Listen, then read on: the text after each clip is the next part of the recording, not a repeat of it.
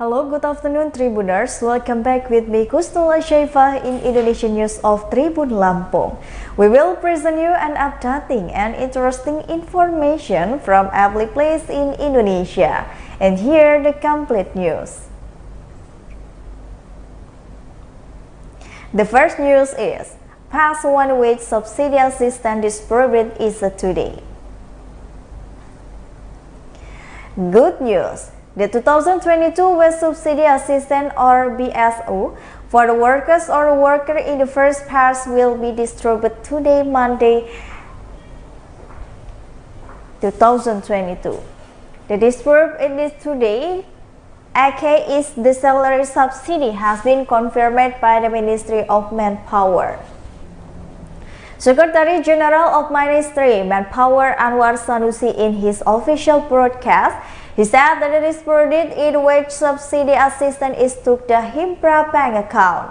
According to him, as of Friday, 9 September 2022 night, his party processed the distribute of the first tag wages subsidy assistance is 4.36 million workers or laborers with a budget of 2.61 trillion. The first out for worker Himpra Bank as a channel bank for the State Treasury Service official to further distribute to the recipients first tag on wages subsidy assistance. Anwar said that the verification, validation, and matching of data needed according with the criteria set in the Ministry of the Manpower Regulation of the Wage Subsidy Assistance 2022. As an effort to maintain target accurately and accountability, he said the Ministry of Manpower has received that in 5.1 million data in prospective present wage subsidy. It is assistance in 2022 from employment social security providers. The data is then verified, validated, and matches in data before being distributed as a participant wage subsidy assistance. After the process is occurring, 3 years for the 0.36 million workers in labor who can receive wage subsidy assistance the first stage. We understand that BS in 2022 is eligible wanted by the worker or laborers, but apart from the being fast, we must also maintain the participant of their getting accountability of the program. I thank the workers who have been participating for the 2022 BSY distribution. He also advised that the public access various information BSY including checking in the distribution status target BS in the banker channel. The distribution is introduced worker wage maximum wage in 3.5 million or the equivalent for the representative of the city provincial minimum wage. Therefore, the liquid is today is a breath of the fresh air from all workers. The subsidy, if given, maintain the purchasing power of workers or laborers in meeting their daily needs as a result of raising prices for daily necessity, but not all get it. There are several requirements that it must be met first.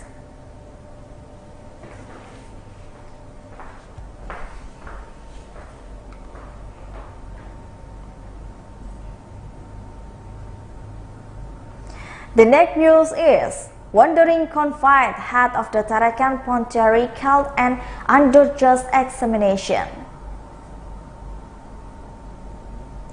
As a result of revealed case of the arrest of the BRIM personnel again, IAM or the HCS narcotics, the dealer who is currently serving the mining 16 years in prison in Tarakan Class 2A prison in the head of the Arimin prison and KPLP Chandra was assumed to East Kalimantan Ministry of the Law and the Human Rights Regional Office to undergo an examination. Currently, temporary officials have been appointed as a PL Clis in the Tarakan, namely Wagino as KPL, namely Arnando Previsi. Served in the Nunukan prison. the head of the regional office of the East Kalimantan Ministry of the Law and Human Rights, Sofian, he confirmed the telephone on a Friday. He was withdrawn from there. It was released about 2 days ago on September 6. He will check the regional office for the KP or KPL and the threat for the Director General will fly again from Tarakan to Balikpapan to Samarinda to check at the East Kalimantan Regional Office. The situation of the Class 2A Tarakan prison is currently in conducive condition. He also confirmed that the currently PLH Kalapas and the held by Mr. Wagiso and KPLB from the Nunukan, who previously served as the head of subsection of the TY Nunukan prison. So is there a possibility that is 2 of them will be removed from their definition position and will transferred to another prison if they are linked of the case of the EM or HEN? A narcotic dealer who stumbled upon to the cases of Sabu Sabu.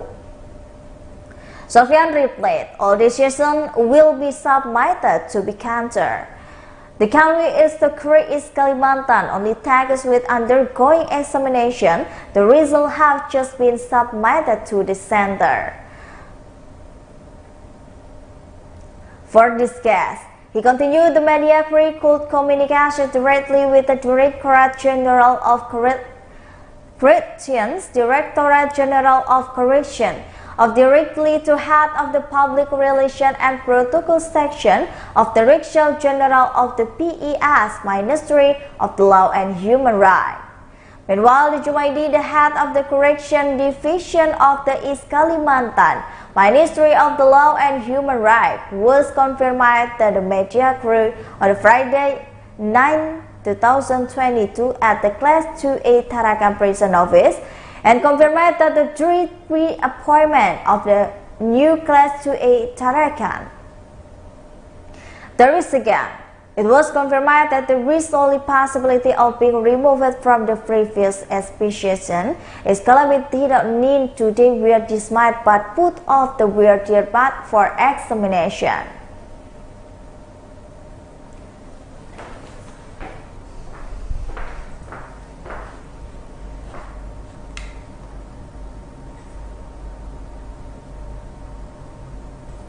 The next news is the figure of the custom prisoner who escaped while going for a swab.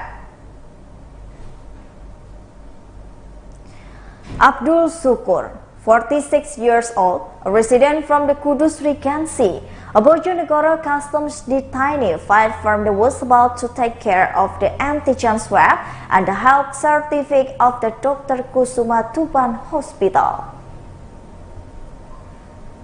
The plan is to suspend in illegal Keringatan case will be placed in the Tuban Class 2B prison as the location was secured by the Custom and Excise team in the Pansar district Tuban last June. Abdul Sukur came to state-owned hospital is queried by the 4th Custom officer using an Avanza silver card, number 61040BK. When the officer went to ER to ask for the antigen swab and health certificate. The suspect was still in the car rebreathed to the carway in her scalp. Several officers around to the car trying to block it somewhere, were even hit but were unable to stop. The suspect was driving the car in the plastic handcuff, was caught by the steel steven on the gas until had in the our members, but his condition is okay. It is said head of the investigation and supervision of the Bojonegoro Customer and Excise Service, Fredris Yunianto, when confirmed. Fredris Yunianto explained that the officer tried to catch up to find the perpetrators but were unable to catch them. Mentioned the fighter of perpetrators Abdul Sukur is recidivised suspect in the case of the illegal cigarette test. The expense that was secured by the officer at the time was about 1 million stakers, with an estimate that is loss of 400 to 500 million. In fact, the perpetrators before escaping from the hospital and also fled before. They have been arrested before when they fled to Bojonegoro, that is secure in Kudus. They fled again in Tuban, and this has not been found. Meanwhile, the head of criminal investigation at the Tuban police, Adjutant to Commissioner Police Kananta, stated that we have about the first suspect was still in the car. When the officer ran the emergency room to the ass with the swab, but not expectedly, the prisoner reliever finally fled in handcuffs. With the limitation when driving the car and pre-protection hit the looper conductor cars with dramatically heavily. Among the with the red Pajero car with was damaged on the left side and the black Innova which was broken on the front.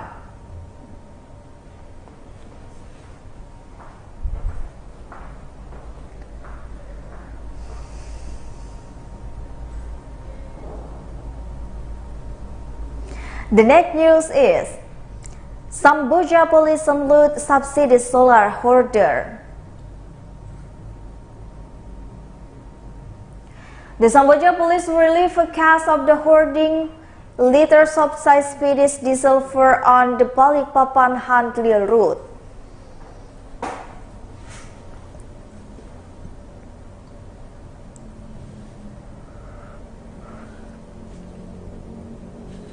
The Samboja police have adjudicated the report from the resident recruiting in the Ministry of the First Seluang River, Samboja district. The police that checked and searched afterward hard on the Thursday, 8 September 2022. Sure enough, a pile of the diesel fuel was found in 11 40-liter jerry cans. The police also can Isuzu Kijang with a dark blue number kitty and hoses, which is used to drag from the car's tank. However, Kusnun actually managed court function by hoarding submerged diesel in the warehouse. Hundreds of the liter diesel fuel to explain to the be resolved by the suspect at the higher price than the government has said. Based on the suspect's statement, he bought the fuel at Sungai Seluang gas station at the price in the liter Kusnun. There is two very breezy full card. For his action, the suspect was charged Article 40-9 of the 11 of 2000 considering job creation for the amendment of Article 45 of the 2021 considering oil and gas.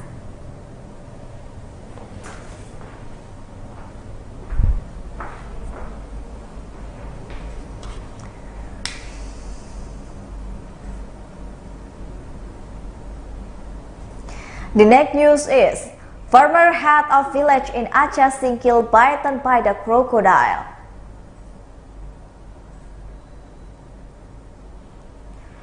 The former head of the Rantau Gedang village, Singkil district, Aceh Singkil Regency, Baharudin became a victim of river crocodile bites on the Saturday, 10 August 2022. The part of the fighting body was bitten and the left leg in the car calf.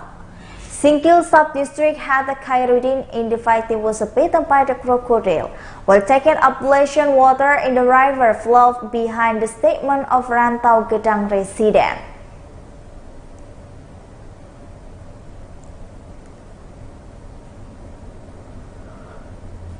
The victim, who was struck by the crocodile, badly fell into the river, but the reflex holds the boat the river to be more than in the bathroom bind in the river.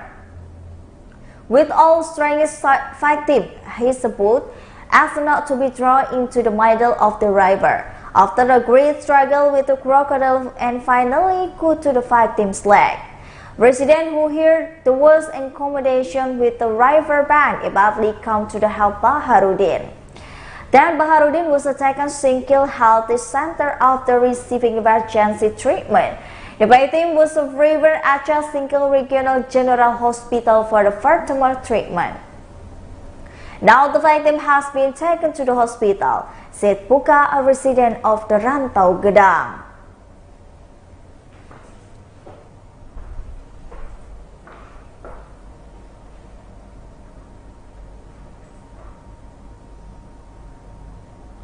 The next news is fake fathers and the police in Belu success with the Old Forest fire. The West State Bureau of Police Sector and Banglu District fake fathers.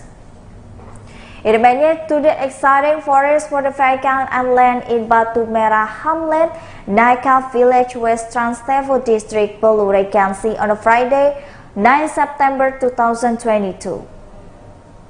The cause of the fire, which is not yet known, for the curtain almost the crisis for the school parking of the Senior High School 2 Civito Barat, which was right behind the vacant land and was burning.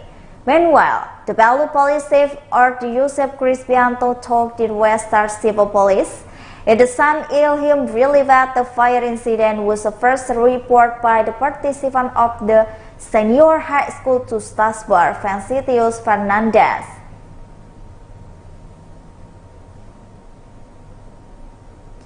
The police have continued the search at the location of the fire. It was seen that the fire had to grow and spread.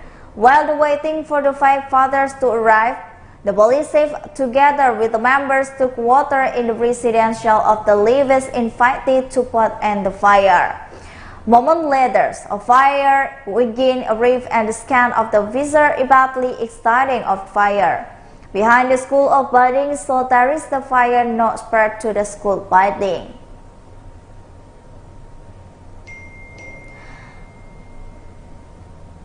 The former head of been of business of police narcotic units. According to the police staff, it was fortunate and the school principal informed. The incident quickly, the police and father worked to extinguish the fire. If the handling is led for the exciting school, the building which is one of the hotspot. Trans-traffic here the morning in connection with the initial where more police have invited activists to the government and public cases give an appeal to community not burn forest and land. In addition, he appealed to the public report to the police of the head people without seasonal burned forest and clearly landing by the burning. The principal of this Senior High School to Tasbar Francitius Fernandez taking the police and the five fathers who managed to extinguish the fire near his school.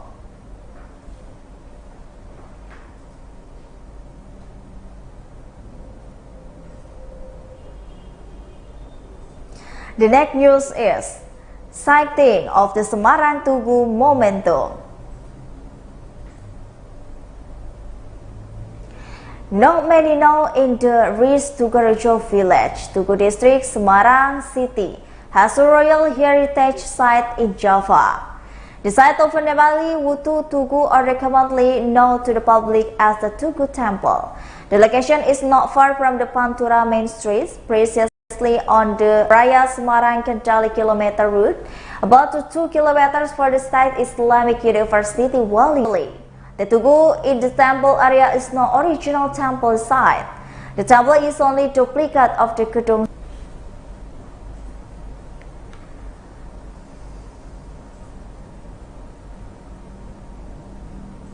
Well, I think that's all the news for today with me, Kusnul Ashaifa. Don't forget to follow us in the YouTube Tribun Lampung News video, Tribun Lampung Facebook, Tribun Lampung Instagram, and TikTok for more information. Thank you for watching and have a nice day.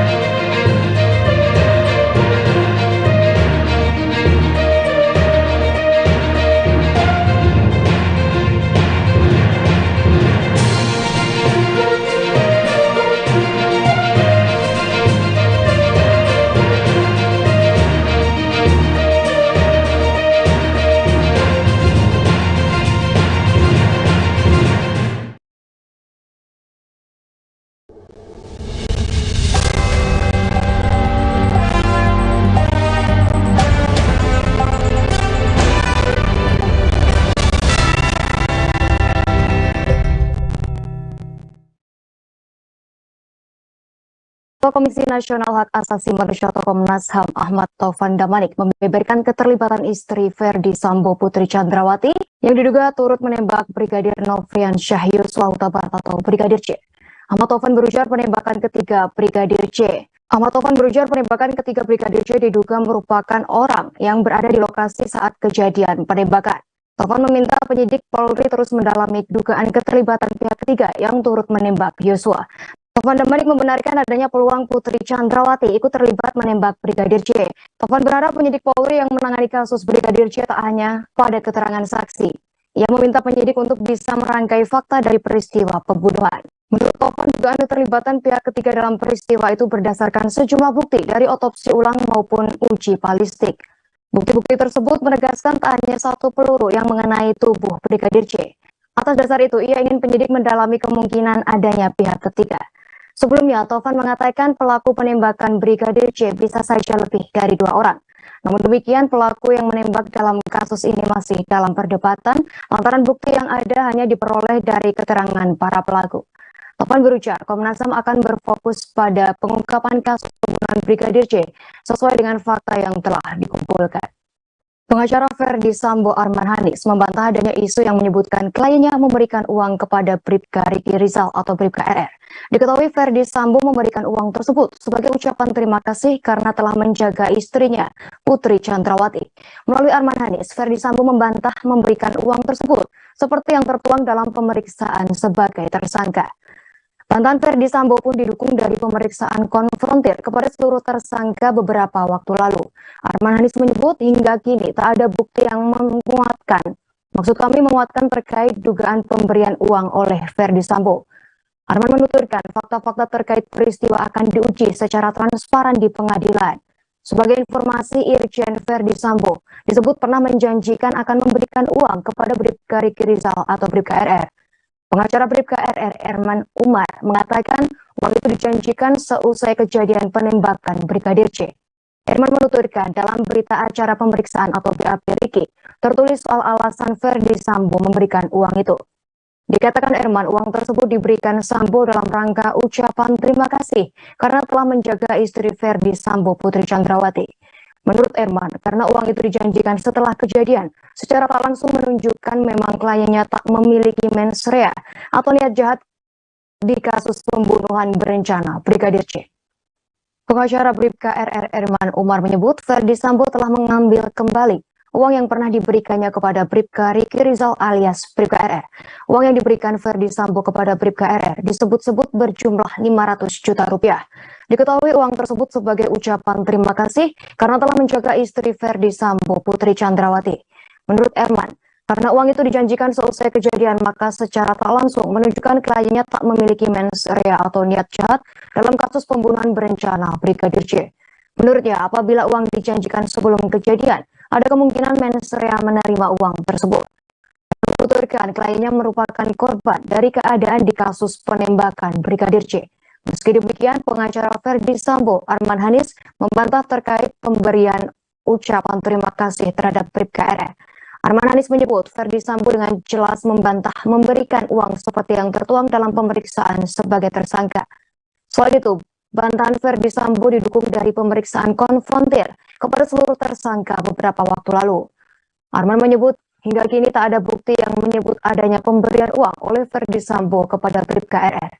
Arman menegaskan fakta-fakta terkait peristiwa tewasnya Bribka RR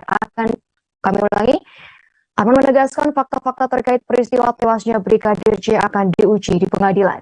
Fakta-fakta tersebut dibuka dan diuji secara transparan.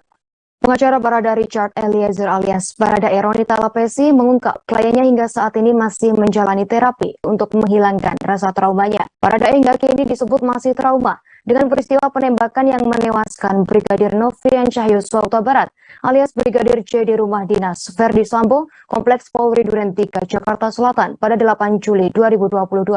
Meski demikian, menurut Ronita Lapesi, kondisi Barada saat ini lebih baik dari sebelumnya. Barada pun mendapat pendampingan dari psikiater selama menjalani penahanan. Kliennya disebut semakin dekat dengan Tuhan dengan cara banyak berdoa atas kasus yang menjeratnya. Baradae pun mengungkapkan permintaannya sebelum diseret ke meja hijau. Ia ingin bertemu keluarganya. Sejak kasus pembunuhan Brigadir J mencuat, Baradae belum pernah bertemu keluarganya. Roni pun meminta kepada pihak kepolisian agar Baradae bisa dipertemukan dengan orang tua untuk menguatkan mental dan memulihkan trauma. Namun Roni belum merinci kapan akan berkomunikasi dengan pihak kepolisian terkait permintaan kliennya tersebut. Roni mengungkapkan saat ini pihaknya fokus untuk pemberkasan Baradae yang sudah ditetapkan sebagai tersangka. Permintaan pertemuan Baradae dengan keluarga akan dibahas pihak Roni selesai persidangan digelar. Sementara itu orang tua Baradae telah dievakuasi ke tempat yang aman dari kampungnya di Manado, Sulawesi Utara atau Sulut. Orang tua Baradae dipindahkan dalam rangka penjagaan. Mantan Wadir Krimum Polda Metro Jaya AKBP Jerry Raymond Siagian resmi dipecat atau pemberhentian tidak dengan hormat atau PTDH dari Polri. Jerry dipecat lantaran melakukan pelanggaran kode etik terkait kasus pembunuhan Brigadir J. Keputusan itu berdasarkan hasil sidang Komisi Kode Etik Polri atau KKEP yang digelar pada Jumat 9 September 2022 kemarin. Dari hasil sidang kode etik tersebut, Jerry terbukti melakukan perbuatan tercela. Jerry pun diberi sanksi administrasi, yakni dikurung di tempat khusus atau patsus di Makobrimob Polri. Jerry ditempatkan di tempat khusus selama 29 hari, mulai tanggal 11 Agustus hingga 9 September di rutan Makobrimob Polri. Penempatan di tempat khusus tersebut telah dijalani oleh Jerry. Sebelumnya, AKBP Jerry Raymond Siagian menjalani sidang kode etik terkait penanganan kasus Brigadir Yosua Huta Barat alias Brigadir J pada Jumat 9 September sore. Sidang itu dipimpin oleh Wairwasum Irjen Torna Gogo Siombing dan Wakil Ketua Komisi Sidang Etik Brigjen Agus Wijayanto. Sementara 3 anggota sidang etik yakni Kombes Pol Rahmat Pamuji, Kombes Pol Satyas Ginting, dan Kombes Pitra Ratulangi. Kadif Humas Polri Irjen Dedi Prasetyo menyatakan nantinya sidang etik bakal segera menghadirkan 13 orang saksi. Hal itu dilakukan guna dimintai keterangan terkait AKBP Jerry Raymond, termasuk perwakilan LPSK yang bakal dimintai keterangan yaitu ML dan YM. Baradae Richard Eliezer atau Baradae disebut lebih religius dan semakin mendekatkan diri dengan Tuhan. Baradae pun banyak berdoa seusai terjerat kasus penembakan Brigadir J. Hal itu disampaikan oleh pengacara Baradae, Ronita Lapesi, pada Sabtu 10 September 2022. Ronita Lapesi menuturkan Baradae dalam kondisi baik. Masih ada trauma dari diri kliennya atas kasus yang menjeratnya tersebut. Baradae pun disebut membutuhkan pendampingan psikologi. Baradae sempat menjalani terapi trauma saat asesmen psikologi selama 1,5 jam. Baradae mempunyai keinginan sebelum duduk menjadi terdakwa dalam sidang. Ronita Lapesi menyebut kliennya sangat berkeinginan untuk bertemu dengan keluarganya. Lantaran Baradae belum pernah bertemu dengan keluarganya sejak pembunuhan Brigadir J bergulir. Kuasa hukum Bribka Riki Rizal alias Brigadir RR Zenadinda De Vega menjelaskan kliennya Bribka RR tak merasa ada tekanan atau intervensi dari manapun. Hal itu yang mendasari Bribka RR belum mengajukan diri sebagai justice kolaborator atas kasus pembunuhan Brigadir J. Zena meyakini Bribka RR telah memberikan keterangan dengan jujur kepada penyidik. Apalagi saat tes lie detektor pertama, tidak ditemukan indikasi keterangan bohong dari Bribka RR. Meski demikian, pihak Zena masih melihat perkembangan ke depan. Apakah nanti ada ancaman terhadap Bribka RR atau tidak? Zena mengklaim pihak Bribka RR sudah sangat terbuka dan tak menutup-nutupi kejadian sebenarnya. Sebelumnya, Bribka RR disebut mengikuti skenario Verdi Sambo, yakni mengakui adanya peristiwa tembak-menembak yang terjadi antara Baradae dengan Brigadir J. Namun Bribka RR kini telah jujur mengatakan tak ada tembak-menembak dalam peristiwa itu. Kasus yang terjadi yakni peristiwa penembakan terhadap Brigadir J. Seorang hacker atau peretas belakangan tengah ramai menjadi perbincangan. Lantaran selama tahun 2022 ini, peretas tersebut mengklaim telah berhasil meretas sejumlah data rahasia, yakni data penduduk Indonesia, data penggunaan SIM card, data pribadi Menteri Kominfo Johnny G. Plate, serta data dokumen rahasia milik Presiden Joko Widodo atau Jokowi. Bahkan peretas tersebut mengklaim membongkar dalang di balik pembunuhan aktivis hak asasi manusia Munir Said Talib. Nama peretas itu pun menjadi trending topik di Twitter hingga saat ini. Peretas tersebut menyebarkan data pribadi dan sampel-sampelnya ke laman web forum Hacker Bridge 2. Peretas terus menargetkan pembobolan data rahasia milik pemerintah. Bahkan data hasil pembobolannya langsung ditawarkan pada laman tersebut. Ia tak langsung membeberkan semua data, namun untuk membuktikan keasliannya, ia membocorkan judul surat dan beberapa sampel. Hingga kini belum diketahui pasti siapa sebenarnya sosok peretas itu. Namun diketahui dirinya bergabung di forum hacker tersebut sejak 6 Agustus 2022. Dalam akun Telegramnya, hacker itu juga mengungkap sosok dalang tewasnya aktivis Munir Said Talib. Ia mengunggah sebuah tautan yang berisikan artikel yang menurutnya adalah profil dari pembunuh Munir. Pada artikel yang ditulis sang peretas, ia mengatakan ada sosok tertentu di balik kasus pembunuhan Munir. Barada Richard Eliezer atau Baradae mengaku setelah sempat mengikuti skenario dari Verdi Sambo, kini berbalik arah meluruskan kejadian yang ia alami, termasuk menampik pengakuan Verdi Sambo yang sempat mengaku tak ikut menembak Brigadir J. Baradae juga membeberkan orang yang terakhir kali menembak Brigadir J alias Nofrian Syah Yosua Huta Barat. Pengacara Baradae Ronita Lapesi mengatakan saat pemeriksaan uji kebohongan menggunakan lie detector atau pendeteksi kebohongan, Baradae menyebut Irjen Verdi Sambo sebagai orang yang terakhir menembak Brigadir J. Sementara itu kliennya sebagai pihak pertama yang menembak Yosua sebanyak beberapa kali tembakan. Sebelumnya, Baradae tak kuasa menolak perintah atasannya Irjen Verdi Sambo untuk menembak dan membunuh Brigadir J. Peristiwa berdarah itu terjadi di rumah dinas Verdi Sambo di Komplek Polri Duren 3, Jakarta Selatan pada 8 Juli 2022 lalu. Saat menerima perintah tersebut, Baradae mengaku takut dan panik. Baradae mengatakan sempat berdoa sebelum akhirnya menuntaskan perintah Irjen Verdi Sambo untuk menembak Brigadir J. Bribka Riki Rizal atau Bribka RR membantah keterangan Irjen Verdi Sambo. Bantahan Bribka RR terkait ia bersedia membackup Verdi Sambo apabila Brigadir J melawan saat akan dieksekusi di rumah dinas Sambo di Komplek Polri Duren 3, Pancoran, Jakarta Selatan pada 8 Juli 2022 lalu. Hal itu dikatakan kuasa hukum Bribka RR, Erman Umar, berdasarkan keterangan kliennya. Bribka RR mengaku tak ada hal itu dan melawan pernyataan Verdi Sambo. Sebab keterangan Verdi Sambo menyebutkan bahwa ia meminta Bribka RR membantu atau membackup-nya saat menanyakan Brigadir J soal pelecehan dan mengeksekusinya di Duren 3. Erman menjelaskan permintaan agar Bribka RR membackup-nya diungkapkan saat rapat kecil. Rapat kecil itu digelar di rumah Verdi Sambo di Jalan Saguling, Jakarta Selatan, saat sebelum dieksekusi terhadap Brigadir J dilakukan di rumah dinas. Menurut Erman, saat di rumah di Saguling, Bribka RR baru tahu ada dugaan pelecehan seksual terhadap istri Verdi Sambo, Putri Chandrawati, oleh Brigadir J.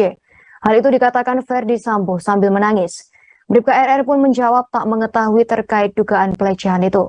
Erman menyatakan saat kejadian di Magelang, Bribka RR sigap menyembunyikan senjata api atau senpi saat ketegangan antara Brigadir J dan Kuat Ma'ruf. Ketegangan itu sempat terjadi di lantai 2 rumah di Magelang, Jawa Tengah, 7 Juli 2022 lalu. Santri Pondok Modern Darussalam Kontor atau PMDG AM 17 tahun yang tewas diduga dianiaya seniornya sempat memiliki niat untuk mengubah sistem pendidikan di dalam pondok pesantren. Niat AM sering ia sampaikan kepada ibundanya Soimah ketika sedang pulang ke Palembang. Soimah mengenang kembali kata-kata itu sering dilontarkan AM saat mereka sedang duduk bersama dan mengobrol. Namun saat itu Soimah tak terlalu menanggapi serius maksud perkataan putra sulungnya tersebut. Menurut Soimah, ia bersama suaminya akan terus melanjutkan proses hukum terhadap pelaku yang menyebabkan AM tewas. Hal itu harus ditempuh agar tak ada lagi korban selanjutnya dalam kalangan di pondok pesantren. Kasat Reskrim Polres Ponorogo AKP Nicholas Bagas Yudi Kurnia sebelumnya menjelaskan ada 2 orang senior korban yang diperiksa.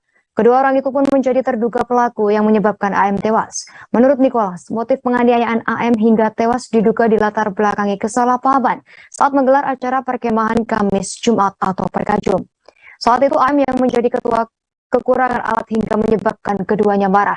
Dari kasus tersebut, penyidik Polres Ponorogo telah melakukan pemeriksaan pada sejumlah saksi. Keterangan para saksi itu menguatkan bahwa 2 orang tersebut menjadi terduga pelaku.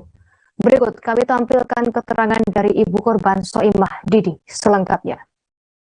Korban ini ada 3 poin pernyataan sikap ya. Yang pertama itu kami mengucapkan terima kasih atas kunjungan para pimpinan Gontor untuk bertakziah dan untuk berziarah ke makam almarhum anak saya Albar Mahdi.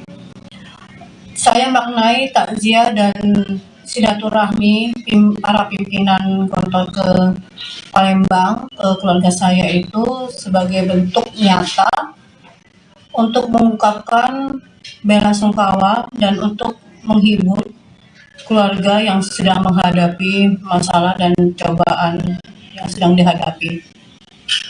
Kemudian poin yang kedua, karena permasalahan ini sudah masuk ke ranah hukum, saya tetap dan terus akan mohon keadilan agar proses ini tetap berjalan. Dan terus terang saja, setelah saya adanya autopsi itu merupakan keputusan yang sungguh menguncang perasaan saya untuk melakukan itu. Karena itu saya tidak ingin permasalahan ini berhenti di sini saja, agar semua pihak-pihak yang terkait dengan meninggal anaknya saya itu bisa diproses secara hukum. Dan yang poin ketiga adalah saya ingin meneruskan perjuangan anak saya, karena sewaktu-waktu dia pernah berceloteh kepada saya bahwa ia ingin merubah sistem yang ada di pondok. Tidak saya tanya bagaimana caranya, tetapi dengan setelah meninggalnya anak saya, baru saya bisa menangkap celoteh itu. Dengan inilah dia ingin memperbaiki atau merubah sistem yang ada di pondok, agar tidak ada lagi tindak kekerasan di pondok maupun di lembaga pendidikan manapun. Mungkin itu 3 poin yang bisa saya sampaikan. Kepala Sekretariat Presiden atau Kasatpres Heru Budi Hartono memastikan tak ada satupun dokumen surat menyurat Presiden Joko Widodo yang diretas. Hal itu setelah muncul berita mengenai peretasan yang dilakukan oleh seorang hacker atau peretas. Namun Heru menegaskan bahwa segala tindakan peretasan merupakan perbuatan melanggar hukum. Heru yakin aparat penegak hukum segera menyelesaikan persoalan tersebut. Sang peretas pada Jumat 9 September mengklaim telah membocorkan dokumen-dokumen kepresidenan, termasuk surat-surat rahasia dari Badan Intelijen Negara atau BIN. Peretas mengatakan data berukuran 40 MB itu berisi 679.180 dokumen. Data-data tersebut dirampas per September 2022.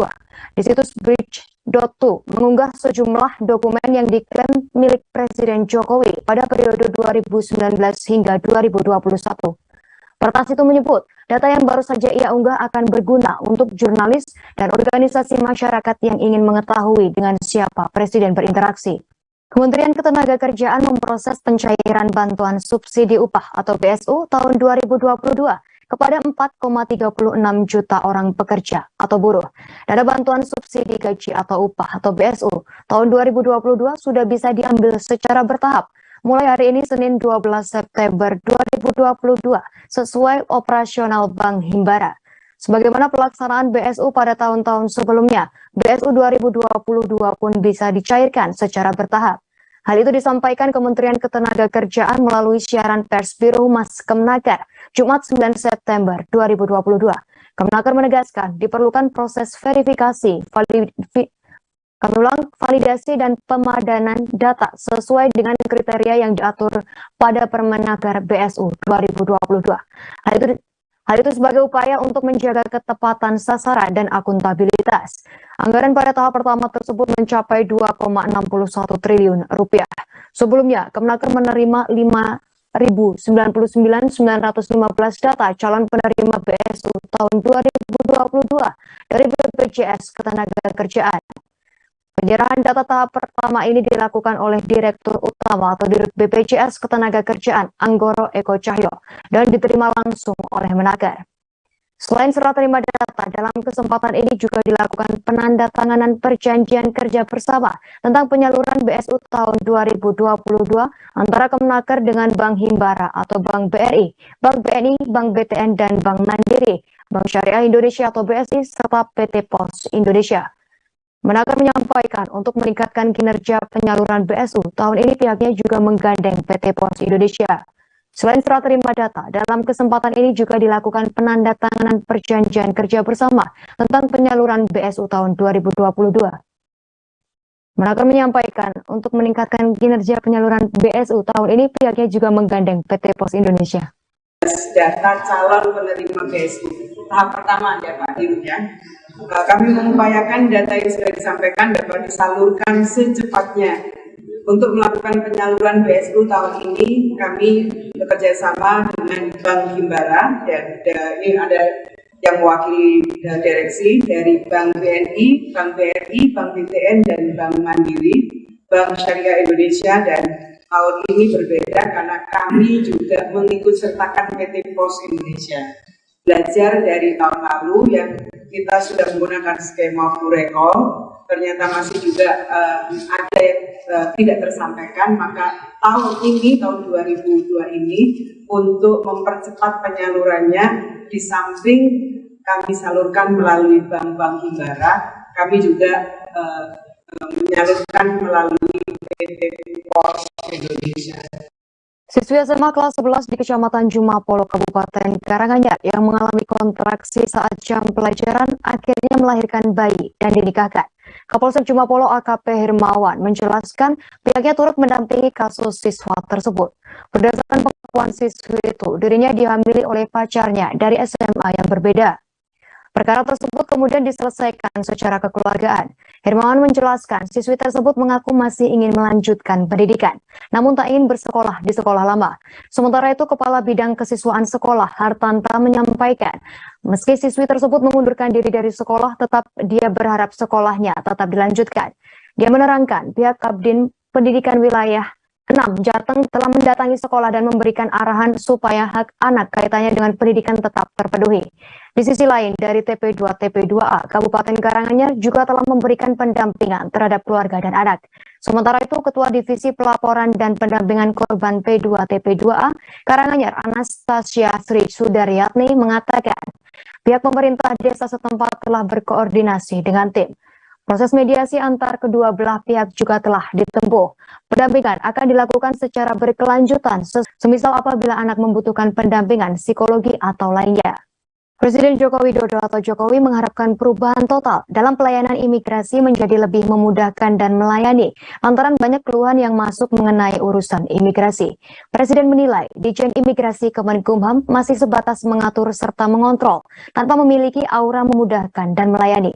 Hal tersebut disampaikan oleh Presiden saat rapat bersama jajarannya yang secara khusus membahas mengenai Visa on Arrival atau VOA dan kartu izin tinggal terbatas atau KITAS di Istana Merdeka Jakarta pada Jumat 9 September. Menurut Kepala Negara, seharusnya dalam hal pemberian visa atau KITAS kepada para investor dilihat juga besarnya investasi, serta jumlah lapangan kerja yang terbuka hingga kontribusi terhadap ekonomi maupun peningkatan ekspor. Presiden memberikan contoh sejumlah negara yang mempermudah visa dan izin tinggal bagi warga negara asing yang memiliki kemampuan ekonomi maupun keahlian khusus. Untuk itu, Presiden ingin kembali memastikan agar pelayanan imigrasi lebih melayani dan meninggalkan gaya-gaya lama. Menurut Presiden, visa maupun KITAS bagi para investor maupun tenaga ahli asing diyakini akan memberikan manfaat bagi rakyat Indonesia. Berikut kami tampilkan keterangan dari Menteri Ketenagakerjaan Ida Fauzia. Pastinya,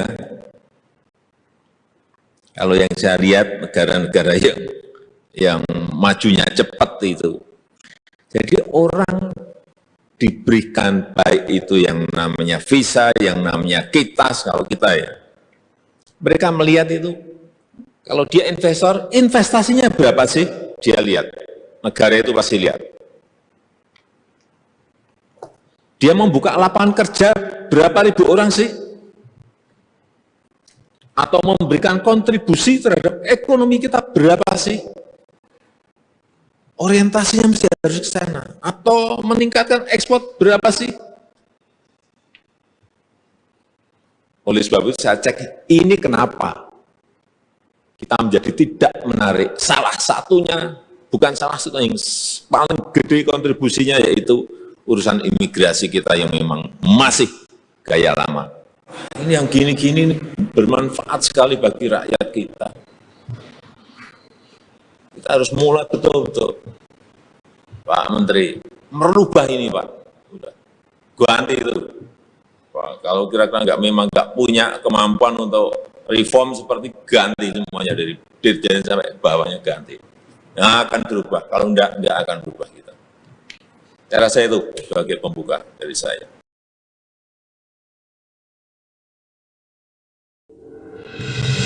Tribun News Live Update tanggal 21 Mei. Selamat siang Tribuners, selamat sore Tribuners, selamat petang Tribuners, Anda sedang menyaksikan live update. Informasi teraktual dan terupdate dari siang hingga petang kami sajikan untuk Anda. Menewaskan 2 orang penumpang yang mana Kami perdalam dengan laporan langsung dari lokasi kejadian dan narasumber terpercaya. Benar-benar menghukum mereka-mereka yang terlibat menghentikan terduga pelaku yang ingin orang terkait peristiwa pompong hilang kontak menabrak sejumlah pemotor yang melintas. Saksikan live update siang, sore, dan petang hanya di channel YouTube Tribun News.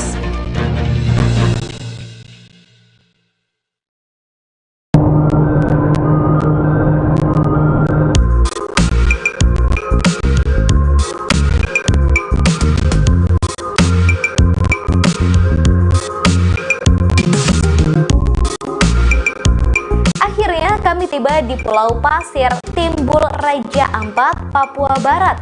Hamparan pasir tersebut memang benar berada agak ke tengah lautan. Kami semua turun dan berlarian. Bahkan seorang wanita tampak asyik berjoget dan sang suami merekam aksinya menggunakan ponsel. Semua wisatawan sibuk mengabadikan momen menggunakan ponsel, kamera, dan drone. Kami tiba sekira pukul 15 waktu Indonesia Timur, waktu di mana air surut dan pasir putih ini benar-benar seperti muncul.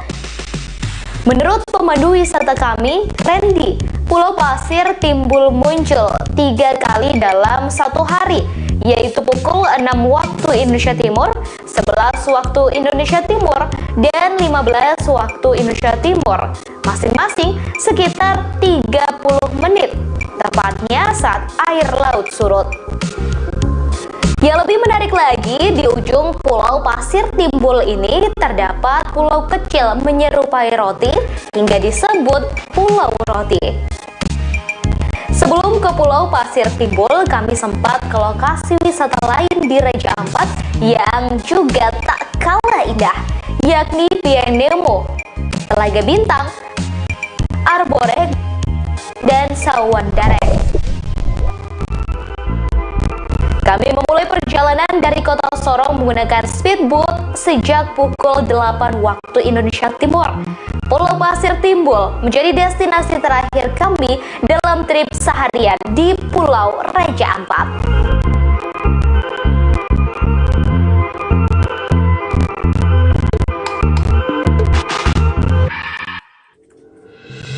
Tribun News Live Update. tanggal 21 Mei. Selamat siang Tribuners, selamat sore Tribuners, selamat petang Tribuners, Anda sedang menyaksikan live update. Informasi teraktual dan terupdate dari siang hingga petang kami sajikan untuk Anda. Menewaskan 2 orang penumpang yang mana Kami perdalam dengan laporan langsung dari lokasi kejadian dan narasumber terpercaya. Benar-benar menghukum mereka-mereka yang terlibat menghentikan terduga pelaku yang ingin orang terkait peristiwa pompong hilang kontak menabrak sejumlah pemotor yang melintas. Saksikan live update siang, sore, dan petang hanya di channel YouTube Tribun News.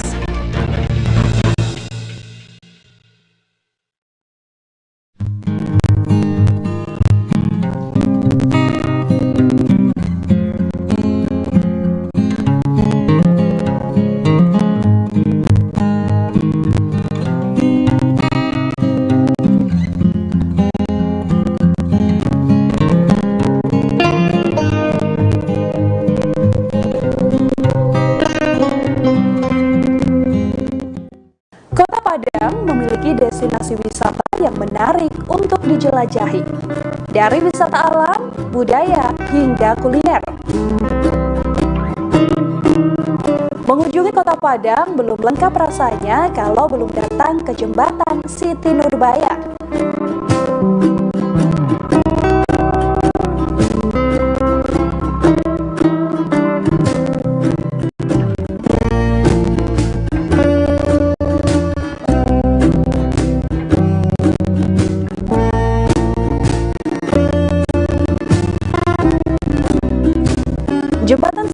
Nurbaya terletak di kawasan Padang Selatan, Kota Padang, Sumatera Barat.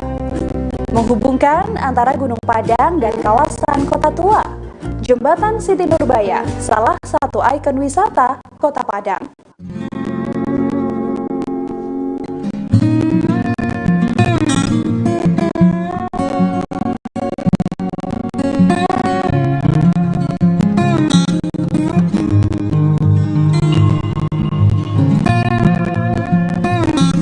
Nama jembatan ini diambil dari satu legenda Minang, yakni Siti Nurbaya. Untuk jembatan Siti Nurbaya ramai dikunjungi saat sore hingga malam harinya. Di sisi kiri dan kanan jembatan Siti Nurbaya ada penjual jagung bakar dan pisang bakar. Dari jembatan Siti Nurbaya, pengunjung dapat melihat pemandangan ke arah Muaro Padang dan kapal-kapal nelayan yang berada di Batang Arau.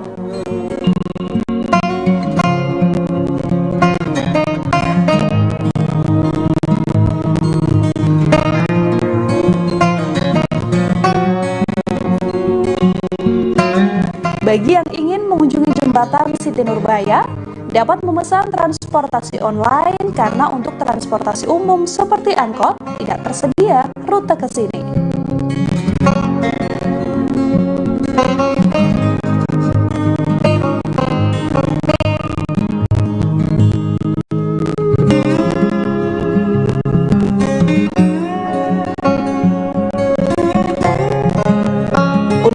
Jembatan Siti Nurbaya dari Pantai Padang tidaklah jauh, hanya berkisar kurang lebih 1 km.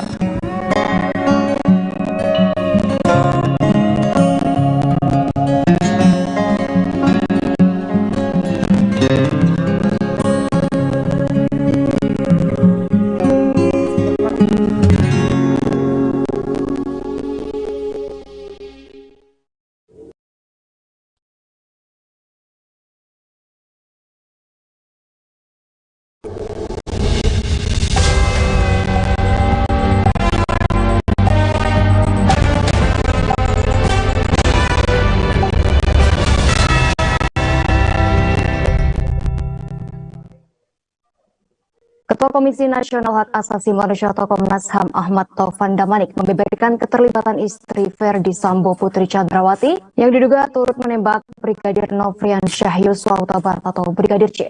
Ahmad Taufan berujar penembakan ketiga Brigadir C.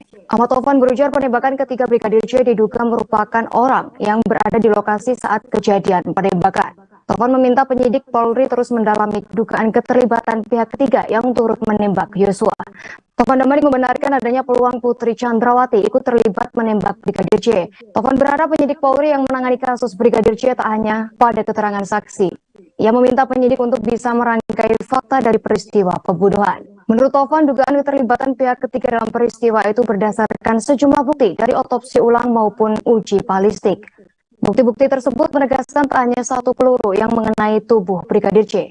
Atas dasar itu, ia ingin penyidik mendalami kemungkinan adanya pihak ketiga.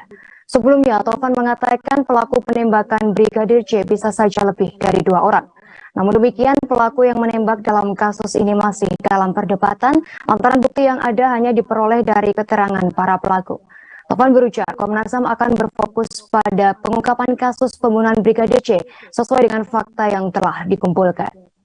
Pengacara Verdi Sambo Arman Hanis membantah adanya isu yang menyebutkan kliennya memberikan uang kepada Bribka Riki Rizal atau Bribka RR. Diketahui Verdi Sambo memberikan uang tersebut sebagai ucapan terima kasih karena telah menjaga istrinya, Putri Chandrawati. Melalui Arman Hanis, Verdi Sambo membantah memberikan uang tersebut, seperti yang tertuang dalam pemeriksaan sebagai tersangka. Bantahan Verdi Sambo pun didukung dari pemeriksaan konfrontir kepada seluruh tersangka beberapa waktu lalu. Arman Hanis menyebut hingga kini tak ada bukti yang menguatkan. Maksud kami menguatkan terkait dugaan pemberian uang oleh Verdi Sambo. Arman menuturkan fakta-fakta terkait peristiwa akan diuji secara transparan di pengadilan.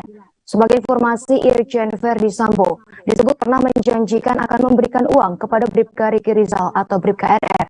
Pengacara Bribka RR Erman Umar mengatakan uang itu dijanjikan seusai kejadian penembakan Brigadir C. Erman menuturkan dalam berita acara pemeriksaan atau BAP Riki tertulis soal alasan Verdi Sambo memberikan uang itu. Dikatakan Erman, uang tersebut diberikan Sambo dalam rangka ucapan terima kasih karena telah menjaga istri Verdi Sambo, Putri Chandrawati. Menurut Erman, karena uang itu dijanjikan setelah kejadian, secara tak langsung menunjukkan memang kliennya tak memiliki mens rea atau niat jahat di kasus pembunuhan berencana Brigadir J. Pengacara Bribka RR Erman Umar menyebut Verdi Sambo telah mengambil kembali uang yang pernah diberikannya kepada Bribka Riki Rizal alias Bribka RR. Uang yang diberikan Verdi Sambo kepada Bribka RR disebut-sebut berjumlah 500 juta rupiah. Diketahui uang tersebut sebagai ucapan terima kasih karena telah menjaga istri Verdi Sambo, Putri Chandrawati. Menurut Erman, karena uang itu dijanjikan seusai kejadian, maka secara tak langsung menunjukkan kliennya tak memiliki mens rea atau niat jahat dalam kasus pembunuhan berencana Brigadir J.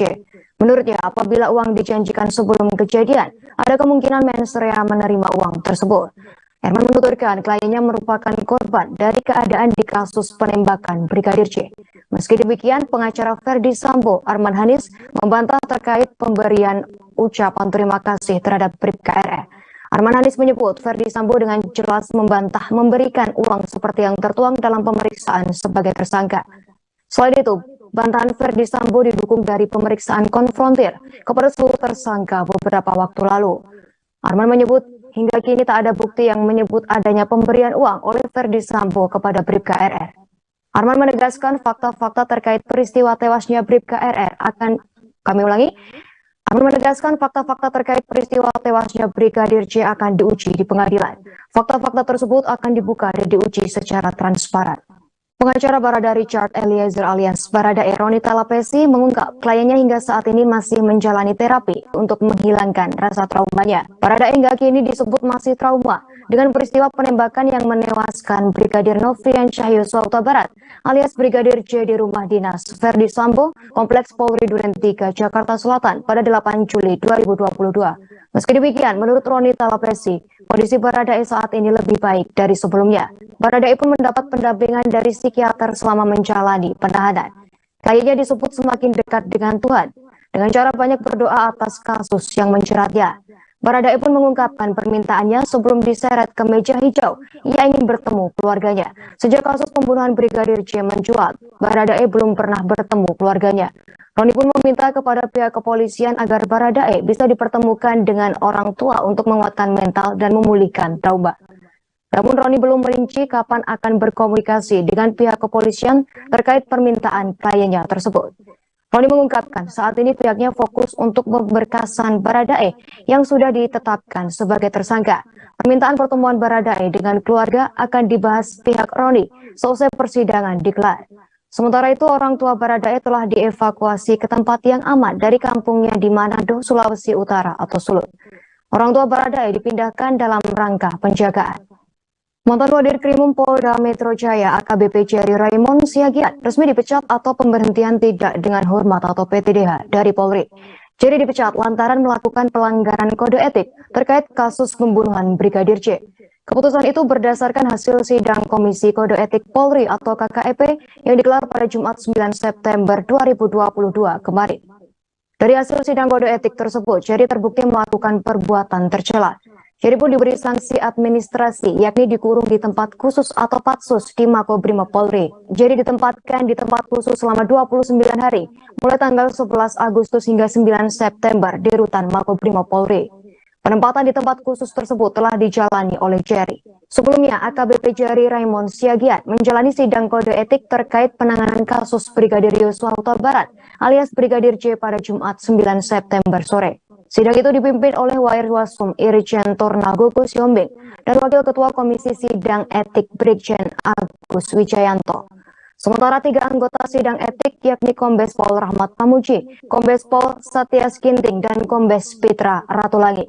Kadif Humas Polri Irjen Dedi Prasetyo menyatakan nantinya sidang etik bakal segera menghadirkan 13 orang saksi. Hal itu dilakukan guna dimintai keterangan terkait AKBP Jerry Raymond, termasuk perwakilan LPSK yang bakal dimintai keterangan yaitu ML dan YM. Barada Richard Eliezer atau Baradae disebut lebih religius dan semakin mendekatkan diri dengan Tuhan. Baradae pun banyak berdoa seusai terjerat kasus penembakan Brigadir J. Hal itu disampaikan oleh pengacara Baradae, Roni Talapesi pada Sabtu 10 September 2022. Roni Talapesi menuturkan Baradae dalam kondisi baik. Masih ada trauma dari diri kliennya atas kasus yang menjeratnya tersebut. Baradae pun disebut membutuhkan pendampingan psikologi. Baradae sempat menjalani terapi trauma saat asesmen psikologi selama 1,5 jam. Baradae mempunyai keinginan sebelum duduk menjadi terdakwa dalam sidang. Roni Talapesi menyebut kliennya sangat berkeinginan untuk bertemu dengan keluarganya. Lantaran Baradae belum pernah bertemu dengan keluarganya sejak pembunuhan Brigadir J bergulir. Kuasa hukum Bribka Riki Rizal alias Brigadir RR Zena Dinda De Vega menjelaskan kliennya Bribka RR tak merasa ada tekanan atau intervensi dari manapun.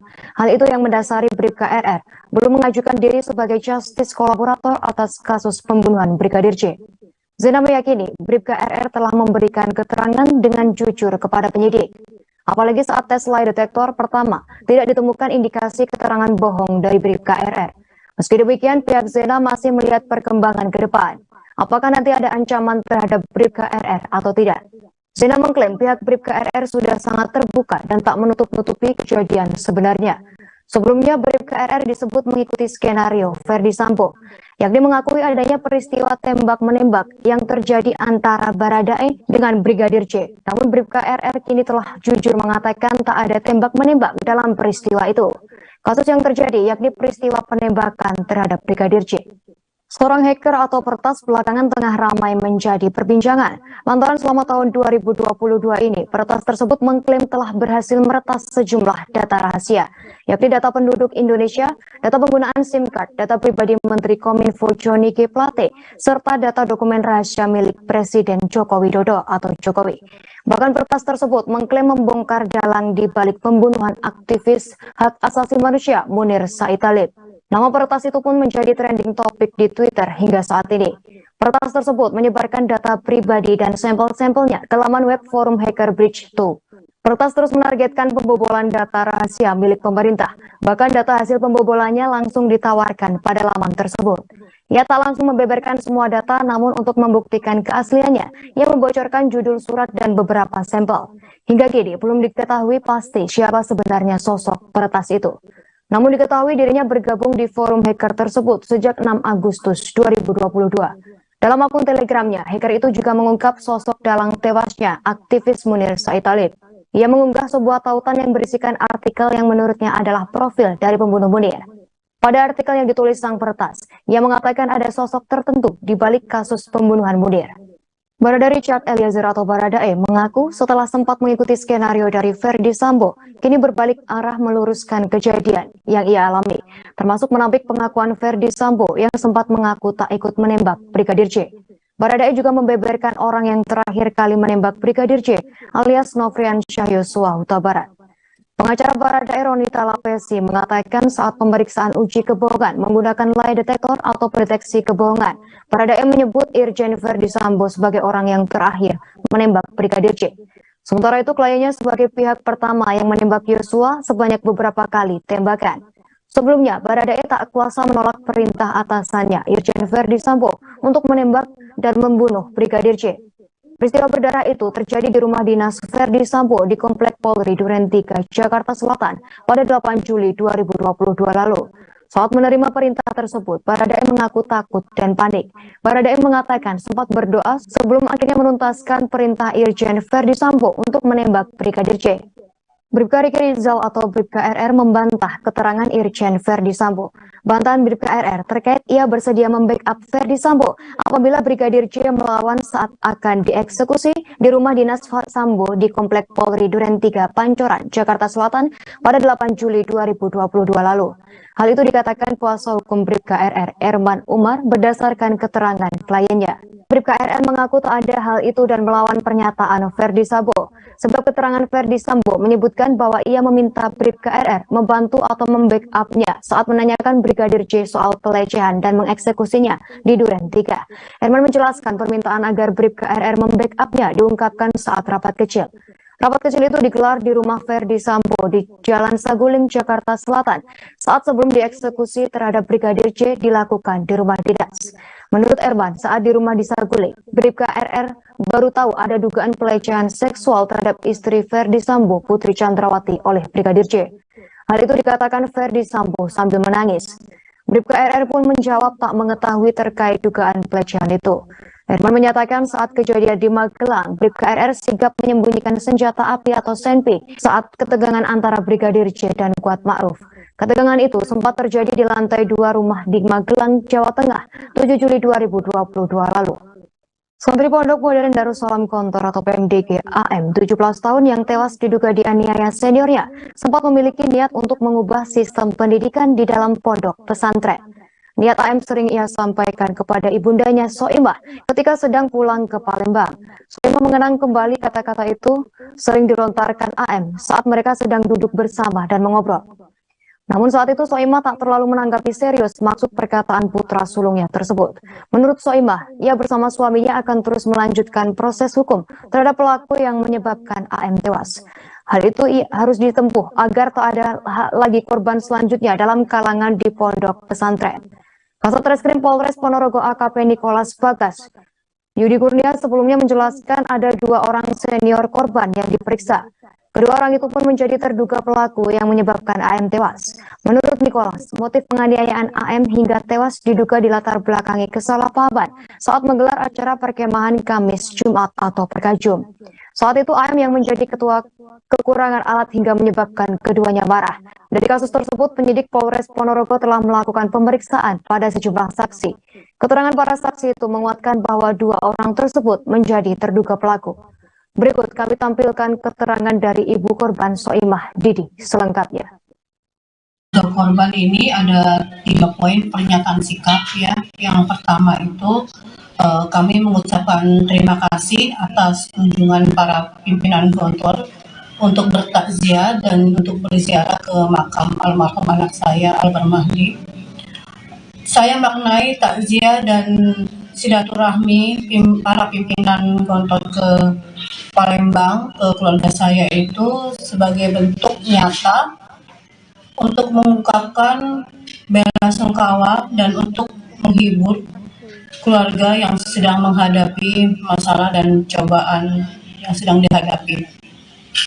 Kemudian poin yang kedua, karena permasalahan ini sudah masuk ke ranah hukum, saya tetap dan terus akan mohon keadilan agar proses ini tetap berjalan. Dan terus terang saja, setelah saya adanya otopsi, itu merupakan keputusan yang sungguh mengguncang perasaan saya untuk melakukan itu. Karena itu saya tidak ingin permasalahan ini berhenti di sini saja, agar semua pihak-pihak yang terkait dengan meninggal anaknya saya itu bisa diproses secara hukum. Dan yang poin ketiga adalah saya ingin meneruskan perjuangan anak saya, karena sewaktu-waktu dia pernah berceloteh kepada saya bahwa ia ingin merubah sistem yang ada di pondok. Tidak saya tanya bagaimana caranya, tetapi dengan setelah meninggalnya anak saya, baru saya bisa menangkap celoteh itu. Dengan inilah dia ingin memperbaiki atau merubah sistem yang ada di pondok, agar tidak ada lagi tindak kekerasan di pondok maupun di lembaga pendidikan manapun. Mungkin itu 3 poin yang bisa saya sampaikan. Kepala Sekretariat Presiden atau Kasetpres Heru Budi Hartono memastikan tak ada satupun dokumen surat menyurat Presiden Joko Widodo yang diretas. Hal itu setelah muncul berita mengenai peretasan yang dilakukan oleh seorang hacker atau peretas. Namun Heru menegaskan bahwa segala tindakan peretasan merupakan perbuatan melanggar hukum. Heru yakin aparat penegak hukum segera menyelesaikan persoalan tersebut. Sang peretas pada Jumat 9 September mengklaim telah membocorkan dokumen-dokumen kepresidenan, termasuk surat-surat rahasia dari Badan Intelijen Negara atau BIN. Peretas mengatakan data berukuran 40 MB itu berisi 679.180 dokumen. Data-data tersebut dirampas per September 2022. Di situs Bridge.to mengunggah sejumlah dokumen yang diklaim milik Presiden Jokowi pada periode 2019 hingga 2021. Peretas itu menyebut data yang baru saja ia unggah akan berguna untuk jurnalis dan organisasi masyarakat yang ingin mengetahui dengan siapa Presiden berinteraksi. Kementerian Ketenagakerjaan memproses pencairan bantuan subsidi upah atau BSU tahun 2022 kepada 4,36 juta orang pekerja atau buruh. Dana bantuan subsidi gaji atau upah atau BSU tahun 2022 sudah bisa diambil secara bertahap mulai hari ini Senin 12 September 2022 sesuai operasional Bank Himbara. Sebagaimana pelaksanaan BSU pada tahun-tahun sebelumnya, BSU 2022 pun bisa dicairkan secara bertahap. Hal itu disampaikan Kementerian Ketenagakerjaan melalui siaran pers Biro Humas Kemnaker, Jumat 9 September 2022. Kemnaker menegaskan diperlukan proses verifikasi, validasi dan pemadanan data sesuai dengan kriteria yang diatur pada Permenaker BSU 2022. Hal itu sebagai upaya untuk menjaga ketepatan sasaran dan akuntabilitas. Anggaran pada tahap pertama tersebut mencapai 2,61 triliun rupiah. Sebelumnya, Kemnaker menerima 5.099.915 data calon penerima BSU tahun 2022 dari BPJS Ketenagakerjaan. Penyerahan data tahap pertama ini dilakukan oleh Direktur Utama atau Dirut BPJS Ketenagakerjaan Anggoro Eko Cahyo dan diterima langsung oleh Menaker. Selain serah terima data, dalam kesempatan ini juga dilakukan penandatanganan perjanjian kerja bersama tentang penyaluran BSU tahun 2022 antara Kemnaker dengan Bank Himbara atau Bank BRI, Bank BNI, Bank BTN, dan Bank Mandiri, Bank Syariah Indonesia atau BSI, serta PT Pos Indonesia. Menaker menyampaikan untuk meningkatkan kinerja penyaluran BSU, tahun ini pihaknya juga menggandeng PT Pos Indonesia. Selain serah terima data, dalam kesempatan ini juga dilakukan penandatanganan perjanjian kerja bersama tentang penyaluran BSU tahun 2022. Menaker menyampaikan untuk meningkatkan kinerja penyaluran BSU tahun ini pihaknya juga menggandeng PT Pos Indonesia. Data calon penerima BSU tahap pertama ya Pak Dirut ya. Kami mengupayakan data yang sudah disampaikan dapat disalurkan secepatnya. Untuk melakukan penyaluran BSU tahun ini, kami bekerja sama dengan Bank Himbara, dan ini ada yang mewakili direksi dari Bank BNI, Bank BRI, Bank BTN, dan Bank Mandiri, Bank Syariah Indonesia, dan tahun ini berbeda karena kami juga mengikut sertakan PT Pos Indonesia.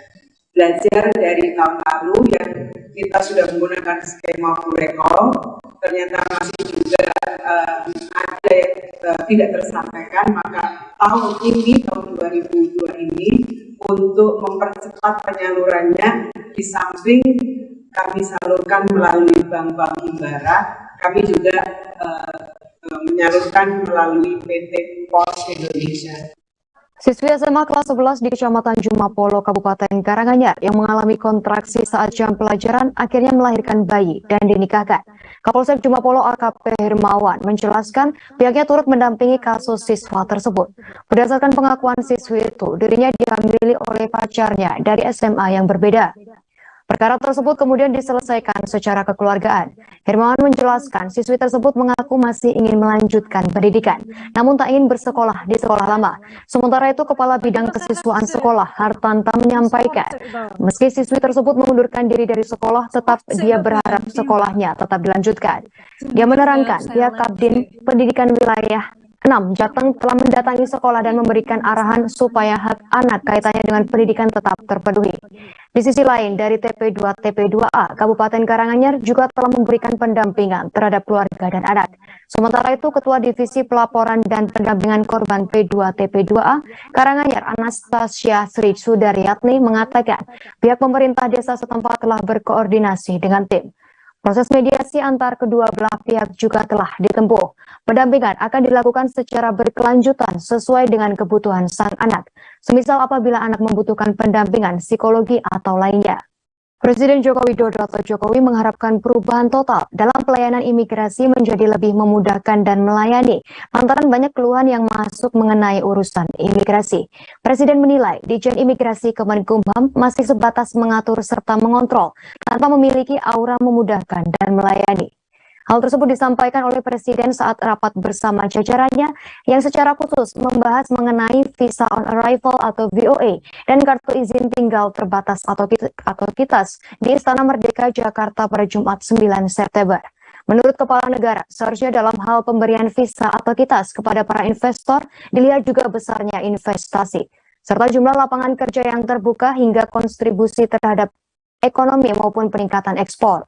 Presiden memberikan contoh sejumlah negara yang mempermudah visa dan izin tinggal bagi warga negara asing yang memiliki kemampuan ekonomi maupun keahlian khusus. Untuk itu, Presiden ingin kembali memastikan agar pelayanan imigrasi lebih melayani dan meninggalkan gaya-gaya lama. Menurut Presiden, visa maupun kitas bagi para investor maupun tenaga ahli asing diyakini akan memberikan manfaat bagi rakyat Indonesia. Berikut kami tampilkan keterangan dari Menteri Ketenagakerjaan Ida Fauzia. Mestinya, kalau yang saya lihat negara-negara yang majunya cepat itu, jadi orang diberikan baik itu yang namanya visa, yang namanya kitas, kalau kita ya, mereka melihat itu, kalau dia investor, investasinya berapa sih? Dia lihat, negara itu pasti lihat.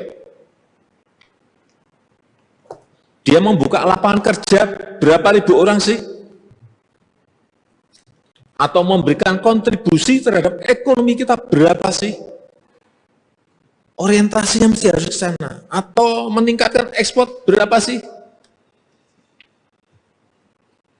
Oleh sebab itu saya cek, ini kenapa kita menjadi tidak menarik. Salah satunya, bukan salah satu yang paling gede kontribusinya yaitu urusan imigrasi kita yang memang masih gaya lama. Ini yang gini-gini nih bermanfaat sekali bagi rakyat kita. Kita harus mulai betul-betul, Pak Menteri, merubah ini Pak. Udah. Ganti itu. Pak, kalau kira-kira memang nggak punya kemampuan untuk reform seperti ganti semuanya dari dirjen sampai bawahnya ganti. Nah, akan berubah. Kalau enggak akan berubah kita. Saya rasa itu sebagai pembuka dari saya.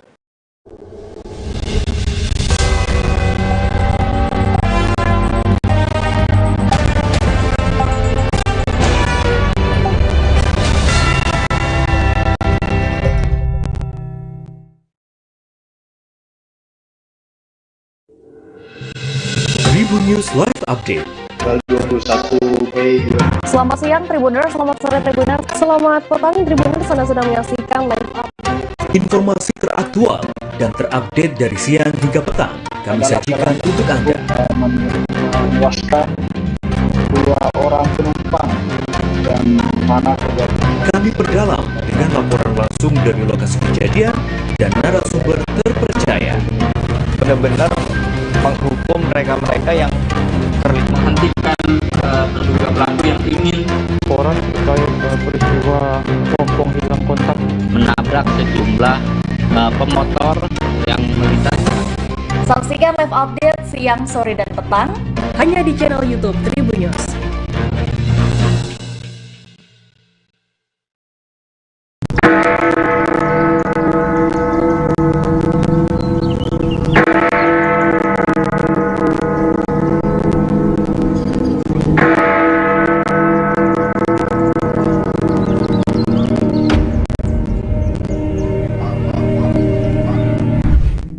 Berkunjung ke Jam Gadang di Kota Bukit Tinggi, Provinsi Sumatera Barat menjadi impian banyak orang.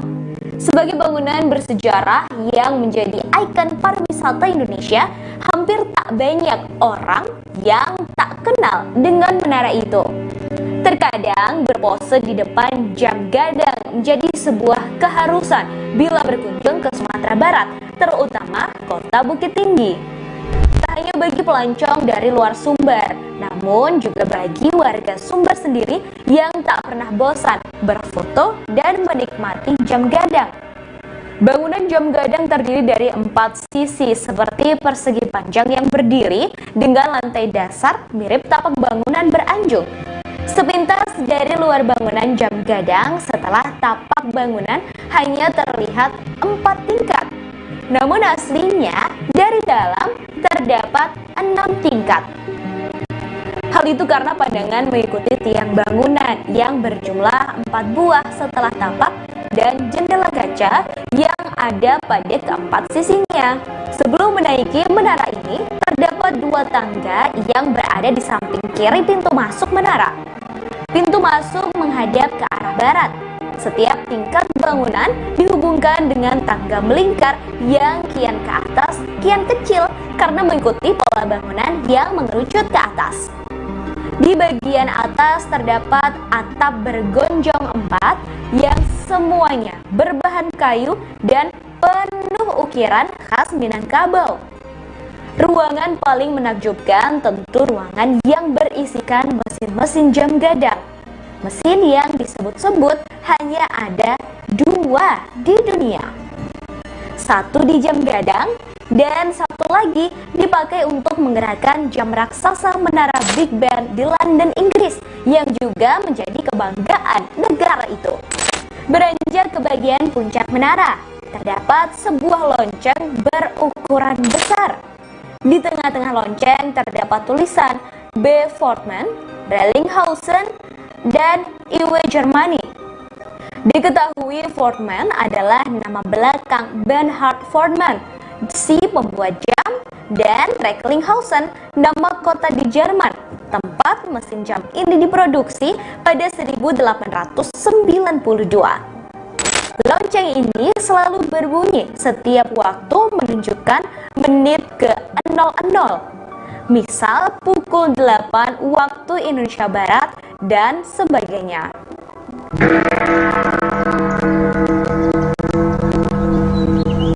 Tak hanya lonceng, di bagian puncak juga terdapat sebuah serambi melingkar yang bisa melihat kota Bukit Tinggi dari berbagai sisi.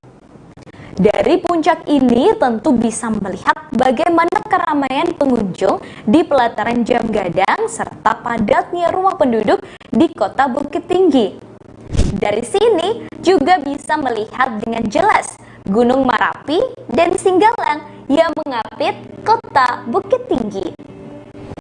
Yang menjadi generator kota ini adalah jam gadang. Oke, jam gadang. Wali Kota Bukit Tinggi Arman Safar mengatakan bangunan jam gadang ini didirikan pada 1926 dan selesai pada 1927 pada masa kolonial Belanda. Pembangunannya diprakarsai oleh Hendrik Roelof Rookmaker yang ketika itu menjabat sebagai sekretaris di Fort de Kock atau yang kini Bukit Tinggi. Sementara bangunan didesain oleh seorang arsitek asal Koto Gadang Agam bernama Yasid Raijo Mangkuto. Herman mengatakan pembangunannya memakan biaya 21.000 gulden, 15.000 untuk bangunannya dan 6.000 untuk pekerja. Orang nomor 1 di Bukit Tinggi itu menyebut menara jam gadang ini dibangun tanpa menggunakan besi sebagai penyangga. Sama halnya dengan menara masjid tua di Minangkabau, bangunannya dibangun hanya menggunakan bata merah dengan kapur putih bercampur pasir sebagai perekat. Diketahui mesin jam gadangnya didatangkan dari Jerman oleh Ratu Belanda Wilhelmina sebagai hadiah karena berhasil merebut Fort de Kock ketika itu. Setelah dibangun, jam gadang ini pernah mengalami perubahan bentuk saat pendudukan Jepang dengan bangunan khas negeri Sakura. Pasca kemerdekaan, bangunannya juga mengalami perubahan ke bentuk yang sekarang ini. Hingga berdiri kokoh saat ini, bangunan jam gadang sudah melewati berbagai perbaikan dan renovasi. Berdasarkan catatan yang ada pada gempa darat 2007, bangunan jam gadang pernah mengalami kerusakan cukup parah. Bandul di dalam mesin raksasa patah yang membuat jam terhenti. Dampak gempa juga membuat bangunan miring 2 derajat dan retak kecil di beberapa bagian. Otoritas setempat melakukan perbaikan serius untuk menanganinya hingga pulih.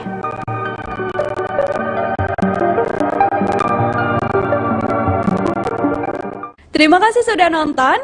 Jangan lupa like, subscribe, dan share ya.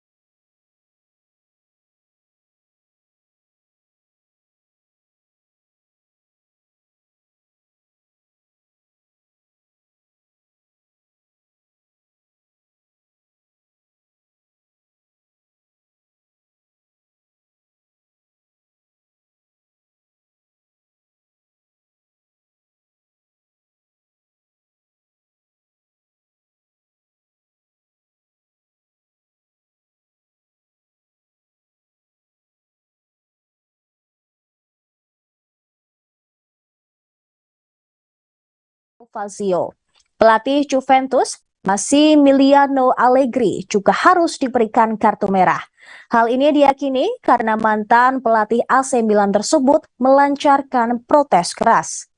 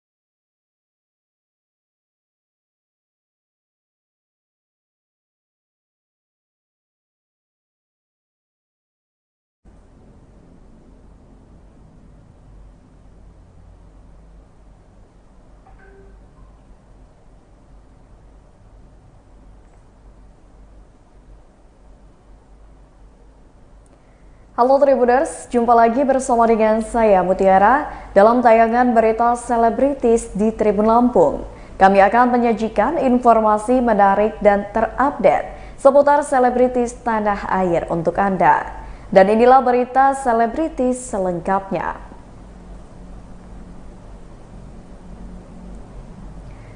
Berita pertama datang dari adik mendiang Vanessa Angel, yakni Mayang Fitri, sudah berani tampil di publik hingga kebanjiran job. Mayang Fitri, adik dari mendiang Vanessa Angel, kini sudah memulai karirnya dengan aktif bermain musik bersama dengan bandnya. Mayang menceritakan bahwa kini dirinya sudah memiliki jadwal sendiri untuk tampil bernyanyi di berbagai panggung setiap hari Sabtu dan juga Minggu. Selain melakukan penampilan bersama bandnya, Mayang menjelaskan bahwa dirinya juga memiliki kesibukan lain di luar itu, seperti kesibukan dalam berkuliah dan les presenter di setiap hari Sabtu. Bagi Mayang, Sabtu adalah hari tersibuk bagi dirinya karena harus melakukan kegiatan dari pagi hingga malam hari. Namun kini kesibukan Mayang sepertinya akan terus padat hingga akhir tahun, karena dirinya mengaku bahwa semua jadwal dirinya sudah diatur oleh sang ayah Dodi Sudrajat. Berikut wawancara dengan Mayang Fitri.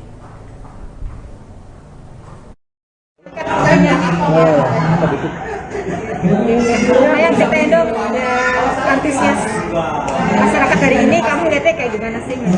Senang banget karena kan ITC juga dekat juga dari rumah di Kemayoran. Kebetulan Kemayoran itu apa ya, kandangnya aku lah, istilah kasarnya, tempat lahir aku. Di sini 19 tahun aku di sini, terus melihat antusias warga Kemayoran tadi di ITC tuh luar biasa. Seneng. Ini pengalaman kamu yang kesekian kali, seperti apa sih? Apa ya, masih rasanya masih ya sama kayak penampilan sebelumnya gitu, apa ya, rasa senang tapi juga ada apa ya, selalu introspeksi diri lah, apa yang kurang dari penampilan aku hari ini ataupun minggu lalu atau minggu sebelumnya gitu. Apa yang harus diperbaiki, apa yang kurang supaya next perform itu jauh lebih baik. Kalau tadi penampilan bawa berapa lagu sih Mayang? 10 ya. Nah itu yang milihin lagunya tuh siapa sih, kamu atau ada campur tangan dari Dedi juga? Campur tangan Dedi juga. Itu kan lagu-lagu top 40 ya yang kebanyakan orang tahu. Sekarang jadwal kamu udah padat gak sih Mayang? Sampai akhir udah ada ini belum, les manggung tiap minggunya? Udah, kan aku setiap Sabtu atau Minggu itu kan ada udah jadwal perform di mana-mananya gitu. Kalau sibukan aku akhirnya sibuk kuliah.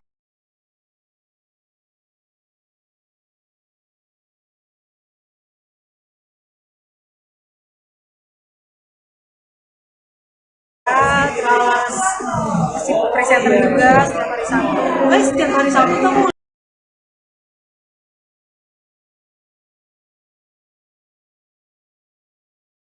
merasa kayak hektik banget gitu. Soalnya pagi itu misalnya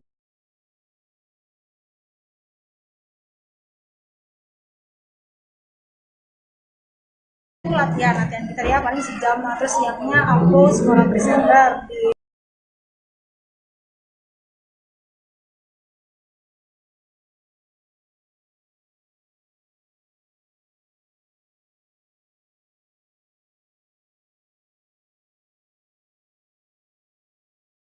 Sarina.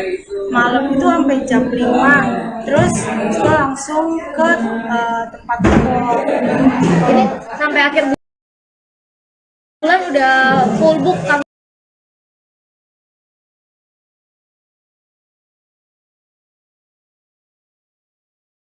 Ya.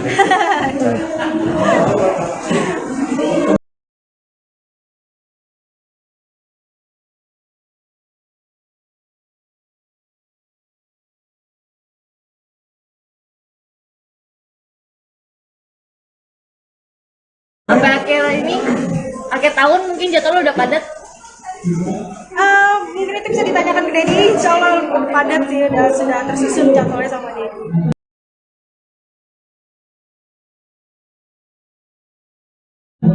Ini kan masih bawain lagu cover-cover nih Mayang. Kira-kira ada rencana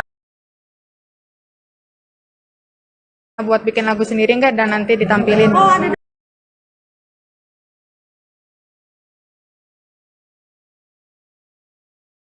dong. Kebetulan aku sudah garap single pertama, itu juga alhamdulillah sudah siap rilis, lagi nunggu haki atau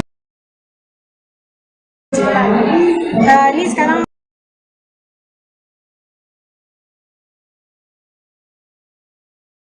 lagi garap single keempat.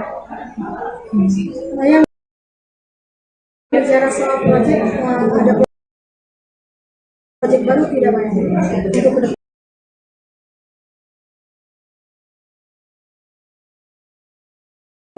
Proyek baru ada sama Kak Niki kita, alhamdulillah.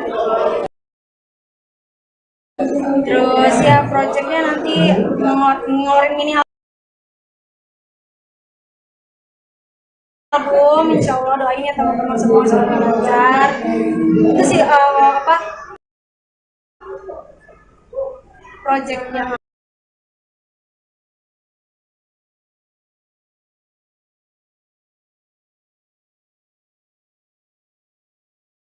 Ada gue. Nah, kamu ini sama Niki Tirta dekat apa gimana? Udah lama ya? Udah lama, itu tuh terakhir ketemu pas kapan ya? Udah lama banget, itu umur aku 8 apa? Itu waktu ngantri baca syuting, itu ketemu tuh Kak Niki kan. Itu juga lupa ingat, aku kan masih kecil banget. Akhirnya terus kemarin ketemu kan Kak Niki temuan Dedi mau ada project. Terus udah ketemu akhirnya. Wah, sedih sih sebenarnya, Kak Eca udah gak ada gitu. Udah lama apa. Ngeliat Kak Niki tuh kayak pasan baru kemarin kalian duet gitu. Kemarin juga katanya Niki bilang kamu tuh katanya nggak berubah dari kecil sampai sekarang. Iya, gimana ya? Ya, Kak Niki itu salah satu sahabat Kak Eca yang yang baik banget lah, yang tahu aku gitu. Terus itu sih yang bikin aku terharu sama Kak Niki. Terima kasih Kak Niki Tirta. Ada kata-kata dari Niki nggak sih yang nggak kamu lupain? Kak Niki kemarin ngasih pesan ke aku, kamu sekarang sudah gede, kamu sudah terjun di dunia entertain. Pesan kakak cuma satu, kamu harus jaga attitude, itu yang terpenting di dunia entertain gitu. Tetap jadi Mayang yang Kak Niki kenal, yang dulu Kak Niki ya gitu lah, pokoknya pesan-pesan dari Kak Niki itu bermanfaat banget buat mereka kan mungkin ada niatnya saya pulang stay tune aja. Oh, berarti ada. Stay tune aja. Itu nanti yang duet teman Kak Niki apa judulnya, lagu apa? Belum bisa aku kasih tahu judulnya apa. Ya stay tune aja, doain aja semoga nanti project baru Kak Nikinya lancar. Kenapa duet teman dia? Alasannya apa? Kemarin Kak Niki sempat telepon Dedi juga, itu awalnya Kak Niki yang ngajakin duluan gitu. Oh udah oke lah. Oh gitu. Tapi kamu sempat nyangka nggak sih pada akhirnya perjalanan kamu tuh sampai di titik ini gitu? Artinya kan awalnya masih belum terlalu gitu kan, dari tangga bawah, dan kemudian kita mulai ngadek-ngadek gitu, sempat nyangka nggak sih? Jadi maksudnya gimana? Maksudnya akhirnya kamu jadi karirnya menanjak gitu, menyangka nggak?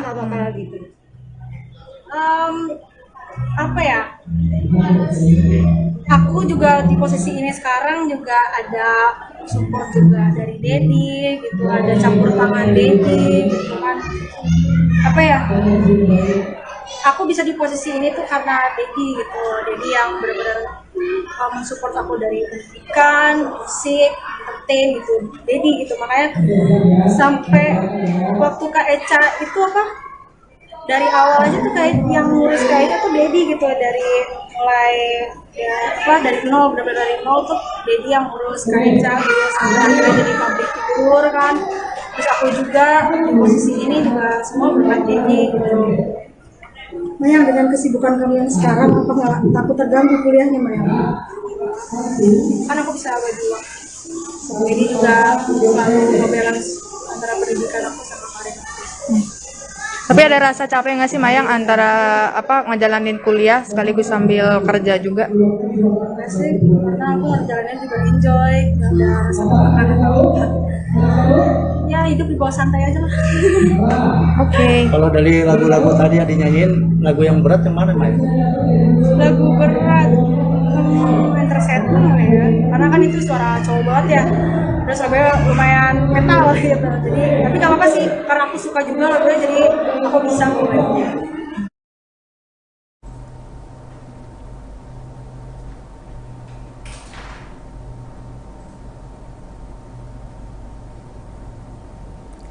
Berita selanjutnya, rayakan ulang tahun ke-26 tahun Verrell Bramasta dapatkan kejutan spesial.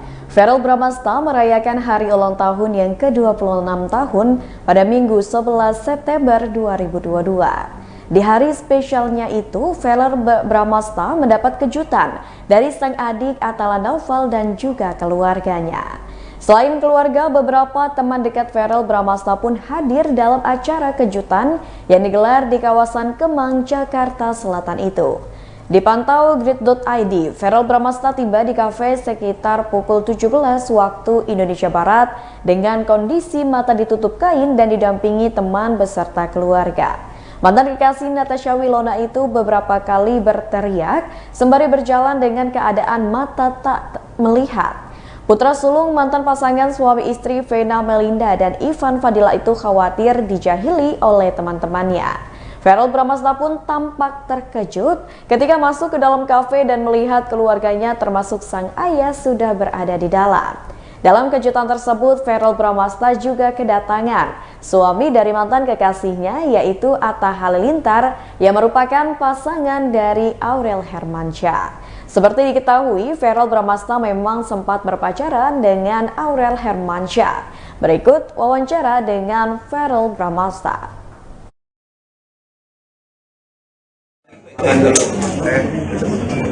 Yang birunya kali ini coklat ya. Ini L.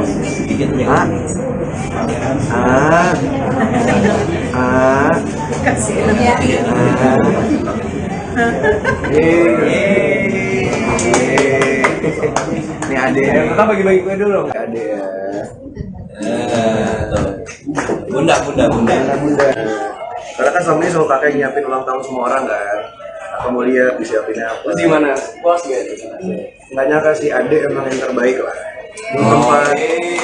Di tempat ini, waduh, yang kakak mimpi-mimpikan tempatnya. Nah, jadi ini tuh kenapa aku pilih ini? Kenapa? Karena makan kita bisa treatment di B-Clinic.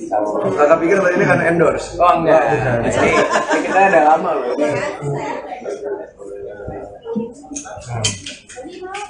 Oke, ya, udah selesai. Enggak, apa? Sama adenya. Atau yang mana pasangan yang di bawah hari ini? Ada dong. Oh, cantik ya. Lalu selamanya setia. Jadi kamu nggak pulang sama nenek-nenek ini? Dikasih rumah soalnya. Atala doanya dong buat kakak. Ya pokoknya buat Kak Fardan, Kak Verrell, buat Kak Verrell semoga sukses terus. Semoga teman didekatkan dengan orang-orang yang baik. Amin. Dan pokoknya sehat selalu lah. Semua impiannya bisa tercapai. Kado spesialnya apa? Kasih apa? Kado spesial kan ya di umur 26 tahun ini kayak kakak udah hampir punya semua materi ya. Jadi aku pengen ngasih sesuatu yang nggak bisa dibayar pakai uang gitu. Apa itu? Kumpul keluarga. Selain itu juga aku udah pas-pasan kan gitu. Atala, kamu ngelihat Verrell sekarang seperti apa sih di usia sekarang? Rambutnya makin putih ya kan? Enggak, ini udah ini namanya ash gray. Oh iya, udah ash gray. Ya gimana ya, kakak tuh orangnya ya makin tahun tuh dia makin sabar. Terus dia apa ya, orangnya itu nggak pernah marah-marah kalau aku pinjam barangnya. Kalau dipinjam nggak marah, tapi kalau diambil nggak pernah marah. Nggak pernah, pas aku pulang tuh dikunci rumahnya, aku sampai bingung masuknya nggak. Karena pulangnya subuh ya guys. Kan habis pulang dari masjid. Nggak ada karena baru azan, kamu baru pulang gitu. Jadi nggak ada. Nggak, pokoknya aku ngeliat kakak dia itu orang yang kerja keras, perfeksionis, dan lain itu kalau udah sayang sama orang emang tulus banget lah. Makanya semoga dia dikasihkan dengan orang-orang yang bisa kayak dia. Terus seperti apa? Ada doa buat Carol nggak? Sebenarnya nggak perlu didoain ya, kan itu tergantung kakak rezekinya kapan. Soalnya kan secara materi rumah tuh dari ini semua sebenarnya. Tapi kan kalau nyari pasangan hidup emang nggak bisa buru-buru ya. Kecuali kalau aku sih, kalau kamu buru-buru ya? Enggak, kalau nggak buru-buru. Maksudnya kalau kakak kan emang dia udah di fase yang mau langsung serius dan menjalankan, jadi emang ya kita lihat aja ke depan. Nggak harus buru-buru sih. Gimana? Terus mungkin gimana nih di usia yang sekarang seperti apa sih memaknainya? Iyalah yang pasti 26 tahun dan aku udah berkurang, umur aku udah bisa jadi pribadi yang bisa lebih baik lagi, yang bisa lebih berguna dan bermanfaat buat banyak orang. Benar yang kata Nabila harus bisa lebih sabar, lebih dewasa, dan yang paling penting bisa memberikan contoh dan juga memberi impact ke banyak orang menurut aku. Karena esensi hidup adalah bukan seberapa banyak uang yang kita miliki, bukan seberapa terkenal kita, tapi bagaimana kita bisa berguna dan bermanfaat buat orang-orang di sekitar kita. Sudah merasa cukup belum sih di usia yang sekarang bisa dibilang kamu sudah berkarir, materi dan segala macam? Kalau dibilang cukup sih aku rasa ya gimana kita lihatnya ya, kalau kita bersyukur ya pasti cukup gitu. Cuman ya alhamdulillah semakin tahun semua cita-cita aku juga tercapai satu persatu, dan mungkin ya terakhir ya itu kali ya bahwa emang ada yang suatu hari aku rasa nggak ada alasan untuk muda atau menikah. Karena tadi ceritanya gimana sih dikasih surprise ke sini tuh seperti apa? Iya, jadi ceritanya tuh dari semalam aku tuh udah tahu mereka merencanakan surprise dari jauh-jauh hari ya, karena aku tipe orang yang lumayan kepo. Jadi aku suka ngecekin handphone satu-satu teman aku, dan aku ngeliat ada grup yang mereka akan bikin acara ulang tahun. Jadi aku langsung terlintas pikiran aku untuk nge-prank mereka. Ntar full kontennya ada di YouTube aku ya guys, bisa ambil aja dari situ. Tapi intinya Hamin 1 ulang tahun aku pura-pura mau keluar negeri. Jadi kan mereka bisa melihat lokasi aku kan gimana. Aku sengaja cabut sendiri dan aku ke bandara. Aku update seolah-olah aku mau terbang, dan mereka semua pada panik karena melihat lokasi aku.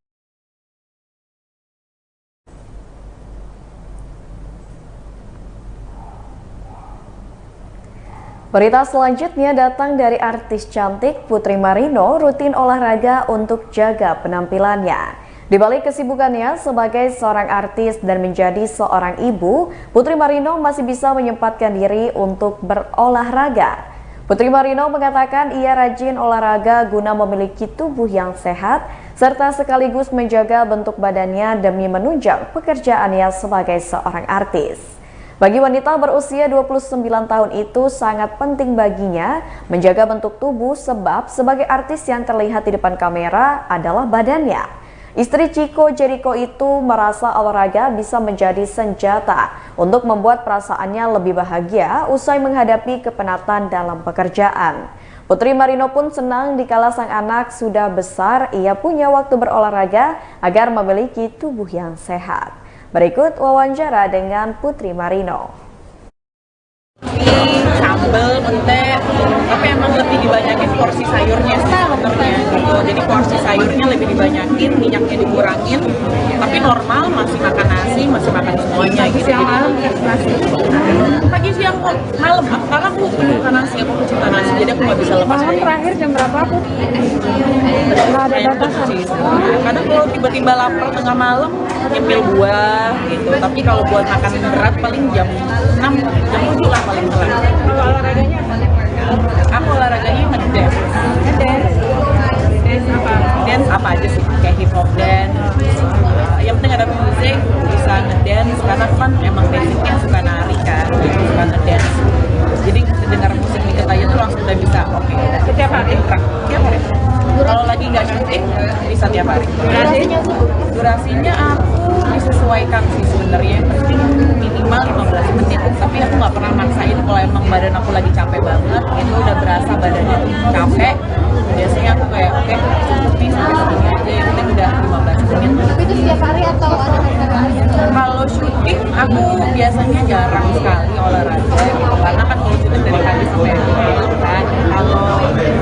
kelasnya bareng Ciko juga kadang-kadang itu beda. Ciko kan nge-gym ya gitu. Dan nge-gymnya itu di tempat gym. Nah kalau aku biasanya di rumah, bikin YouTube, dance. Ini pertama kali kan maksudnya mandu kelas workout dance? Kalau buat Indonesia ini aku baru pertama kali gabung dan happy sih sebenarnya bisa bareng-bareng teman-teman yang lain di sini, dan aku dapetnya kelas dance juga kan, jadi kayak beneran bakal have fun banget. Jadi ada cheating day gitu nggak sih yang satu hari kadang-kadang suka makan apa aja gitu? Sebenarnya aku nggak ada bilang cheating day karena aku tiap hari juga makannya ya udah makan aja gitu, makan nasi, makan sambal atau apa gitu, cuma kayak emang porsinya lebih dibanyakin sayurnya aja, jadi nggak ada kan istilah apa tuh sayur. Aku semua sih kangkung, pare, timun, labu siam, semuanya, lenca, enak banget. Biasanya orang jadi instruktur dance di sini doang atau sebelumnya udah sering? Enggak sih, aku nggak pernah jadi instruktur dance gitu, karena emang hobi aja ngedance, dan emang kebetulan di sini dapetnya kelasnya dance, jadi aku nggak sendiri, nanti aku bakal ada 2 yang instruktur yang emang profesional di bidang dance. Jadi pas diminta untuk jadi instruktur seperti apa? Aku sebenarnya bukan ke instrukturnya di sini gitu, tapi emang di depan bareng-bareng instruktur 2 yang lain buat ngedance itu lihat kelasnya gitu, jadi bukan aku yang bakal instruktur. Kalau di rumah biasanya ngedance sama siapa? Sama adik, sama suami atau sama anak? Kenapa? Kalau di rumah biasanya ngedance sama siapa? Sama suami? Ngedance sendiri, karena Ciko kalau disuruh ngedance kayak aduh lagi kan dia ngedance gitu, jadi aku sendiri. Paling sama Suri gitu, kalau aku ngeliat aku ngedance Suri bakal ikutan kayak mama gitu. Tapi kalau untuk pekerjaan sekarang lagi memikirkan apa, ada film atau serial apa? Kalau pekerjaan, aku kemarin baru selesai syuting series dari Skretek buat Netflix. Terus sekarang sih masih belum ya, gitu. Masih kayak pengen istirahat dulu, masih pengen nafas dulu sampai ketemu script yang bener-bener aku jatuh cinta sekali karakternya, sampai ketemu sutradara yang pengen banget aku ajak kerja sama, jadi nggak buru-buru buat ngambil kerjaan. Mulai selektif atau emang target, Kak Putri? Mulai selektif atau emang target gitu? Targetnya maksudnya dalam arti setelah ini gue pengen ini dapat yang ini gitu. Terus seperti apa? Target sih enggak. Sebenarnya lebih ke hati kalau aku ya. Jadi kalau diterima tawaran, aku baca skripnya. Kalau emang hati aku bilang oke ambil, tapi kalau enggak gitu. Dan kayak gitu sih. Target dari Skretek. Aduh, aku takut salah ngomong ya gitu karena ntar. Yang penting menjadi salah satu bagian penting dari cerita dari Skretek. Target kalau Piala Citra kedua atau gimana? Aduh, nggak pernah kayak aduh aku harus dapat, aku pengen dapat, nggak pernah sih. Aku hilangin jauh-jauh rasa pengen, aku hilangin jauh-jauh rasa kayak harus dapat, enggak. Jadi yang penting berkarya, bekerja di depan kamera dengan baik dan benar, dengan tulus dan ikhlas dan jujur. Ntar piala apapun itu berbonus, bukan tujuan utama. Putri, ini kan bisa dibilang dari pandemi menuju endemi orang jadi semakin giat olahraga ya. Jadi lifestyle sendiri. Putri sendiri melihat seperti apa sih fenomena masyarakat yang suka sekarang udah mulai berolahraga gini? Sebenarnya aku happy banget melihat banyak sekali orang-orang yang udah mulai lagi untuk maksudnya kayak mulai berani untuk berolahraga gitu. Dan pentingnya event-event kayak gitu, jadi kayak lebih kayak oh ternyata olahraga itu nggak sekedar kayak sampai atau apa, olahraga itu fun kok. Senang sekali, happy sekali lihat teman-teman aku yang awalnya malas banget olahraga akhirnya mulai kayak oke deh ikutin deh lo buat olahraga gitu, udah jadi happy. Sekarang udah jadi gaya hidup ya? Lifestyle sekali, jadi kayak sekali olahraga tuh kayak aduh nggak happy ya rasanya gitu. Kalau untuk nanti sendiri kan jadwalnya kan syuting cukup padat ya. Nah untuk menjaga kebugaran itu seperti apa? Olahraga, makan yang sehat. Biasanya ada yang pokoknya pagi harus 2 jam dulu atau jam dulu. Kalau Putri sendiri gimana? Atau sebelum aktivitas kah? Atau mungkin sore kah? Atau olahraganya? Kalau aku olahraganya fleksibel ya. Jadi kapan ada waktu, maksudnya kayak dalam sehari gitu. Kalau oke deh olahraga gitu, nggak pernah matok harus pagi, siang, sore atau malam gitu. Pokoknya olahraga aja. Oke malam deh malam, atau nggak pagi deh pagi. Lebih ke fleksibel aja Itu yang aku harapin, karena banyak sekali orang-orang yang kayak takut olahraga karena kayak ngerasa aku harus olahraganya pagi-pagi, bangun aduh masih ngantuk tapi harus olahraga. Enggak, kok olahraga itu bisa kapan aja gitu, kapan kamu siapnya, kapan kamu ready-nya bisa olahraga gitu. Nggak perlu kayak harus pagi-pagi gitu, kapan aja waktunya, pagi siang sore malam olahraga gitu, kapan aja bisa. Kalau sama Mas Ciko olahraganya sama apa beda? Kalau sama Ciko beda. Kalau Ciko kan lebih nge-gym ya, gitu dia lebih ngangkat kayak segala macam. Kalau aku lebih ke cardio.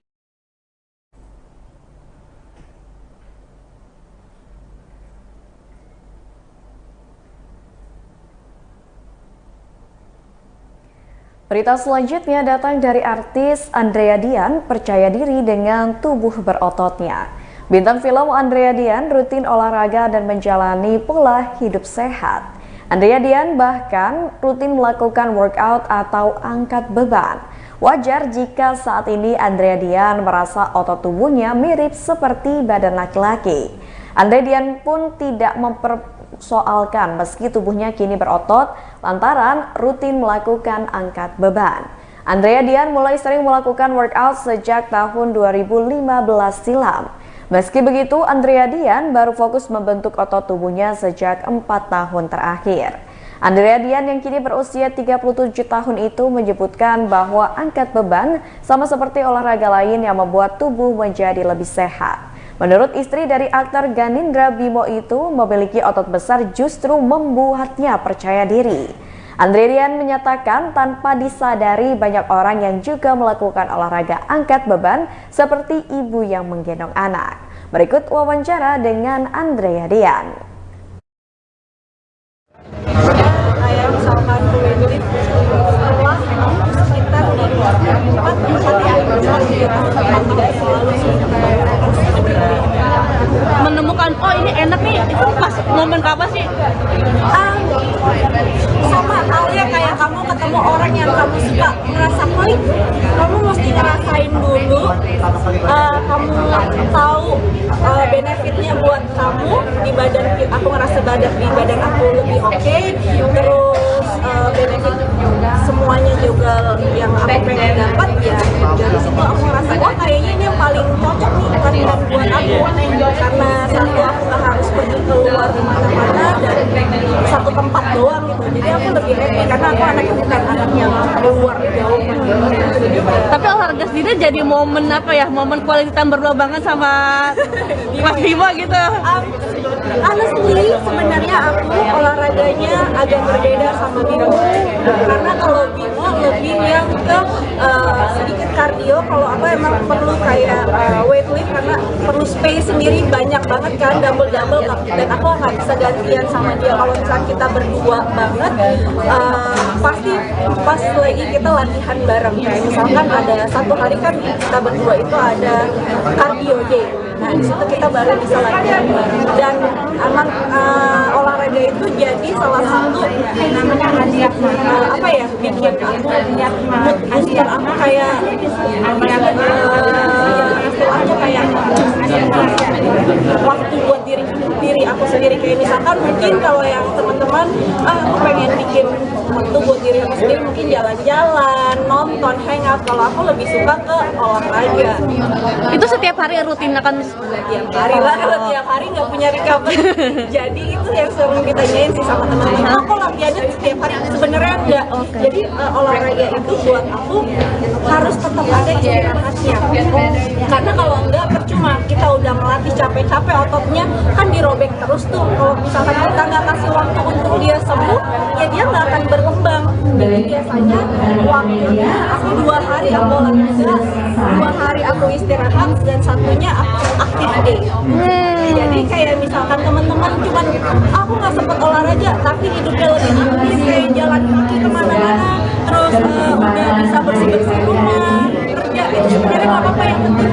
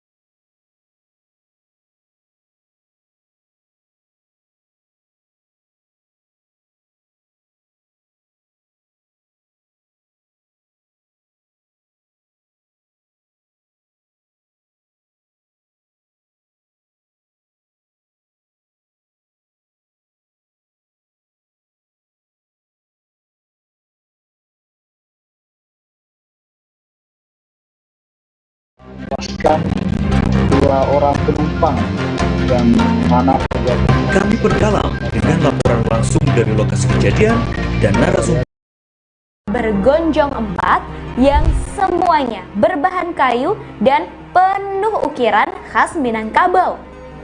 Ruangan paling menakjubkan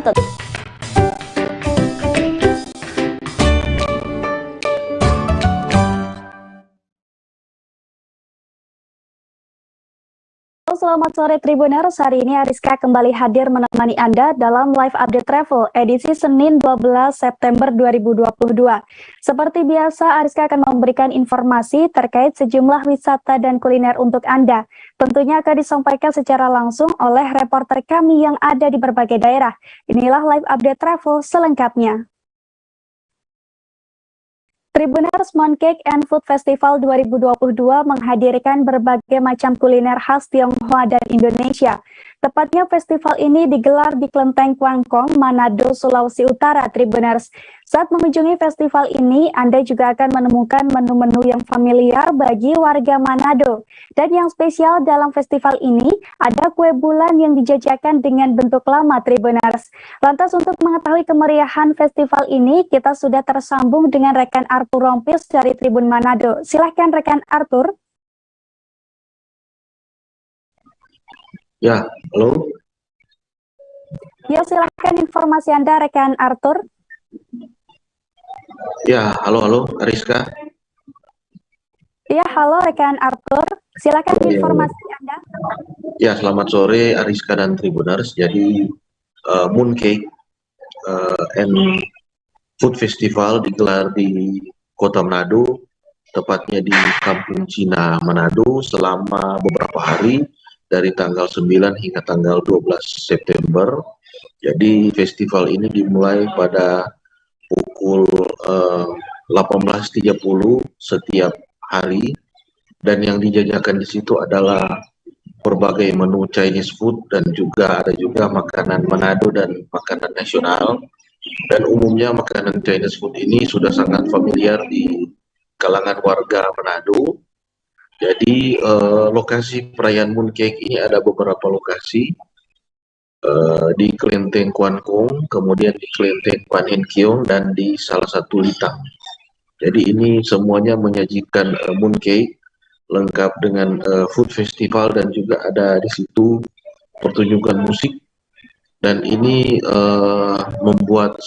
menjadikan salah satu wisata kuliner bagi warga Manado. Bahkan bukannya hanya warga Manado, tapi ada juga beberapa turis asing dari Amerika Serikat yang menikmati kegiatan tersebut, dan mereka merasakan kenyamanan, dan juga mereka sangat suka dengan makanan-makanan yang disajikan dalam kegiatan Mooncake tersebut. Dan ini juga dari kalangan pihak umat Tridharma sendiri memang membuka diri bagi semua warga Manado untuk bisa menikmati festival tersebut, dan mereka berharap ini dapat menjadi ajang wisata tahunan yang diselenggarakan di Kota Manado pada setiap tahun. Demikian, Aris.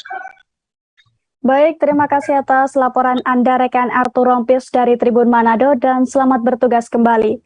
Tribuners, di Desa Paras, Kecamatan Cepogo, Kabupaten Boyolali, terdapat jejak Raja Keraton Solo, yakni Pesanggerahan Pracimoharjo. Tribuners, pesanggerahan ini tepatnya berada di lereng Gunung Merapi yang tak jauh dari Boyolali Kota. Pasalnya, pesanggerahan ini dulunya digunakan raja untuk beristirahat saat melakukan perjalanan ke wilayah barat. Selain itu, pesanggerahan ini juga kerap digunakan untuk menerima tamu-tamu penting kerajaan. Bahkan pesanggerahan Pracimoharjo juga pernah dijadikan sebagai markas peta pimpinan Slamet Riyadi, Tribuners. Dan untuk mengetahui informasi lengkapnya, kita sudah terhubung dengan rekan Tri Widodo dari tribunsolo.com. Silahkan rekan Tri. Ya, Ariska dan Tribuners, dapat saya sampaikan dari Boyolali bahwasanya di tempatnya di Desa Paras, Kecamatan Cepogo, ada salah satu peninggalan bersejarah, yaitu peninggalan dari Keraton Kasunanan Surakarta yang berupa pasanggerahan Pracimoharjo. Pasanggerahan Pracimo Harjo ini menurut literasi sejarah maupun dari sejarawan dibangun pada era Pakubuwono ke-6. Saat itu Pakubuwono ke-6 melihat area di sekitar lereng Gunung Merapi ini cukup sejuk untuk dijadikan tempat untuk beristirahat, sehingga kemudian saat itu meskipun baru kecil, namun pada era Pakubuwono ke-9 Pasanggrahan ini mulai dibangun kembali untuk menjadi lebih besar, dan bahkan pada era Pakubuwono ke-10 pembangunan Pasanggrahan Pracimo Harjo ini masih terus dilakukan hingga akhirnya menjadi sebuah miniatur keraton Kasunanan Surakarta, di mana Pasanggrahan Pracimo Harjo ini lengkap mulai dari alun-alun, kemudian pendopo ataupun rumah singgah maupun bangsal-bangsal yang ada di Pracimo Harjo ini sendiri. Lokasinya Pasanggrahan ini letaknya di lereng Gunung Merapi, tepatnya di Desa Paras. Kalau dari Boyolali Kota, Tribuners bisa mengambil jalur menuju Selo. Sesampainya di pertigaan Desa Paras, bisa mengambil jalur ke kiri menuju arah ke jalan Kecamatan Musuk. Tidak jauh dari jalan utama Solo Borobudur ini, Tribuners bisa melihat kemegahan dari Pasanggrahan Pracimo Harjo ini, di mana pada ujung atau pintu utara yang berbatasan langsung dengan jalan raya ini terdapat sebuah gapura besar dan megah yang melambangkan kebesaran pada waktu itu. Di Pasanggrahan Pracimo Harjo ini selain digunakan raja sebagai tempat untuk menerima tamu, menurut pegiat sejarah Boyolali R. Surojo juga menyebut bahwa Pasanggrahan ini sempat dijadikan markas peta saat melawan penjajah. Namun kemudian pada tahun 1949 karena Belanda kembali datang ke Indonesia, Jenderal Samad Riyadi kemudian membumi hanguskan Pasanggrahan ini, sehingga sebagian besar bangunan dari Pasanggrahan ini sudah rata dengan tanah. Namun demikian, beberapa bangunan lain masih dapat ditemui sampai sekarang ini, antara lain yaitu 2 buah kolam, kemudian ada sebuah joglo, kemudian ada bangsal-bangsal.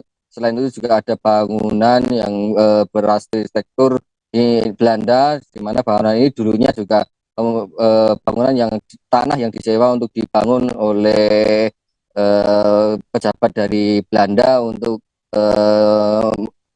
sebagai tempat singgah saat melakukan pengecekan kebun yang ada di lereng Merapi, di mana saat itu kawasan lereng Merapi dan Merbabu bisa dikatakan juga sebagai penopang ataupun sentra dari pertanian, baik itu kopi maupun palawija dan hasil-hasil bumi lainnya yang banyak membentang dari ujung barat sampai ujung timur di lereng Merapi ini, Ariska. Terima kasih. Baik, terima kasih atas informasi Anda rekan Triwidodo dari tribunsolo.com. Tribuners, terdapat sebuah batu unik di Kampung Taman Sari, Desa Mekarjaya, Kecamatan Arjasari, Kabupaten Bandung. Saat dilihat sekilas, batu ini mirip dengan batu pada umumnya. Namun saat diketuk, batu akan mengeluarkan bunyi seperti gamelan, Tribuners. Bahkan batu ini tak hanya memiliki satu suara saja. Dan seperti apa informasi lengkapnya, kita sudah terhubung dengan rekan Lutfi Ahmad dari Tribun Jabar. Silahkan rekan Lutfi.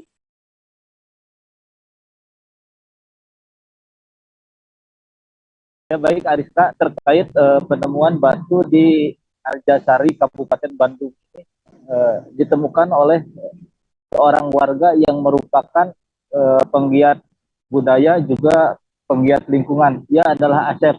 Asep juga mengetahui batu tersebut awalnya hanya melihat dari bentuknya saja.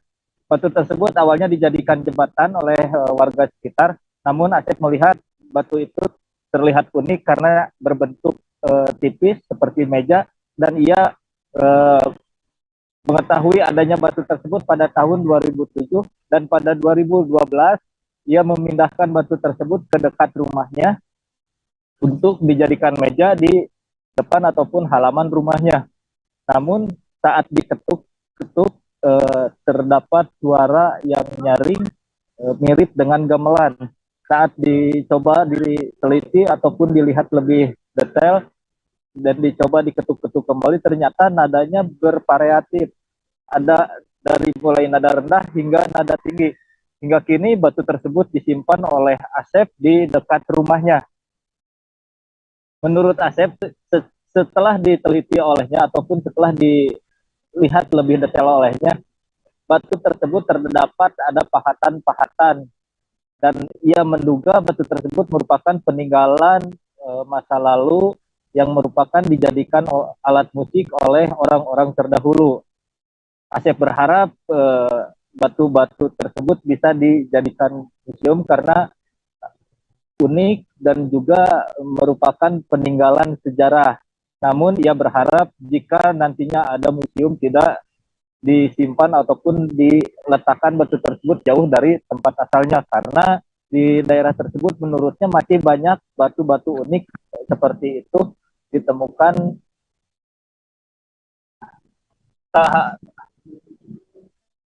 Bahkan Syahrul Gunawan, Wakil Bupati Bandung, sempat meninjau langsung melihat keberadaan batu tersebut. Dan Syahrul juga sempat mencoba memukul batu tersebut dan ternyata memang keluar bunyi seperti gamelan. Jika diketuk berbarengan akan bisa mengeluarkan nada yang serasi sehingga enak didengar. Kini batu tersebut masih disimpan di dekat rumah Asep dan ia berharap bisa menyimpan ataupun meletakkannya di suatu museum ataupun membangun museum di daerah tersebut. Begitu Ariska. Baik rekan Lutfi Ahmad dari Tribun Jabar, terima kasih dan selamat bertugas kembali. Tribuner selanjutnya kami akan ajak Anda untuk menuju ke Dusun Sawo, Desa Sakra, Kecamatan Sakra, Lombok Timur. Di sana ada sebuah rumah panggung yang penuh dengan cerita mistis Tribuners. Konon rumah yang berusia ratusan tahun ini dulunya menjadi tempat disemayamkannya selendang Dewi Anjani. Dan untuk masuk ke rumah ini, pengunjung harus melalui sebuah gerbang kayu. Namun pasalnya, tak sembarang orang bisa masuk ke rumah ini meski hanya di pekarangannya saja, Tribuners. Lantas bagaimana suasana di rumah ini akan disampaikan oleh rekan Lalu Helmi dari tribunlombok.com. Silahkan rekan Lalu. Baik, terima kasih rekan Ariska. Benar sekali seperti yang disampaikan tadi bahwa tim ekspedisi misi PDIP NTB bersama M16 mendatangi Dusun Sawo, Desa Sakra, Kecamatan Sakra, Lombok Timur. Tim melakukan penelusuran terhadap Balai Samar, sebuah rumah panggung yang penuh dengan cerita mistis. Tak sembarangan orang bisa masuk rumah yang sudah berusia ratusan tahun ini, meski hanya ke pekarangannya. Konon, di rumah inilah selendang Dewi Anjani disemayamkan. Disebut Balai Samar karena penghuni rumah tersebut tidak terlihat secara kasat mata. Namun begitu keberadaannya begitu dirasakan oleh warga yang bermukim di sekitar Balai Samar tersebut. Balai Samar berada di tengah-tengah pemukiman di sebuah lahan yang dikelilingi tembok. Untuk bisa masuk ke halaman Balai Samar hanya terdapat sebuah gerbang kayu yang di bagian atasnya terdapat tulisan basmalah dan di sebelah kanan tulisan Allah dan di sebelah kiri tulisan Muhammad. Balai Samar persis di bagian tengah, berdiri di atas pondasi bebatuan. Sementara halamannya masih berupa tanah, terdapat sebuah tangga kayu yang terhubung dengan pintu Balai Samar. Dindingnya terbuat dari bedek, sementara atapnya dari ilalang. Persis di dekat tangga kayu, terdapat sebuah gentong air yang terbuat dari tanah liat lengkap dengan pancurannya. Mirip seperti tempat wudhu masyarakat Sasak zaman dulu. Gentong tersebut ditutup tembolak tudung nasi khas masyarakat Sasak. Saban hari gentong tersebut diisi air, sebab saat diisi esoknya, air dalam gentong memang sudah habis, sehingga harus diganti. Tim ekspedisi disambut Mangku, Balai Samar, Lalu Muksin, dan juga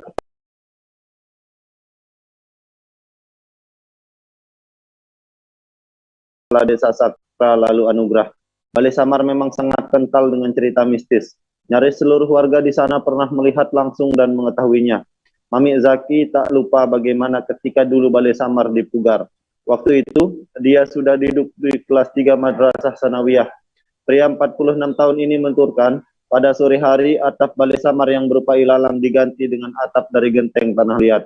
Namun, keesokan harinya, seluruh genteng tersebut tiba-tiba saja sudah berada di tanah dalam kondisi tersusun rapi. Atap genteng pun dipasang lagi, namun keesokan harinya hal serupa terjadi lagi. Begitu terus berulang sampai akhirnya Balai Samar tetap menggunakan atap semula dari ilalang. Warga lain acap mendengar kalau di dalam Balai Samar seperti ada suara-suara yang menandakan orang sedang beraktivitas. Pernah ada warga yang penasaran, lalu masuk secara diam-diam ke area Balai Samar. Bukannya mengobati rasa ingin tahu, warga tersebut malah kesurupan hebat. Tak ada yang tahu persis berapa usia Balai Samar ini. Namun, warga di Kecamatan Sakra meyakini Balai Samar sudah berusia ratusan tahun. Jika kini kondisinya tetap terawat, Balai Samar memang dibersihkan oleh mangku yang menjadi penjaganya. Konon, sang mangku lah yang bisa berkomunikasi langsung dengan penghuni Balai Samar. Saat ini, mangku Balai Samar adalah Lalu Muksin.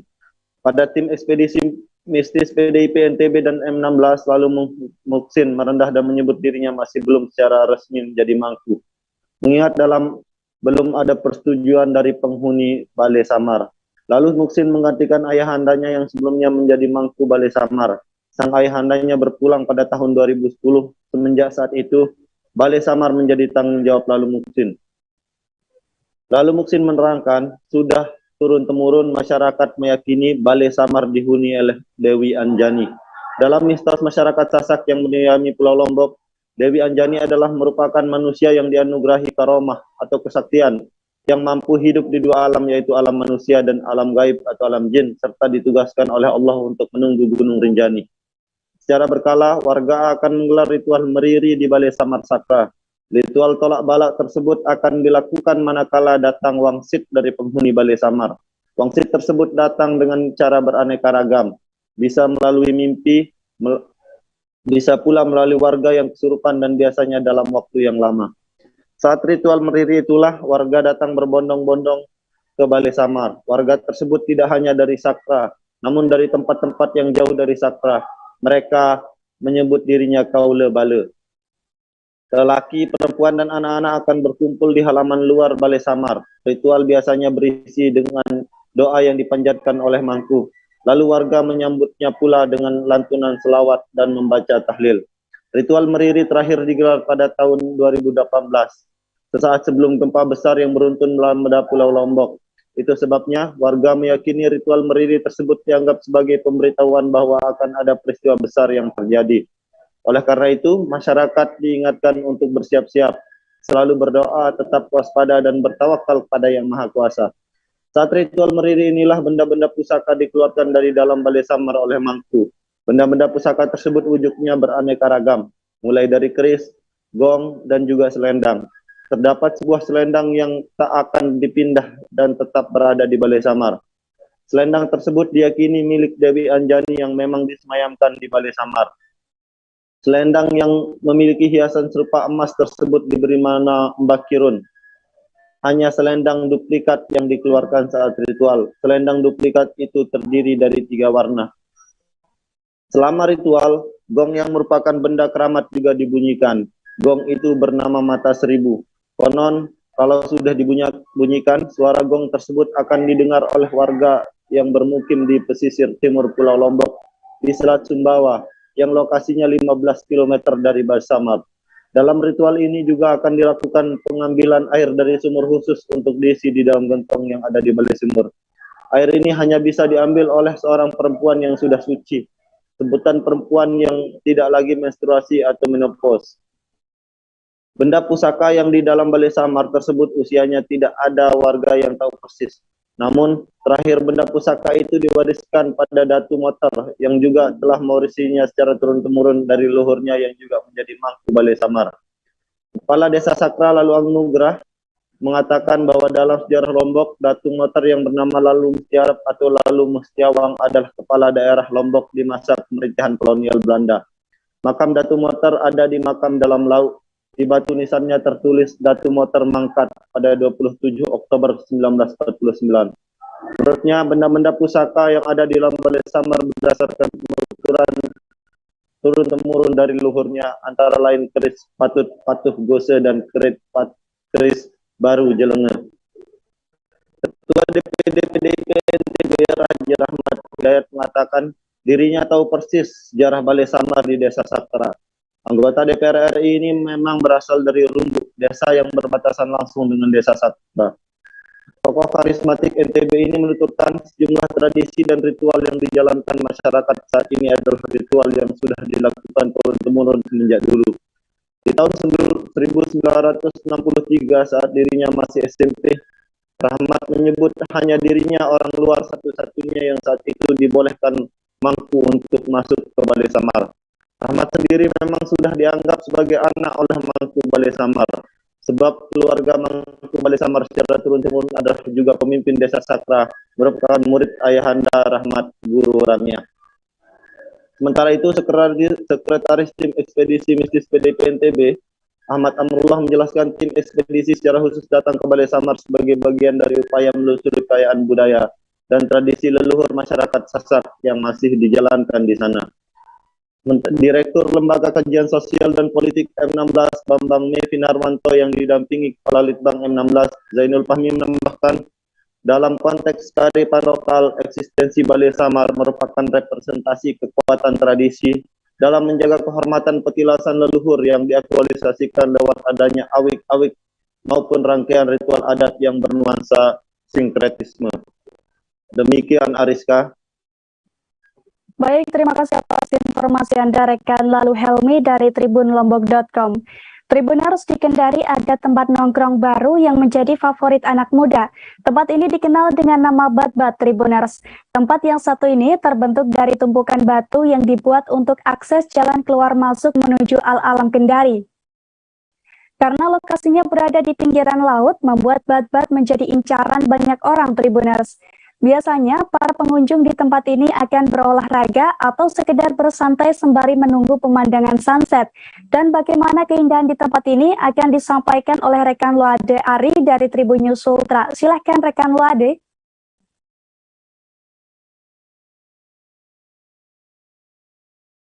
Terima kasih rekan Ariska. Tribuners, sekali di Kota Kendari ada tempat nongkrong baru yang saat ini banyak digemari, bahkan dikunjungi para warga dan kalangan pengemudi di Kota Kendari. Tempat nongkrong ini bernama Bat-Bat yang berada di perempatan Jalan ZK Sugiarto, Kota Kendari di Kambu, yang perempatan yang di jalan ini di perempatan tepatnya di RSUD Abu Nawas, Kota Kendari. Lokasi Bat-Bat ini, kenapa masyarakat menamakan lokasi ini bernama Bat-Bat? Karena di tempat ini ada akses jalan, sebenarnya akses jalan menuju atau keluar di Masjid Al-Alam, Masjid Terapung Al-Alam Kota Kendari yang ditimbun dari tumpukan batu yang ditimbun untuk menuju ke Al-Alam Kota Kendari. Namun karena melewati laut, jadi terlihat di lokasi ini terlihat banyak pemandangan yang bisa dinikmati para warga dan para muda-mudi yang untuk bersantai bahkan berolahraga di situ di lokasi Bat-Bat ini. Dari pantauan kami kemarin di lapangan, memang di lokasi Bat-Bat ini sering dikunjungi setiap sorenya karena masyarakat banyak yang menikmati keindahan laut, kemudian sambil menunggu pemandangan matahari terbenam atau sunset yang ada di terjauh dari Masjid Al-Alam Kota Kendari. Kemudian di lokasi ini terdapat juga banyak para pedagang-pedagang kecil yang dilakukan jualannya. Terdapat juga masyarakat yang berwisata di sini, baik itu bersama keluarga, bersama kerabat. Namun yang menjadi keluhan masyarakat di tempat ini karena tempat ini masih belum digunakan sepenuhnya untuk akses jalan ke Al-Alam Kendari, sehingga kurang terawat karena banyak ditumbuhi ilalang dan kemudian banyak sampah. Kemudian dari masyarakat Kota Kendari ini melihat tempat ini bisa menjadi tempat wisata baru karena memang selain setelah melewati Masjid Terapung Al-Alam Kota Kendari, masyarakat yang saat melewati sini akan melihat pemandangan laut. Kemudian di waktu sore harinya juga bisa lihat keindahan sunset. Kemudian dari beberapa muda-mudi kemarin yang mengunjungi mengatakan bahwa di lokasi ini karena mereka memilih berkunjung di lokasi Bat-Bat ini di Kota Kendari karena selain dari lokasinya yang berada di Kota Kendari, kemudian untuk masuk ke tempat ini tidak membutuhkan biaya, sehingga masyarakat banyak yang berkunjung di tempat ini. Kemudian di lokasi Bat-Bat juga ini banyak ada komunitas-komunitas seperti komunitas sepeda, komunitas sepatu roda, bahkan komunitas mobil yang datang untuk sekedar bersantai menikmati hari libur di sore hari ini. Demikian rekan Ariska yang dapat saya sampaikan. Baik, terima kasih rekan Wadari dari Tribun News Ultra. Dan Tribuners, ada pula wawancara dengan salah satu pengunjung yang bernama Rizky Sanggaoleo serta mahasiswa UHO Kendari yang bernama Iva. Berikut liputannya untuk Anda. Ya, saya memilih tempat Bat-Bat. Dari mana, Iva? Saya dari Muna Barat. Oh iya. Mbak Iva, kenapa pilih di wisata tempat namanya Bat-Bat ini? Tidak, karena memang di sini banyak sekali yang kunjungi anak Kendari toh, jadi saya penasaran juga bagaimana modelnya. Padahal begini paling rame kalau sore karena orang tunggu sunset juga. Oh iya. Ya, saya memilih tempat Bat-Bat karena tempatnya bagus nah ini. Ya, Mas Arga, dari mana, Iva? saya dari Muna Barat. Oh iya. Mbak Iva, kenapa pilih di wisata tempat namanya Bat-Bat ini? Tidak, karena memang di sini banyak sekali yang kunjungi anak Kendari toh, jadi saya penasaran juga bagaimana modelnya. Padahal Tribuners, otak-otak Lampung Mas Alwi merupakan salah satu produk olahan ikan blue marlin.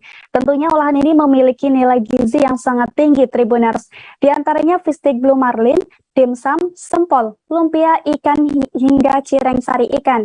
Dan untuk melihat proses pembuatan otak-otak ini, kita sudah terhubung dengan rekan Reski Mertarega dari Tribun Lampung. Silahkan rekan Reski. Oke, baik rekan Ariska, terima kasih sebelumnya.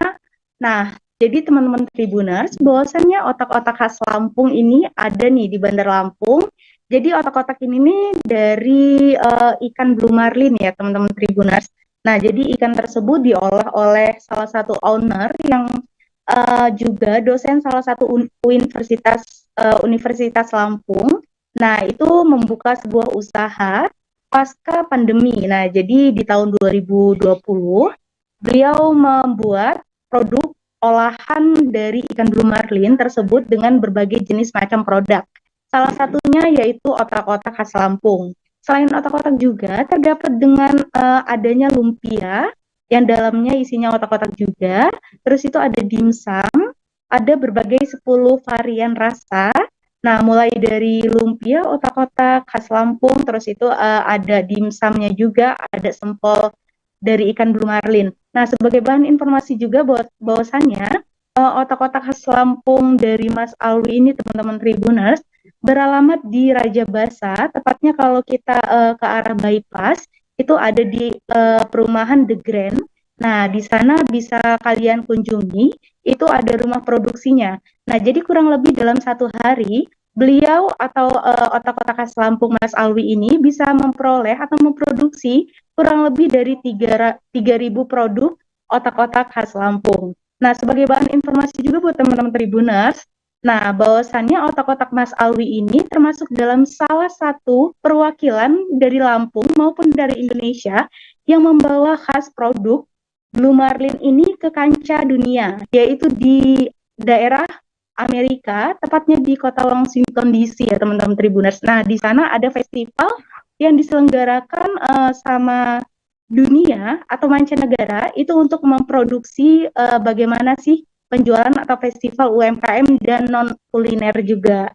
Nah, jadi buat kalian bahwasannya sebagai bahan informasi otak-otak khas Lampung Mas Alwi ini sudah atau coming soon ya teman-teman Tribuners, atau coming soon mendunia gitu. Jadi olahan rumah produksi itu bisa melanjut untuk ke dunia dengan ciri khas ikan blue marlin tersebut yang diolah secara kemasan yang bervarian rasa. Seperti itu rekan Ariska. Baik rekan Reski Mertarega dari Tribun Lampung, terima kasih atas laporan Anda. Tribuners, bagi Anda yang gemar minum minuman segar, es doger dan puding super Mang Apai Kumisti bisa menjadi pilihan. Kuliner yang satu ini sudah cukup populer di ibu kota, sebab sudah buka sejak tahun 1975 silam, Tribuners. Sama seperti namanya, di tempat ini ada dua menu yang ditawarkan, yakni es puding dan es doger, Tribuners. Dan untuk mengetahui cita rasanya, kita sudah terhubung dengan rekan Yolanda Putri Dewanti dari Warta Kota. Silahkan rekan Yolanda. Ya baik, terima kasih ya Rizka dan selamat sore Tribuners. Memang es doger dan es podeng super Mang Apai Kumisti ini salah satu es yang legendaris di ibu kota karena sudah hadir sejak tahun 1975. Namun pada awalnya usaha tersebut didirikan oleh sang ayah Mang Apai, yakni yang berdekatan di lokasi yang tempat sekarang. Jadi bisa dikatakan es legendaris ini berlokasi di Jalan Matraman Raya nomor 129 RT 19 RW 4 Kecamatan Matraman Jakarta Timur, atau bagi Tribuners tepatnya di depan sekolah Marsodir-ini. Saat itu wartakotalive.com menemui salah satu karyawan di kuliner legendaris tersebut yang bernama Asda. Ia mengatakan bahwa es legendaris ini awalnya hanya menjual es doger saja. Jadi ketika tahun berikutnya, beberapa tahun kemudian baru ditambah menu baru, yakni es podeng. Dan untuk Tribuners, adapun isian es podeng yakni alpukat, ketan hitam, roti, pacar Cina, kacang, dan juga es krim. Es podeng ini beroperasi mulai pukul 11 siang hingga pukul 5 sore. Harga yang dibanderol sangat terjangkau, yakni untuk es podeng sendiri harganya Rp12.000, sedangkan untuk es doger yakni Rp11.000. Dan saat itu wartakotalive.com mencicipi 1 gelas es podeng. Meski cuaca sedang dingin atau sedang hujan deras, es legendaris tersebut tetap lezat dinikmati di segala cuaca. Terbukti saat itu pembeli tak hentinya menyerbu gerobak es podeng tersebut. Ketika mencoba es podeng, manis dari es krim tak membuat gatal di tenggorokan. Gurih dari kacangnya pun membuat kuliner ini semakin nikmat. Gitu Ariska. Baik, terima kasih rekan Yolanda Putri Dewanti dari Warta Kota. Dan Tribuners, rekan Yolanda juga sempat melakukan wawancara dengan karyawan es podeng Super Mang Apai Kumisti, Asda. Berikut liputannya untuk Anda. Ya, Mas Asda, dengan es podeng ya? Iya. Iya. Oke, dari kapan sih Mas? Bukannya dari tahun 1975. 1975. Iya. Berarti ini mungkin dari ayahnya Mang Iya. Itu awal mulanya emang udah dagang daerah sini atau sebelumnya gimana Mas? Iya, awal mulanya di sini di Matraman, di depan gereja. Sekarang agak minggir ke sini, depan sekolahan. Iya. Iya. Nah Mas, es podengnya dari tahun 1975. Iya.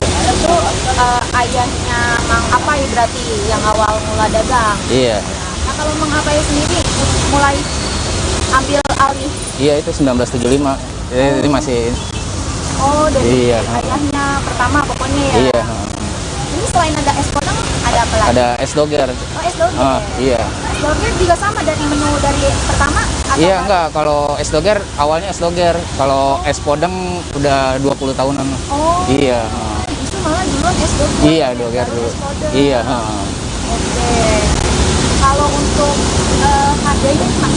Harganya kalau podeng 12.000, kalau es doger 11.000 harganya. 11.000. Iya.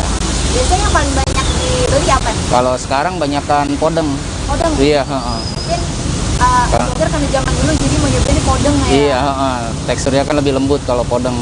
Agak ada kacangnya. Ada kacang. Iya, Kalau es doger isinya apa aja? Isinya pacar Cina, ketan hitam, alpukat, tape singkong. Oh, ada tape singkong. Iya, Nggak beda nama podeng, tape singkongnya kan? Iya. Tribuner, selanjutnya kita akan kulineran ke kota Bandar Lampung. Di sana ada restoran Pucok Menter Kerang Rampak, Tribuners. Tepatnya, restoran Pucok Menter Kerang Rampak ini berada di Jalan Teguh Umar, Surabaya, Kecamatan Kedaton, Kota Bandar Lampung. Di restoran yang satu ini, Anda dapat menikmati olahan seafood, alpukat, kocok, dan grill, Tribuners. Sesuai dengan namanya, restoran Pucok Menter menyajikan menu seafood dengan dituang langsung di atas meja.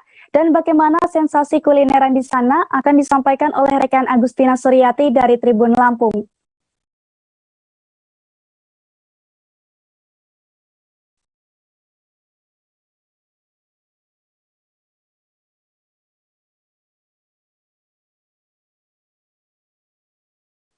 Terima kasih rekan Ariska. Jadi Pucok Menter Kerang Ngamprak ini merupakan restoran yang menyediakan kuliner olahan seafood, alpukat kocok, dan grill ya. Jadi berdasarkan penelusuran kami, restoran Pucok Menter Kerang Ngamprak ini lokasinya tidak jauh dari Taman Makam Pahlawan. Alamat lengkapnya itu tepatnya ada di Jalan Teuku Umar, Surabaya, Kecamatan Kedaton, Kota Bandar Lampung. Varian menunya itu dibagi beberapa paket, yakni ada paket reguler, paket ngamprak, dan juga paket grill dan serta sabu. Menu paket yang bisa berlaku untuk satu orang sampai lebih dari 5 orang untuk satu paketnya. Jadi varian seafood yang tersedia di sana antara lain ada kerang hijau, cumi, udang, lalu ada kepiting, dan lobster ya. Sementara grill dan juga sabu ada daging ayam, dan juga ada daging sapi ya. Lalu ada juga frozen instant seafood di sana. Kemudian menu minumannya itu dibagi menjadi 4 varian seperti alpukat kocok, durian kocok, mojito, dan juga yakul. Harga menu paket di restoran Pucok Menter Kerang Ngamprak ini itu dibanderol mulai dari Rp15.000 sampai Rp150.000. Sementara menu minuman mulai dari Rp5.000 sampai Rp15.000. Jadi kuliner olahan seafood ini menjadi yang paling laris di Pucok Menter ini. Jadi selaras dengan namanya, restoran Pucok Menter ini menyajikan menu seafood yang dituang langsung di atas meja tanpa wadah, mangkuk maupun piring. Jadi penyajian seafood tersebut dalam bahasa Jawa itu disebut dengan ngamprak ya. Terdapat 4 pilihan bumbu saus yang nanti akan memberi sensasi rasa pada masakan seafood ya. Jadi konsumen itu wajib memilih jenis saus sebelum juru masak beraksi mengolahnya menjadi makanan lezat. Jadi saat dicicipi menu paket seafood ngamprak ini yang disediakan adalah menu paket berempat dan juga ada alpukat kocok original. Jadi bisa terlihat meja saji lebih dahulu dibersihkan lalu dilapisi dengan plastik bening Tribuners yang bersih dan berukuran lebar. Jadi terdapat 7 meja saji lesehan dan juga 1 meja saji kursi. Jadi 4 mangkuk nasi serta 4 gelas es teh manis mengawali sajian di atas meja yang masih kosong. Nasi dalam mangkuk tersebut saat itu dicetak di atas meja, maka akan terlihat bagian atas nasi tersebut telah ditambahkan oleh bawang goreng kering, Tribuners. Kemudian barulah keluar sajian seafood yang ditunggu-tunggu tentunya. Jadi seafood langsung ditumpahkan ke atas meja selagi masih panas, jadi asap terlihat mengepul ke atas, kemudian aroma harum langsung menyogok indera penciuman Tribuners. Jadi sehingga timbul rasa yang tidak sabar ingin segera mencicipinya. Jadi seafood ngamprak ini terdiri dari campuran perpaduan antara kerang hijau, udang, kepiting, dan juga irisan jagung manis. Seluruhnya itu telah dibumbui dengan saus yang telah dipilih sebelumnya, Tribuners. Jadi sebelum mulai disergap, terlebih dahulu bisa pakai sarung tangan, lalu atau juga bisa hanya mencuci tangan dengan menggunakan air perasan jeruk lemon. Jadi nasi bertabur bawang goreng tersebut rasanya itu sudah gurih, Tribuners, ditambah lagi dengan bumbu saus gurih dari sajian seafood tersebut. Jadi sausnya itu rasanya pedas, lalu gurih dan juga sedikit manis yang nampol juga di lidah. Ditambah dengan kenyalnya daging kerang, lalu empuknya udang, serta lembutnya daging kepiting ya. Untuk menikmati daging kepiting memang perlu sedikit usaha lebih keras, Tribuners. Cangkang kepiting itu cukup keras sehingga butuh alat bantu untuk memecahkannya. Alat pemecah cangkang kepiting itu telah disediakan memang dari pucuk menter tersebut. Alat tersebut terlihat mirip seperti tang, Tribuners. Jadi saat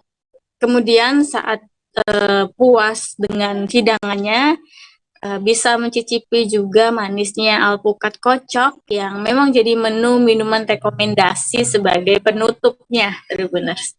Jadi alpukat kocok ala pucuk menter ini punya rasa perpaduan manis yang pas antara susu alpukat dan juga kental manis. Teksturnya pun kental bersama nikmatnya bulir-bulir hijau alpukat yang melayang-layang di dalamnya. Jadi memang alpukat kocok ini merupakan menu awal saat pertama kali pucuk menter ini dirilis ya ke publik. Jadi menu seafood dan juga grill ini juga baru di pucuk menter. Sejak pucuk menter ini beralih dari cabangnya di Kalianda ke kota Bandar Lampung pada bulan September 2021. Jadi selama bulan September ini ada cukup banyak promo diskon khusus untuk paket ngamprak dan juga grill, Tribuners. Jadi hari Senin sampai Rabu, Tribuners, bagi yang suka ini diskon potongan 10%, sedangkan hari Jumat itu diskon potongan 10.000 maksudnya tadi sudah plus dengan es teh, Tribuners. Jadi sementara bila Tribuners malas ingin pergi ke lokasi, Tribuners juga bisa memesannya via delivery online order.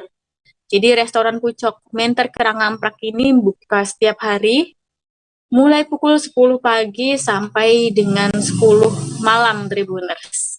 Jadi demikian, Ariska. Baik, rekan Agustina Suryati dari Tribun Lampung, terima kasih atas laporan Anda.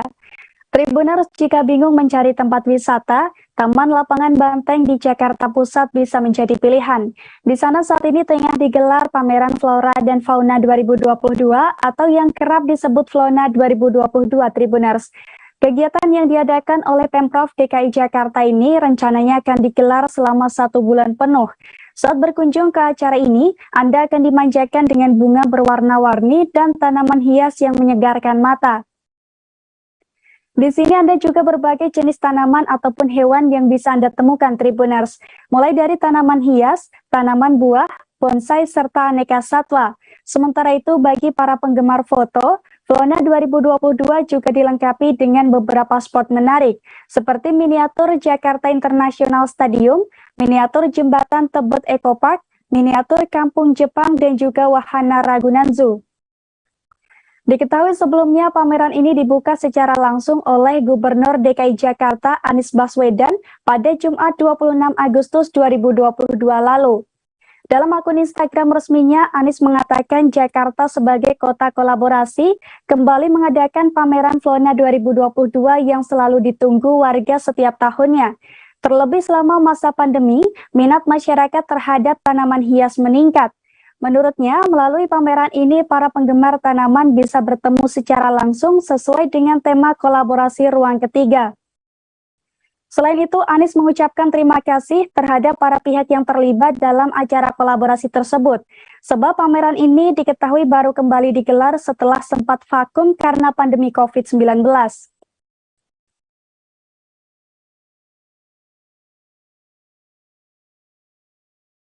Tribuners with the Fest 2022 akan segera digelar secara meriah, tepatnya pada tanggal 23 hingga 25 September 2022 mendatang di GPK Sport Complex Senayan, Jakarta, Tribuners. Dilansir dari tribunnews.com, With the Fest sendiri merupakan festival musik dan pop culture terbesar di Asia Tenggara.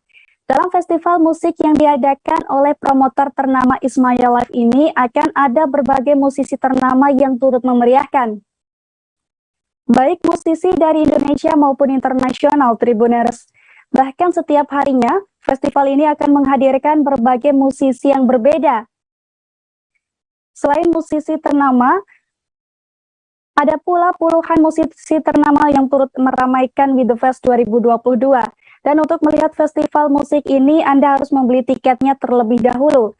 Adapun tiket With the Fest 2022 ini dibagi menjadi dua kategori, Tribuners, yakni General Admission dan Very Important Banana.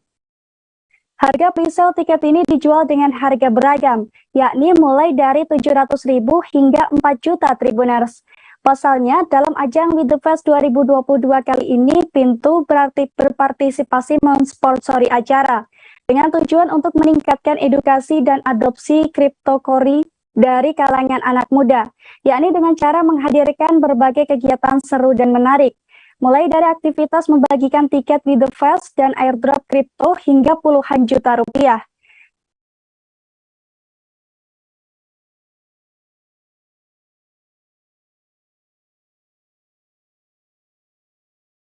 Tribuners, saat ini mencari tempat nongkrong bukanlah hal yang sulit. Namun jika mencari tempat nongkrong yang ada di tengah lahan persawahan, Kopi Nuri di Sukoharjo bisa menjadi pilihan yang tepat. Nah, tepatnya Kopi Nuri ini berlokasi di Dusun 2 Purbayan, Kecamatan Baki, Kabupaten Sukoharjo, Jawa Tengah. Kopi Nuri ini memang merupakan salah satu tempat nongkrong kekinian terbaru di Sukoharjo. Dengan menawarkan sensasi ngopi enak di tengah lahan persawahan hijau, Kopi Nuri sangat cocok digunakan untuk bersantai atau bertukar cerita bersama orang tersayang. Selain suasana yang menyenangkan, di Kopi Nuri ini Anda juga akan disuguhkan dengan beragam spot foto yang instagramable, Tribuners. Dilansir dari tribuntravel.com, tempat ini dibangun dengan desain dua area, yakni indoor dan outdoor. Untuk indoornya tersedia banyak meja dan kursi kayu. Ada juga area lesehan dengan karpet rumput hijau, Tribuners. Sedangkan untuk area outdoornya terdapat juga tempat duduk kayu. Adapun menunya, Kopi Nuri menyediakan berbagai makanan dan minuman yang disuguhkan untuk Anda. Mulai dari nasi goreng nuri, aneka olahan mie, nasi jamur, nasi ayam, nasi telur, dan mendoan. Selain itu ada pula roti bakar, nugget, pisang goreng, dan beragam menu minuman segar lainnya. Dari beragam menu tersebut, yang menjadi andalan di Kopi Nuri adalah nasi goreng nuri, nugget, dan french fries, Tribuners. Sedangkan minumannya ada es kopi nuri, taro, dan red velvet. Aneka menu tersebut bisa Anda nikmati dengan harga mulai dari 5.000 saja, Tribuners.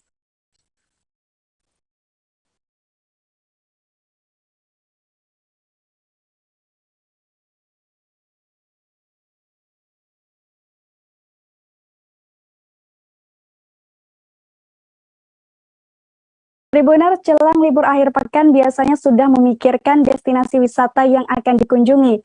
Namun jika belum memiliki tujuan, kami punya rekomendasinya untuk Anda, yakni Edu Wisata Lontar Sewu atau sering juga disebut sebagai Lontar Sewu, Tribuners.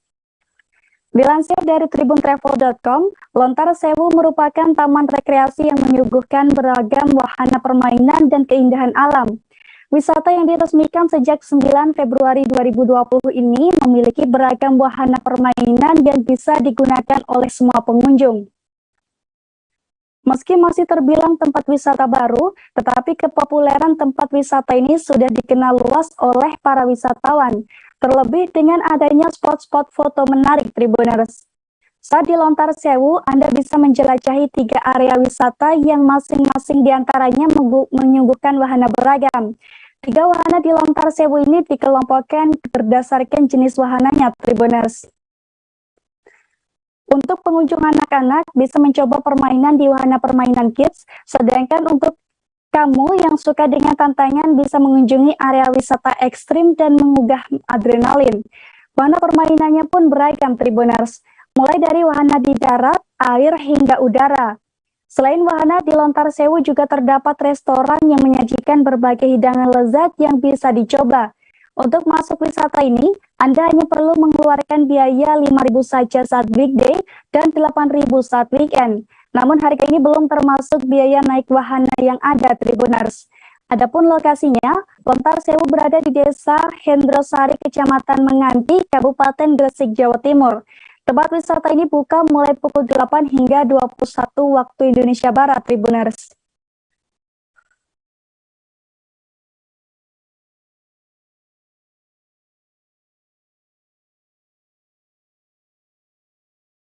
Tribuners, selanjutnya kami punya rekomendasi tempat wisata ramah keluarga untuk Anda yang ada di Blitar. Namanya Blitar Park, Tribuners. Dilansir dari tribuntravel.com, Blitar Park ini merupakan taman hiburan yang merias dengan taman bermain. Tempat wisata ini juga dilengkapi dengan wahana serta patung raksasa warna-warni, Tribuners.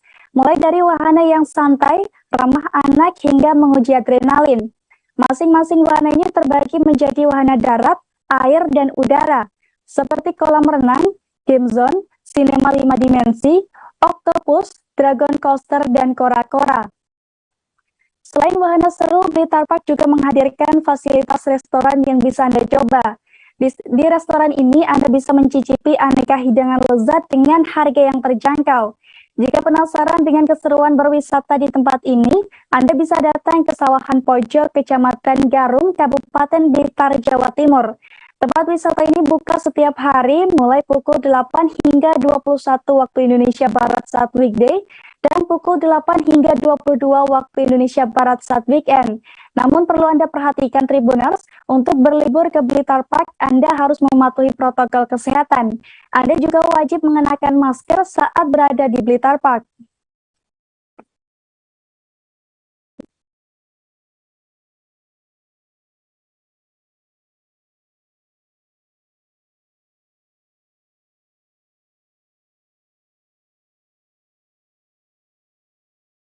Tribuners, tanggal 12 hingga 13 September ini jumlah kunjungan di Candi Borobudur dibatasi. Hal ini berkaitan dengan adanya rangkaian kegiatan G20 dari Kementerian Pendidikan, Kebudayaan, Riset, dan Teknologi. Dalam kurun waktu tersebut, pengunjung Candi Borobudur hanya bisa melakukan kunjungan wisata di area zona 2, kecuali area Lumbini, Tribuners. Informasi ini disampaikan oleh pihak pengelola Candi Borobudur melalui akun Instagram resmi @borobudurpark. Kegiatan ini juga melibatkan sebanyak 900 pelaku seni, baik dari lokal maupun nasional, Tribuners. Sementara itu, dalam keterangan pers, Direktur Jenderal Kebudayaan Kemendikbudristek Hilman Farid menjelaskan, kedepannya kegiatan ini sebagai kegiatan 2 tahunan, dengan tujuan agar dapat memfasilitasi para pelaku budaya. Selain itu, dimanfaatkan pula untuk memperluas akses publik atas warisan budaya yang dimiliki Indonesia. Lalu untuk penyesuaian alur kunjungan ke Taman Wisata Candi Borobudur juga terdapat akses yang berbeda, terutama bagi pengunjung yang hendak menyaksikan pagelaran Indonesia Bertutur 2022, di mana mereka bisa masuk melalui pintu gerbang Kalpataru yang berada di timur kawasan TWC Borobudur. Sedangkan untuk wisata reguler tetap menggunakan pintu gerbang utama TWC Borobudur. Destinasi Candi Borobudur juga menerapkan perpanjangan jam operasional dari pukul 15 hingga 22 waktu Indonesia Barat bagi pengunjung Indonesia Bertutur 2022. Selain itu, manajemen juga mengarahkan tenaga operasional pendukung, seperti tenaga keamanan, kebersihan, pertanaman untuk mendukung pagelaran budaya yang aman, nyaman, kondusif, dan berkesan bagi pengunjung.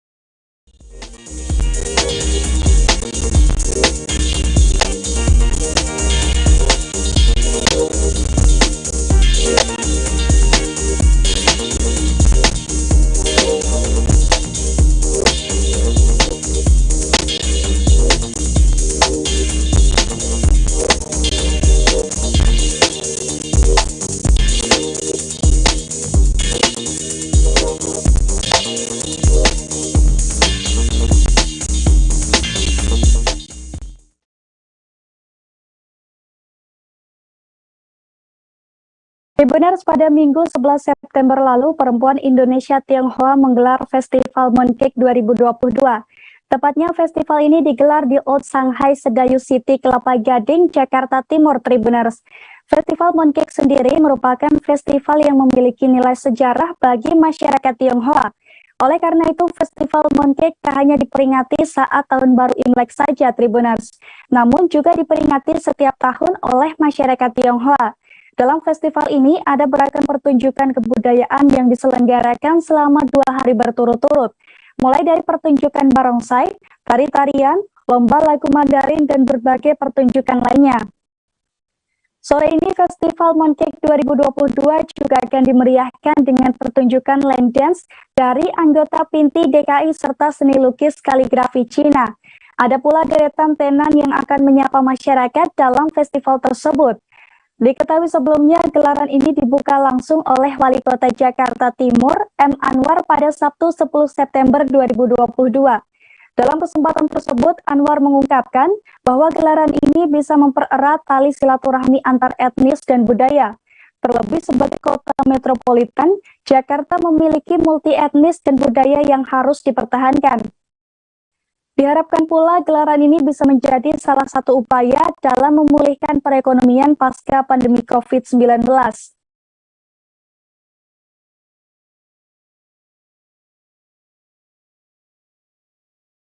Tribuners, informasi tersebut sekaligus mengakhiri perjumpaan kita pada live update travel kali ini. Nantikan informasi lainnya hanya di kanal YouTube Tribun News. Dan saya Rizka Hoirina, beserta segenap kru yang bertugas pamit undur diri. Terima kasih dan sampai jumpa.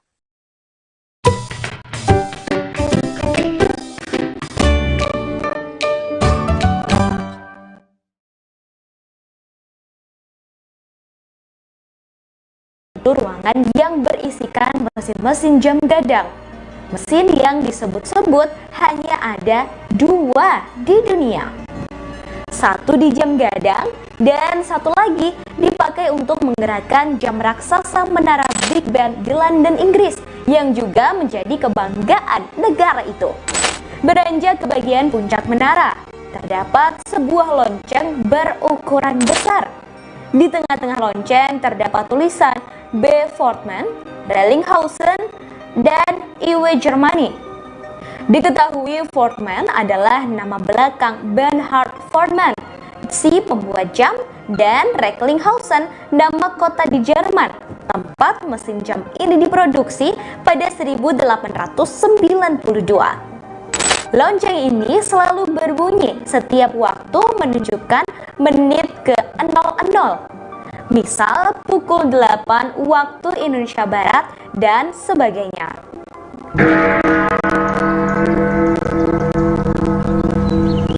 Tak hanya lonceng, di bagian puncak juga terdapat sebuah serambi melingkar yang bisa melihat kota Bukit Tinggi dari berbagai sisi. Dari puncak ini tentu bisa melihat bagaimana keramaian pengunjung di pelataran jam gadang serta padatnya rumah penduduk di kota Bukit Tinggi. Dari sini juga bisa melihat dengan jelas Gunung Marapi dan Singgalang yang mengapit kota Bukit Tinggi. Yang menjadi generator kota ini adalah jam gadang. Oke. Wali Kota Bukit Tinggi Erman Safar mengatakan bangunan jam gadang ini didirikan pada 1926 dan selesai pada 1927 pada masa kolonial Belanda. Pembangunannya diprakarsai oleh Hendrik Roelof Roekmaker yang ketika itu menjabat sebagai sekretaris di Fort de Kock atau yang kini Bukit Tinggi. Sementara bangunan didesain oleh seorang arsitek asal Koto Gadang Agam bernama Yasid Raijo Mangkuto. Erman mengatakan pembangunannya memakan biaya 21.000 gulden, 15.000 untuk bangunannya dan 6.000 untuk pekerja. Orang nomor 1 di Bukit Tinggi itu menyebut menara jam gadang ini dibangun tanpa menggunakan besi sebagai penyangga. Sama halnya dengan menara masjid tua di Minangkabau, bangunannya dibangun hanya menggunakan bata merah dengan kapur putih bercampur pasir sebagai perekat. Diketahui mesin jam gadangnya didatangkan dari Jerman oleh Ratu Belanda Wilhelmina sebagai hadiah karena berhasil merebut Fort de Kock ketika itu. Setelah dibangun, jam gadang ini pernah mengalami perubahan bentuk saat pendudukan Jepang dengan bangunan khas negeri Sakura. Pasca kemerdekaan, bangunannya juga mengalami perubahan ke bentuk yang sekarang ini.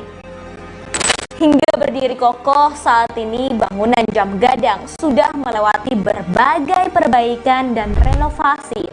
Berdasarkan catatan yang ada pada gempa darat 2007, bangunan jam gadang pernah mengalami kerusakan cukup parah. Bandul di dalam mesin raksasa patah yang membuat jam terhenti. Dampak gempa juga membuat bangunan miring 2 derajat dan retak kecil di beberapa bagian. Otoritas setempat melakukan perbaikan serius untuk menanganinya hingga pulih.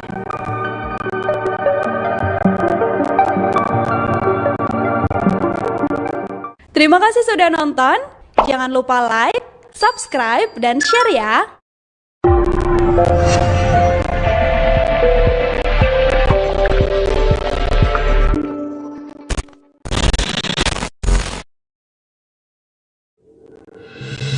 Tribun News Live Update. 21 Mei.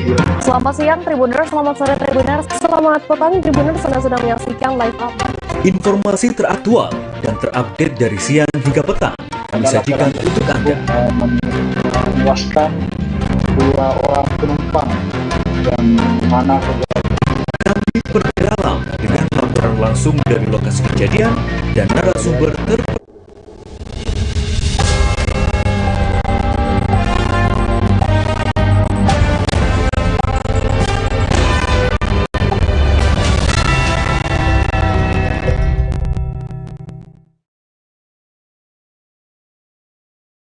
Live Update Sore kembali hadir menyapa Anda di Senin 12 September 2022. Sore ini kami akan menyajikan berbagai informasi teraktual mengenai peristiwa yang terjadi di tanah air dan akan dilaporkan secara langsung oleh reporter kami di lapangan. Bersama saya Firda Ananda dan inilah Live Update selengkapnya. Kita ke berita pertama, saudara. Jelang Pilpres 2024, spanduk Puan Maharani tersebar di beberapa titik di kota Bandar Lampung. Pada Minggu 11 September, banner berukuran sekitar 4x6 bertuliskan "Siap teruskan Megawati dan Jokowi". Namun tak hanya banner Puan Maharani yang tersebar di Bandar Lampung jelang Pilpres ini, ada pula banner Erick Thohir, Muhaimin Iskandar, dan Erlangga Hartarto. Informasi lebih lengkapnya akan disampaikan oleh rekan jurnalis kami dari Tribun Lampung. Ada Rio Pratama yang akan melaporkannya. Silakan rekan Rio. Oke, terima kasih Ariska. Baik, teman-teman Tribuners, kembali jumpa dengan saya Rio Pratama, reporter Tribun Lampung. Baik, kali ini saya akan melaporkan beberapa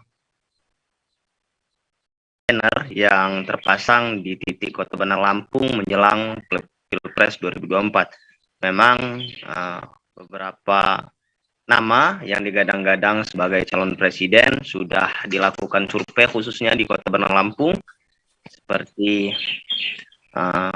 Prabowo Subianto, kemudian Erlangga Hartarto, Ganjar ya kan, dan kemudian Puan Maharani, bahkan Muhaimin Iskandar.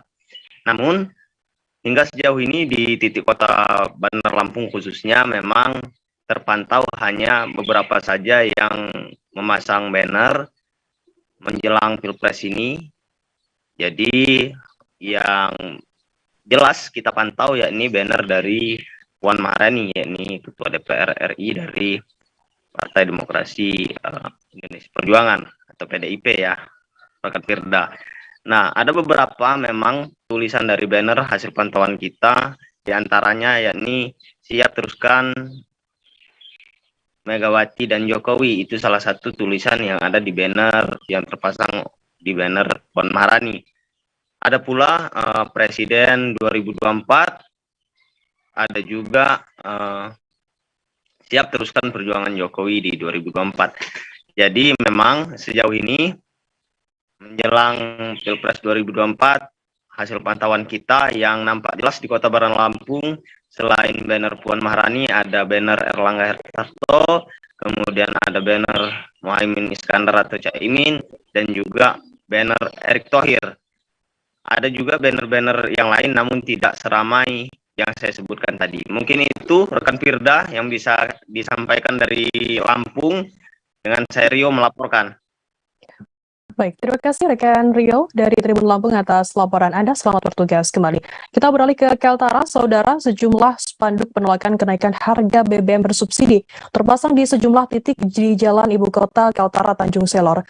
Diketahui spanduk tersebut dikeluarkan oleh Partai Keadilan Sejahtera atau PKS. Menurut Ketua DPW PKS Muhammad Nasir, pemasangan spanduk tersebut merupakan arahan dari pimpinan di DPP PKS. Informasi lebih lengkapnya akan disampaikan oleh rekan jurnalis kami dari Tribun Kaltara. Ada Maulana Ilhami Faudi yang akan melaporkannya. Silakan rekan Faudi. Baik, rekan Firda, dapat dilaporkan bahwa memang dalam beberapa hari terakhir di jalanan di Ibu Kota Tanjung Selor terdapat pemasangan spanduk penolakan harga BBM oleh Partai Keadilan Sejahtera atau PKS. Spanduk ini memang merupakan arahan dari DPP PKS di tingkat pusat menyikapi kebijakan pemerintah yang menaikkan harga BBM bersubsidi pada Sabtu pekan lalu. Dan selain penolakan dengan spanduk, PKS di DPP PKS di Kaltara juga mendukung aksi demonstrasi yang dilakukan oleh mahasiswa di Kaltara dalam sepekan terakhir, seperti yang ada di Nunukan, Tanjung Selor, Tarakan, dan terakhir di hari ini di Malinau. Menurut Ketua DPW PKS Kaltara, Muhammad Nasir, aksi demonstrasi mahasiswa didukung penuh oleh Partai Keadilan Sejahtera. Namun ia berpesan agar aksi demonstrasi yang ada di Kaltara diharapkan dapat berjalan dengan damai tanpa menimbulkan aksi anarkisme. Selain mendukung aksi demonstrasi, Ketua DPW PKS Kaltara Muhammad Nasir juga mengatakan pihaknya juga telah menginstruksikan kepada anggota legislatif atau anggota DPRD yang duduk di DPRD provinsi ataupun kabupaten kota yang berasal dari fraksi PKS agar bekerja sama dengan fraksi dari partai lainnya untuk nantinya menyampaikan aspirasi ke pemerintah pusat terkait penolakan harga BBM ini. Menurut Ketua DPW PKS Kaltara, kenaikan harga BBM semakin menyulitkan masyarakat, mengingat kenaikan harga BBM juga ikut mengerek naiknya harga bahan pokok yang lainnya. Terlebih untuk daerah Kaltara yang sampai saat ini masih kesulitan terkait akses atau distribusi bahan pokok. Dan pada hari ini diketahui bahwa aksi mahasiswa juga masih berlangsung di Kabupaten Malinau dengan tuntutan yang sama, yaitu penolakan kenaikan harga BBM yang telah ditetapkan oleh pemerintah pusat. Demikian rekan Firda laporan yang dapat disampaikan pada sore hari ini. Baik, terima kasih rekan Maulana Ilhami Faudi dari Tribun Kaltara atas laporan Anda. Selamat bertugas kembali. Kita beralih ke informasi selanjutnya, saudara. Ratusan mahasiswa dari 34 universitas yang tergabung dalam BEM DIY atau Daerah Istimewa Yogyakarta melaksanakan aksi penolakan kenaikan harga BBM di Simpang 3 Kejayang, tepatnya di Padukuhan Merican, Kelurahan Catur Tunggal, Kapanewon Depok, Sleman pada Minggu 11 September. Hal itu diungkapkan oleh Abdullah Aryansyah selaku Koordinator Umum Forum BEM DIY. Dikatakannya aksi dengan tajuk September Melawan juga dilakukan untuk menyuarakan beberapa tuntutan.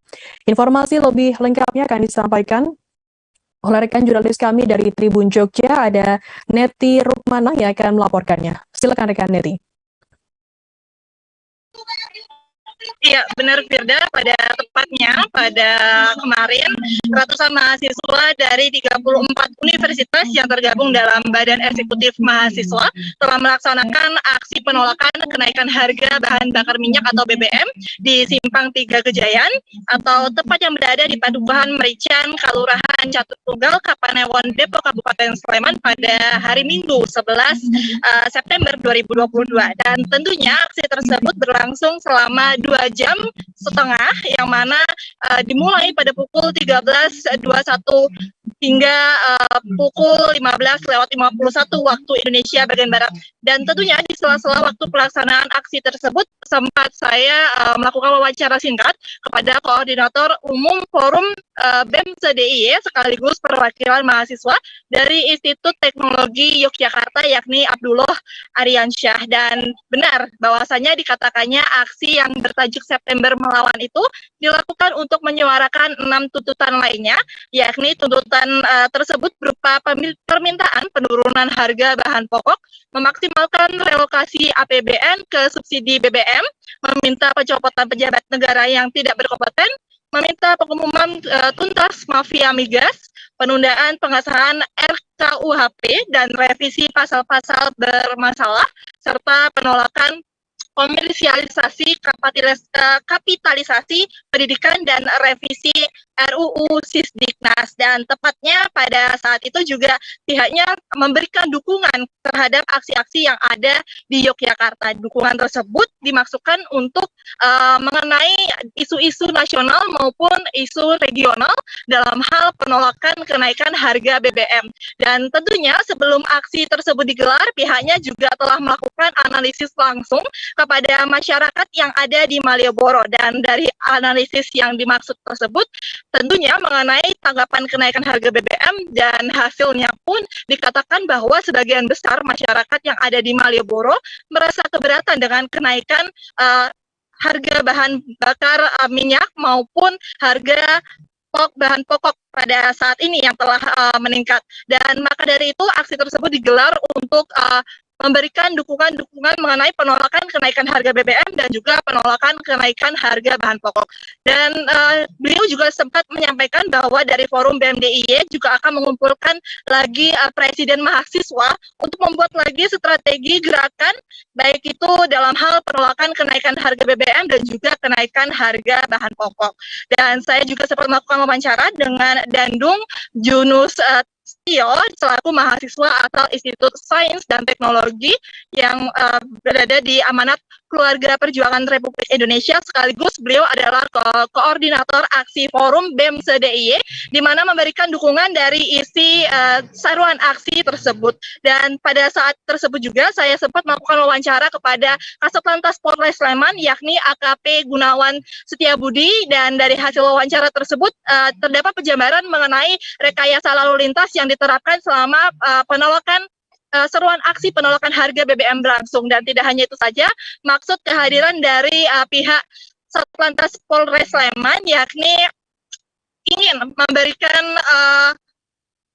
penolakan kenaikan harga itu, aksi penolakan kenaikan harga itu berlangsung dengan kondusivitas dan juga nantinya aman dan terkendali. Bahkan pihaknya juga telah menerjunkan sekitar 200 personil gabungan dari Polres Sleman dan juga Polsek di sekitarnya untuk membantu mengamankan titik lokasi pelaksanaan aksi penolakan kenaikan harga BBM tersebut berlangsung. Kembali ke studio, Firda, terima kasih. Baik, terima kasih rekan jurnalis dari Tribun Jogja, Neti, atas laporan Anda. Selamat bertugas kembali.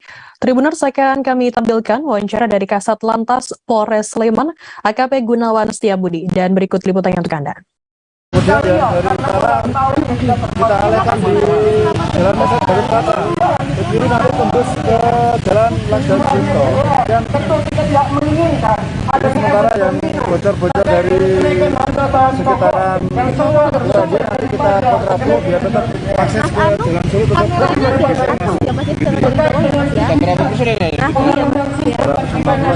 tetap sekitar 200-an dari Tokyo 30. Alhamdulillah, sementara di ring luar juga padat namun tetap bisa lancar untuk masyarakat. Maaf mungkin agak terhambat, namun yang penting roda itu masih tetap berputar ke masyarakat, juga masih bisa lewat jalur alternatif. Ya, jadi tidak buntu, tetap bisa sampai ke tujuan masing-masing. Ya, selesai ya. Sekitar pukul berapa dari? Satu unit toko frozen food di Jalan Ahmad Akuan Rejosari, Kota Bumi, Lampung Utara terbakar pada Sabtu 10 September sekira pukul 23.15 waktu Indonesia Barat. Suyono, Kepala Lingkungan Rejosari, mengatakan api berasal dari dalam ruko. Peristiwa pada Sabtu malam tersebut diduga akibat arus pendek atau korsleting listrik. Pemadaman dilakukan oleh warga sekitar toko dan lingkungan sekitar. Suitar, pemilik toko frozen food, mengatakan dirinya mendapatkan laporan dari warga setempat jika tokonya terbakar. Informasi lebih lengkapnya akan disampaikan oleh rekan jurnalis kami dari Tribun Lampung. Ada Anung Bayuardi yang akan melaporkannya. Silakan rekan Anung. Ya, rekan Firda, bisa dijelaskan bahwa pada Sabtu malam sekitar pukul 11.15 WIB, satu unit toko frozen food di Kabupaten Lampung Utara terbakar. Saat itu kondisi toko memang tidak ada penghuninya, hanya saja pemilik toko biasa melakukan patroli di tempatnya sehingga tidak ditunggu toko tersebut atau toko tersebut. Menurut Suyono, keterangan Kepala Lingkungan 3 di Rejosari mengatakan api berasal dari salah satu solokan listrik yang ada di ruko tersebut. Diduga ia menjadi penyebab kebakaran. Api memang sudah merambat ke salah satu dinding toko. Kemudian oleh warga bersama-sama dibuka paksa pintunya, langsung dipadamkan apinya. Setengah jam dari terbakar tersebut, ruko berhasil dipadamkan oleh warga tanpa adanya mobil pemadam dari Pemkab setempat. Suitar, pemilik toko, mengatakan bahwa tidak ada korban jiwa, namun kerugian materi diperkirakan sekitar 20 juta rupiah. Demikian rekan Firda. Baik, terima kasih rekan Anung Bayuardi dari Tribun Lampung atas laporan Anda. Selamat bertugas kembali. Kita beralih ke informasi lainnya, saudara. Masa aksi dari Persaudaraan Alumni PA atau PA 212 bersama organisasi masyarakat Islam tiba di kawasan Patung Kuda, tepatnya di depan Monas, Jakarta Pusat. Mereka menolak kenaikan harga BBM Senin 12 September. Berdasarkan pantauan di lokasi, para massa aksi tiba sekira pukul 13.30 waktu Indonesia Barat dengan diawali oleh Gerakan Nasional Pembela Rakyat atau GNPR dan Organisasi Kebangkitan Jawaran dan Pengacara atau Bang Japar. Informasi lebih lengkapnya akan disampaikan oleh rekan jurnalis kami dari tribunnews.com. Ada Rizky Sandi Saputra yang akan melaporkannya. Silakan rekan Rizky.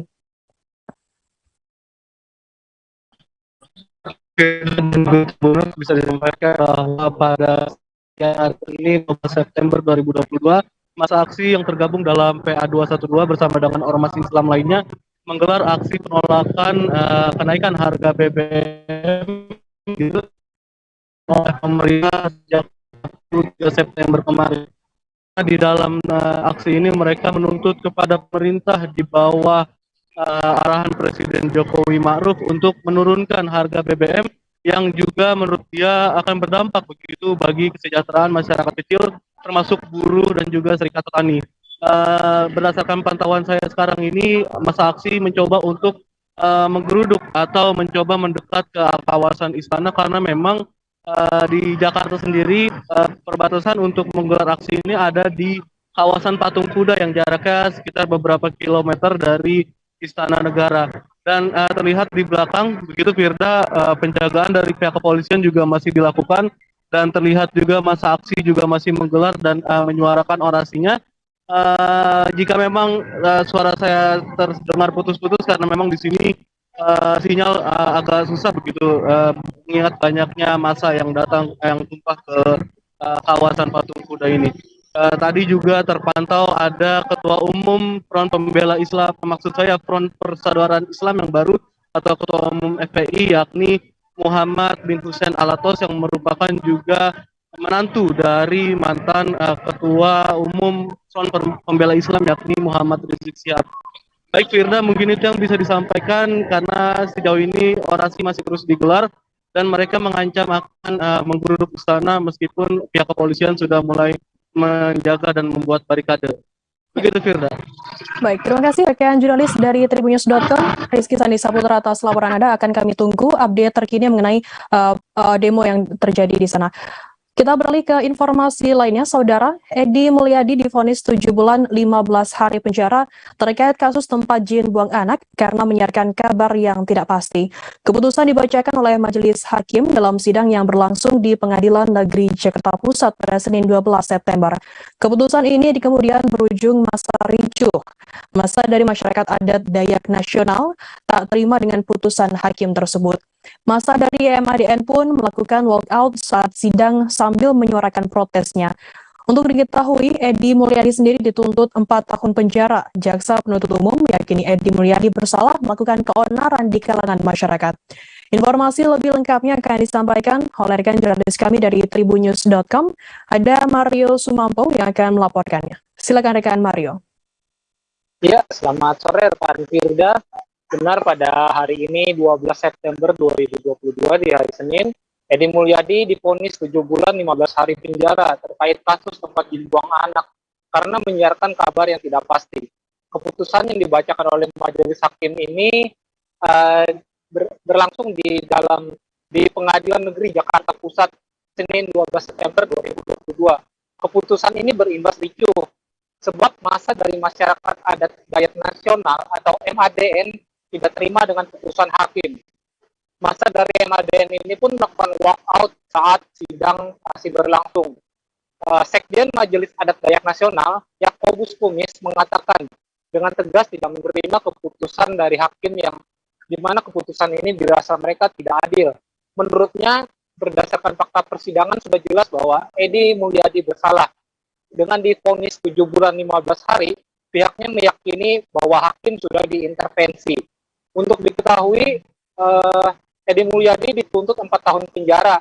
Jaksa penuntut umum meyakini Edi Mulyadi bersalah melakukan keonaran di kalangan masyarakat. Edi Mulyadi diyakini jaksa melanggar pasal 14 ayat 1 Undang-Undang Nomor 1 Tahun 1946 tentang peraturan hukum pidana.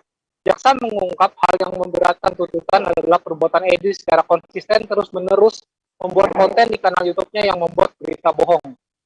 Jaksa mengatakan istilah yang dilontarkan Edi terkait Provinsi Kalimantan memuat tentang jin buang anak, genderuwo hingga kuntilanak. Selain itu, kata jaksa telah merendahkan dan memperburuk citra Kalimantan di mata masyarakat Indonesia maupun dunia.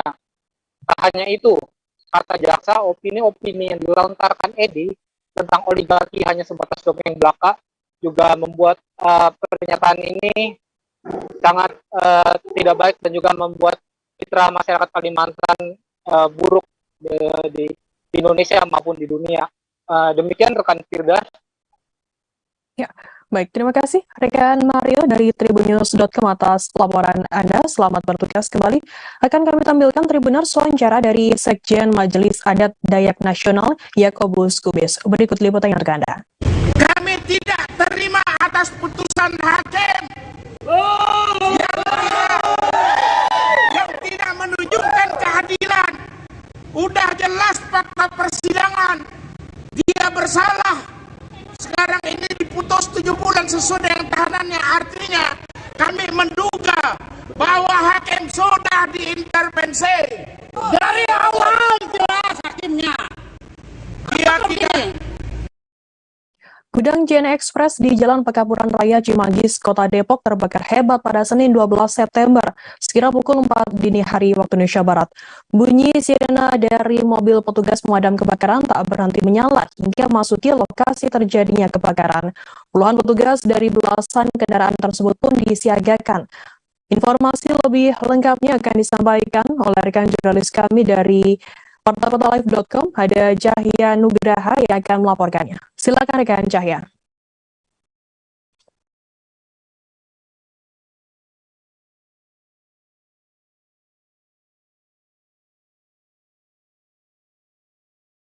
Rekan Cahya.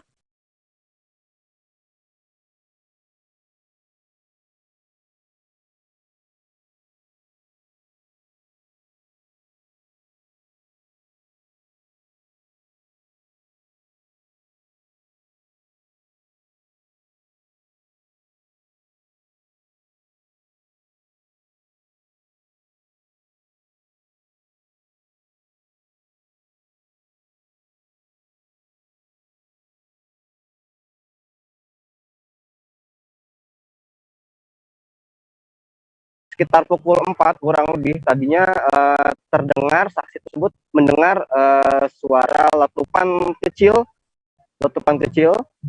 namun hal itu tidak digubris sampai akhirnya kurang dari 5 menit terjadilah ledakan besar. Sehingga dari sana Kepala Bidang Pengendalian Operasional Dinas Pemadam Kebakaran dan Penyelamatan Kota Depok, Welman Naik Pos menyampaikan bahwa tadi menurunkan sebanyak 17 unit mobil pemadam kebakaran yang terdiri dari 3 sektor, yaitu sektor Kota Depok, Bogor, dan juga DKI Jakarta.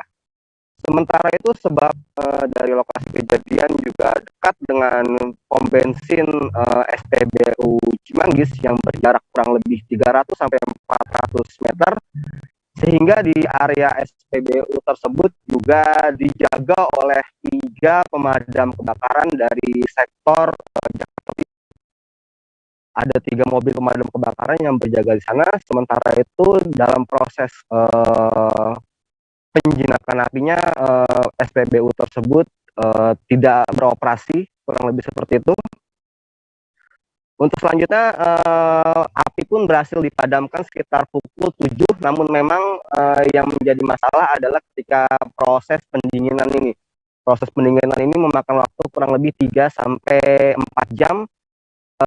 Yang menjadi kendalanya adalah sebab sumber mata air yang jauh dari lokasi, hingga pada akhirnya tadi petugas pemadam kebakaran dibantu oleh dari terus rumah warga dan juga masjid-masjid yang berada di lokasi setempat. Mungkin kurang lebih itu yang bisa saya sampaikan. Ya, baik. Terima kasih rekan Cahya dari wartakotalive.com atas laporannya. Selamat bertugas kembali.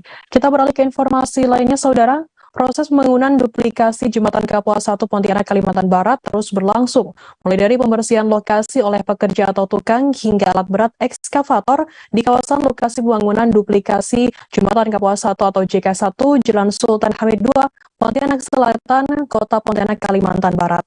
Sedangkan untuk di seberang atau Pontianak Timur, pekerja tampak tengah melakukan boring atau pengecekan tanah sebagai metode untuk menganalisa tanah dijadikan pondasi bangunan duplikasi JK1. Informasi lebih lengkapnya akan disampaikan oleh rekan jurnalis kami dari Tribun Pontianak, ada Rokib yang akan melaporkannya. Silakan rekan Rokib.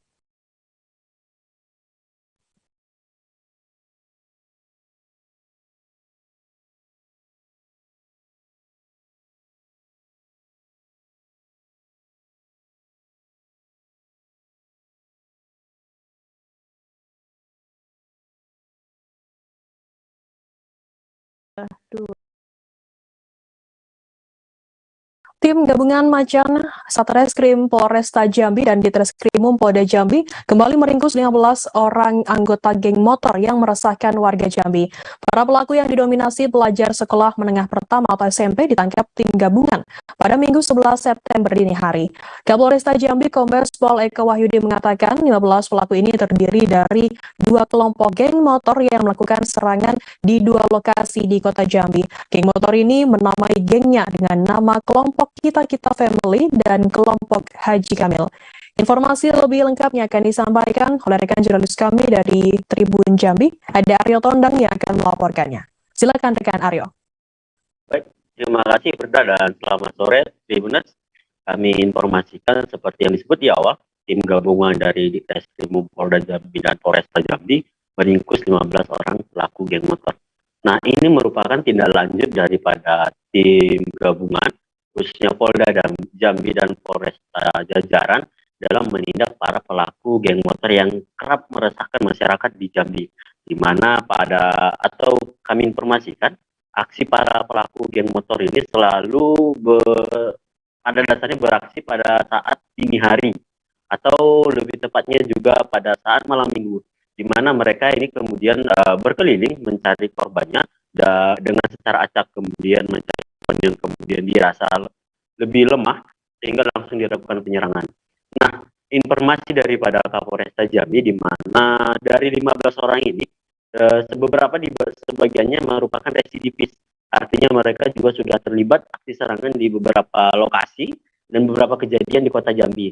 Sehingga ke depan pihak Polresta Jambi akan tetap berkoordinasi dengan pihak Dinas Sosial untuk melakukan tindakan atau upaya-upaya pencegahan agar para anggota geng motor ini tidak lagi berulah meski sudah diberi ancaman ataupun bahkan sudah menjalani hukuman. Nah, informasinya juga Firda, saat ini tim gabungan masih selalu aktif melakukan patroli di lokasi untuk menghindari atau menangkap para pelaku yang selalu beraksi membawa senjata tajam. Nah, pada saat rilis kemarin, kita lihat ada beberapa jenis senjata tajam yang diamankan, ada 3 unit celurik, kemudian juga pedang jenis katana.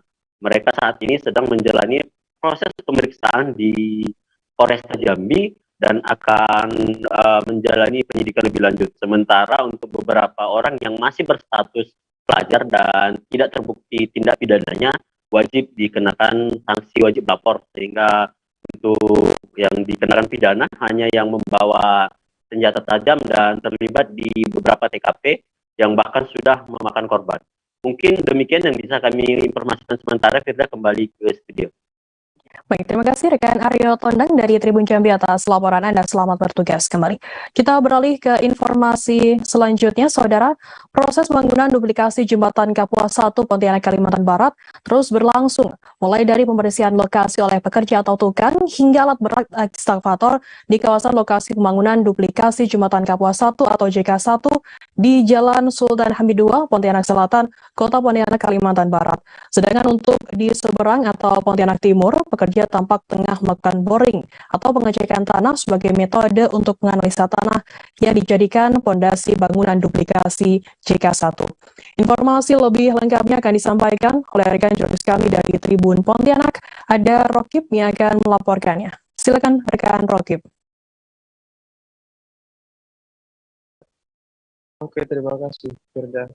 Nah, memang untuk proses duplikasi jembatan Kapuas 1 pembangunannya saat ini sudah mulai dikerjakan, yaitu mulai kemarin sudah dilakukan pembersihan lahan dan pembongkaran bangunan-bangunan yang ada di sekitar lokasi ya. Tepatnya itu lokasi pembangunan duplikasi jembatan Kapuas 1 itu berada di Jalan Sultan Hamid II ya, Pontianak, Kalimantan Barat, yang melintasi 2 kecamatan, yaitu Kecamatan Pontianak Selatan dan Kecamatan Pontianak Timur. Nah, rencana pembangunan duplikasi jembatan Kapuas 1 ini akan sepanjang 400 meter ya. Untuk desainnya itu nanti sama persis seperti jembatan Kapuas 1 yang ada saat ini.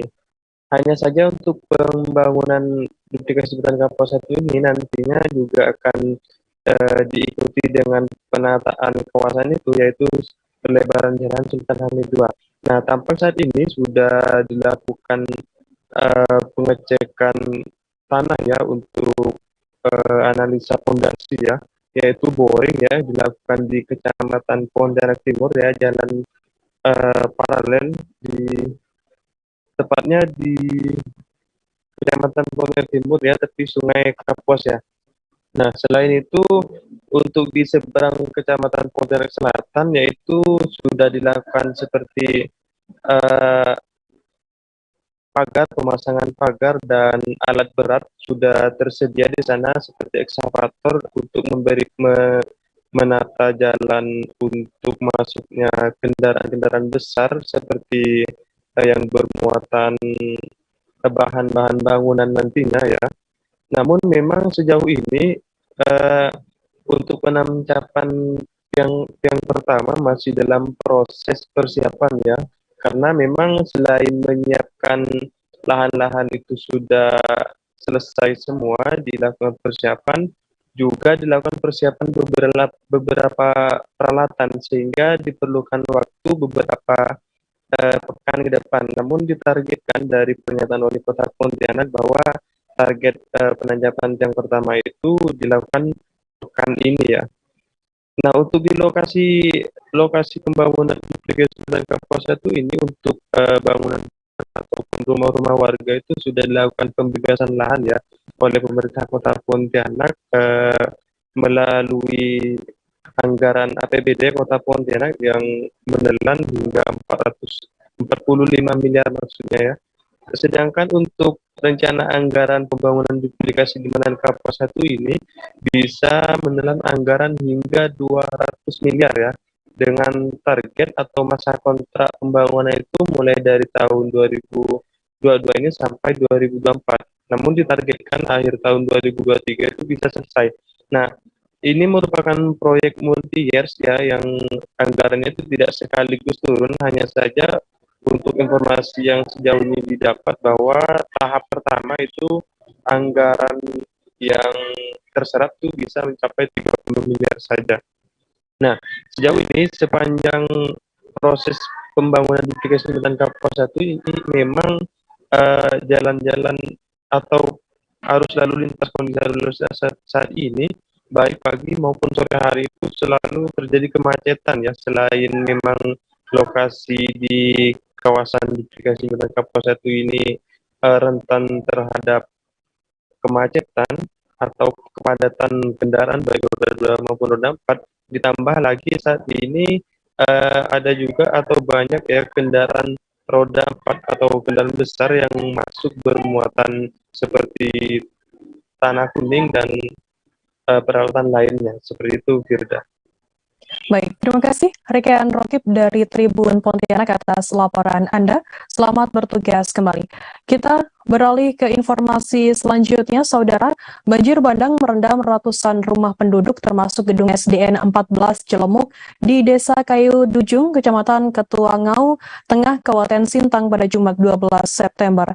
Tak ada yang menyangka curah hujan yang tinggi mengakibatkan Sungai Sekapat meluap, merendam apapun yang ada di sekitarnya, termasuk rumah dan juga sekolah Hernando. Derasnya banjir bandang tak hanya merendam rumah Hernando, namun juga merusak dan menghanyutkan tas, buku pelajaran hingga sepatu. Informasi lebih lengkapnya akan disampaikan oleh rekan jurnalis kami dari Tribun Pontianak. Ada Agus Pujianto yang akan melaporkannya. Silakan rekan Agus. Baik, Firda dan juga Jimna.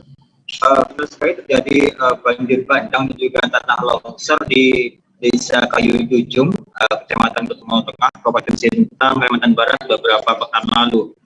Banjir bandang dan juga tanah longsor tersebut tidak hanya merendam pemukiman warga, kemudian pupuk dan juga padi, tapi juga merendam fasilitas sekolah seperti di SDN 14 Cilemuk. Akibatnya selain kursi, meja, dan juga membuat dinding sekolah jebol, beberapa fasilitas pembelajaran seperti buku juga banyak yang rusak dan terbawa arus air. Beberapa buku pelajaran yang bisa diselamatkan itu kemudian coba dijemur oleh siswa supaya dapat digunakan lagi. Namun sebagian besar juga ada yang terbawa oleh banjir bandang. Dan juga para guru dan siswa juga berharap agar bantuan dari pemerintah terkait buku yang paling penting itu segera datang. Sementara untuk bantuan sembako dan lain sebagainya itu sudah disalurkan oleh Wakil Bupati Sintang Malik Abis pada 3 hari yang lalu. Kepala Dinas Pendidikan mengimbau agar kepala sekolah dapat mengantisipasi memindahkan barang yang bersekolah yang rawan terdampak banjir, sehingga untuk meminimalisir kerugian yang besar ketika banjir bandang tiba. Sebab BMKG pada hari ini merilis peringatan waspada banjir atau bencana hidrometeorologi dalam sepekan ke depan, karena mengingat curah hujan di berbagai huluan Sungai Kapuas dan Sungai Melawi diperkirakan akan sangat tinggi, diberikan 100 mm per hari. Demikian Teda dan juga Tribun.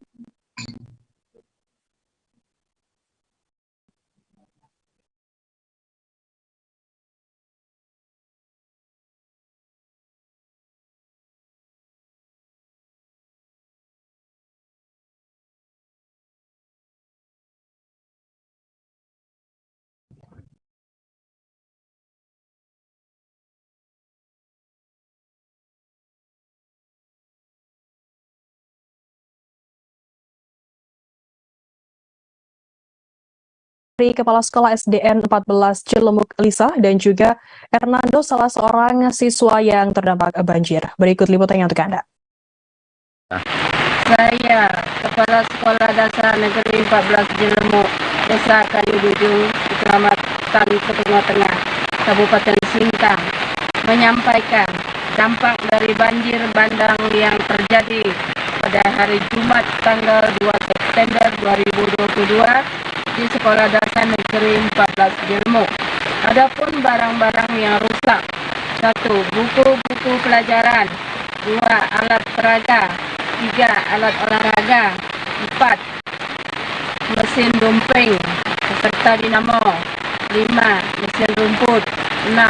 Kompor gas, 7. Gitar, 8. Keramik ruang kelas, 9. Dinding teras jebol, 10. Sapu lantai, 11. Lemari buku, 12. Meja dan kursi siswa.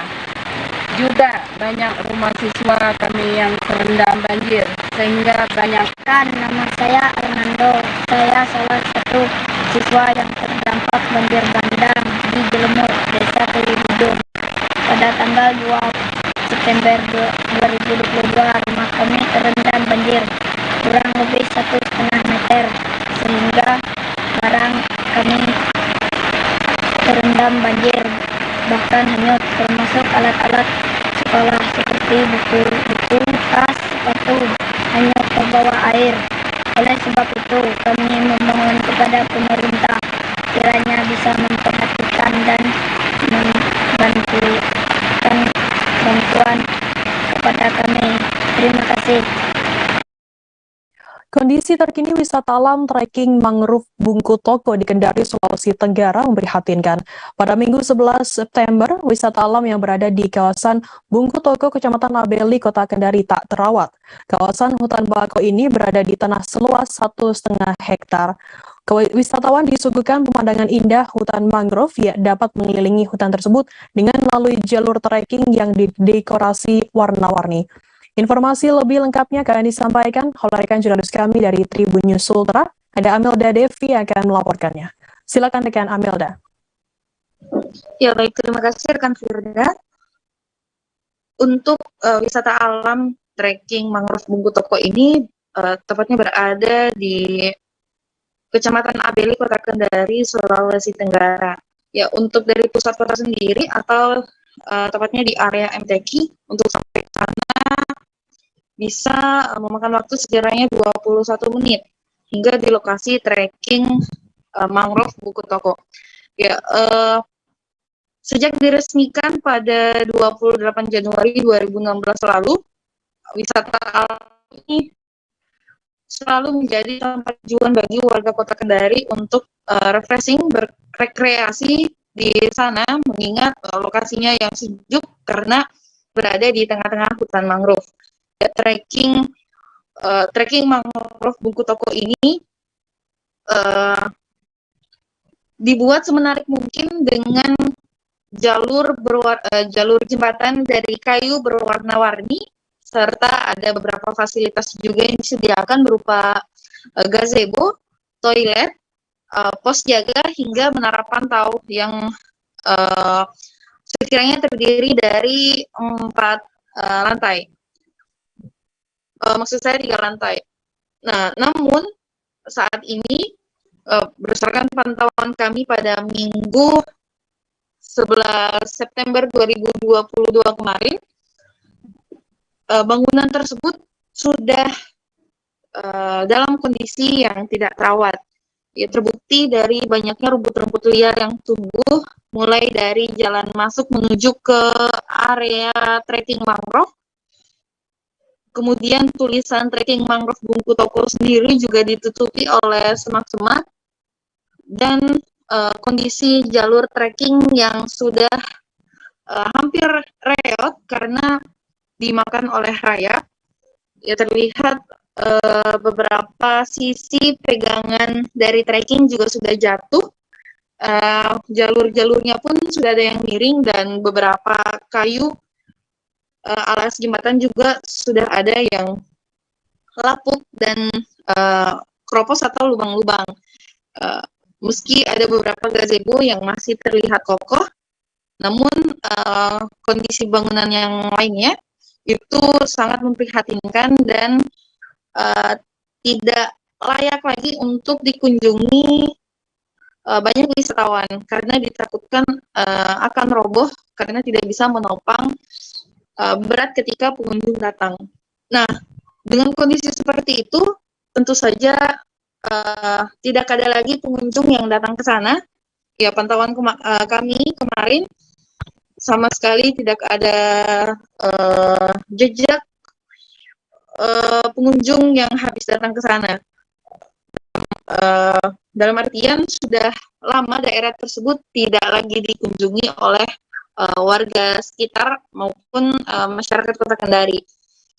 Ya, tentunya sebelumnya kawasan ini selain dijadikan sebagai wisata alam, juga berfungsi sebagai area penelitian, ekowisata, dan juga pendidikan. Ya, karena beberapa kali lokasi area trekking mangrove ini juga sering dikunjungi oleh sekolah-sekolah untuk belajar mengenal jenis-jenis pohon yang ada di hutan mangrove tersebut. Demikian, Firda. Ya, baik. Terima kasih rekan Amelda Devi dari Tribun News Ultra atas laporan Anda. Selamat bertugas kembali. Kita beralih ke informasi lainnya, Saudara. Hujan deras pada Minggu 11 September malam mengakibatkan air sungai meluap hingga berdampak terhadap puluhan rumah dan ratusan kepala keluarga di Pangandaran.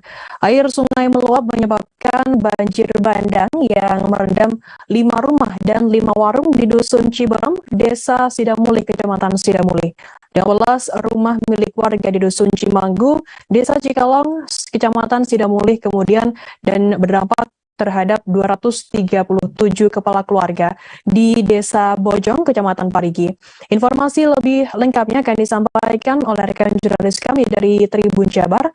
Ada Fatma yang akan melaporkannya. Silakan rekan Fatma.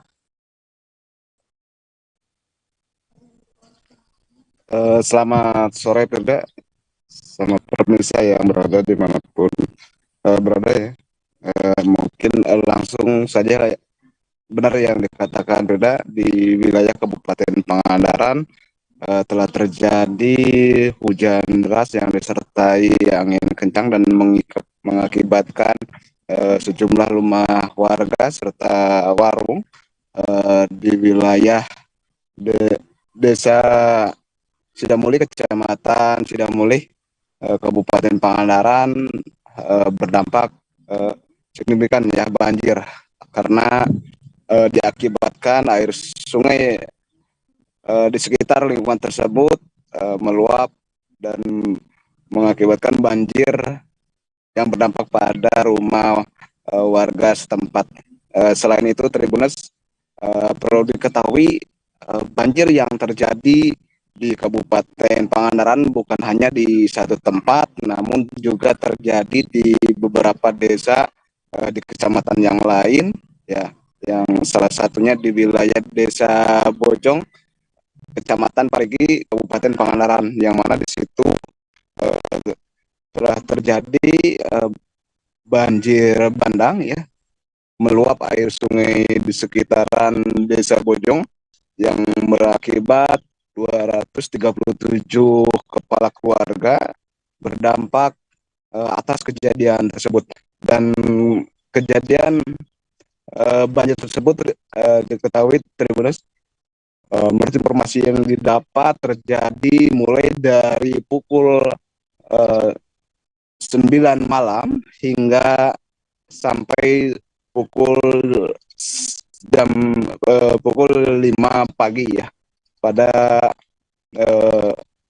hari Minggu malam tanggal 11 September 2022. Dan selain itu, Tribuners, kejadian hujan deras yang disebabkan angin kencang juga mengakibatkan rumah warga yang berada di wilayah Dusun Desa Pamotan, Kecamatan Kalipucang, Kabupaten Pangandaran itu ambruk.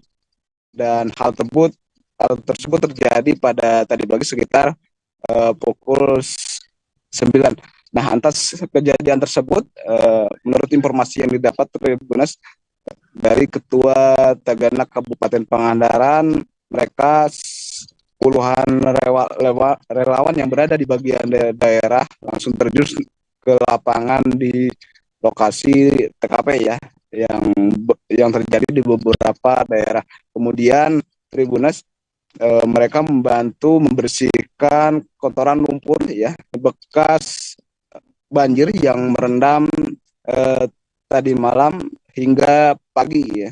Kemudian membantu juga untuk kebutuhan warga yang salah satunya di wilayah Desa Pamotan yang ambruk karena diguyur hujan deras, dan memang sebelumnya kondisi rumah tersebut dalam kondisi sudah lapuk. Mungkin seperti itu. Firda, laporan dari Pangandaran setelah terjadinya hujan deras disertai angin kencang yang melanda kemarin Minggu tanggal 11 September 2022. Ya, baik. Terima kasih rekan Patna melaporkan langsung dari Pangandaran dari Tribun Jabar. Selamat bertugas kembali. Tribuners, kita beralih ke informasi lainnya, saudara. Pemerintah Kalimantan Barat akan melakukan pembatasan operasional angkutan barang kendaraan roda 6 atau lebih di Jembatan Kapuas 2. Ketentuan atau surat edaran tersebut dikeluarkan langsung oleh Gubernur Kalimantan Barat Sutarmiji yang akan berlaku pada Selasa 13 September esok. Dan hari ini pemerintah Provinsi Kalimantan Barat sedang melakukan uji coba penerapan pembatasan operasional angkutan barang di Jembatan Kapuas 2. Informasi lebih lengkapnya akan disampaikan oleh rekan jurnalis kami dari Tribun Pontianak, ada Teddy Yahya yang akan melaporkannya. Silakan rekan Teddy. Iya, terima kasih rekan Firda. Kami melaporkan langsung dari Kota Pontianak. Memang beberapa waktu lalu pemerintah kota atau Bapak Gubernur sendiri sudah melakukan pemasangan banner ya untuk pembatasan jam operasional kendaraan roda 6 atau lebih di Jembatan Kapuas 2. Nah, sebuah sahabat Tribuners perlu diketahui juga untuk kendaraan roda 6 dan kendaraan roda 6 atau lebih atau kontainer itu bahwasanya di Kota Pontianak ini hanya bisa melewati di Jembatan Kapuas 2 saat ini. Dan di Kota Pontianak juga memiliki dua jembatan untuk melewati Sungai Kapuas, yaitu Jembatan Kapuas 1 dan Jembatan Kapuas 2. Di mana Jembatan Kapuas 1 pada saat sejak dulu memang untuk kendaraan roda memang tidak dipergunakan untuk kendaraan roda 6 ke atas, hanya diperbolehkan untuk kendaraan roda 2 dan roda 4, sahabat Tribuners. Jadi untuk saat ini beberapa peraturan yang sudah dikeluarkan tersebut yaitu seperti kendaraan roda 6 atau lebih dan kontainer yang berada di 20 feet hanya boleh beroperasi pada pukul 9 pagi hingga pukul 14.00 waktu Indonesia Barat atau jam 2 siang. Selanjutnya nanti juga akan berlangsung boleh beroperasi kembali itu pada pukul 19.00 waktu Indonesia Barat atau jam 7 malam hingga jam 5 dini hari.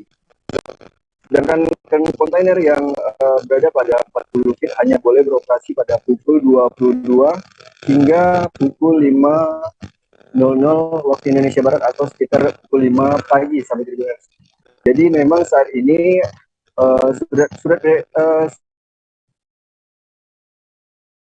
aturan yang sudah beredar saat ini memang sudah dikeluarkan sejak kemarin dan akan berlaku besok sahabat Tribuners pada tanggal 13 September 2022.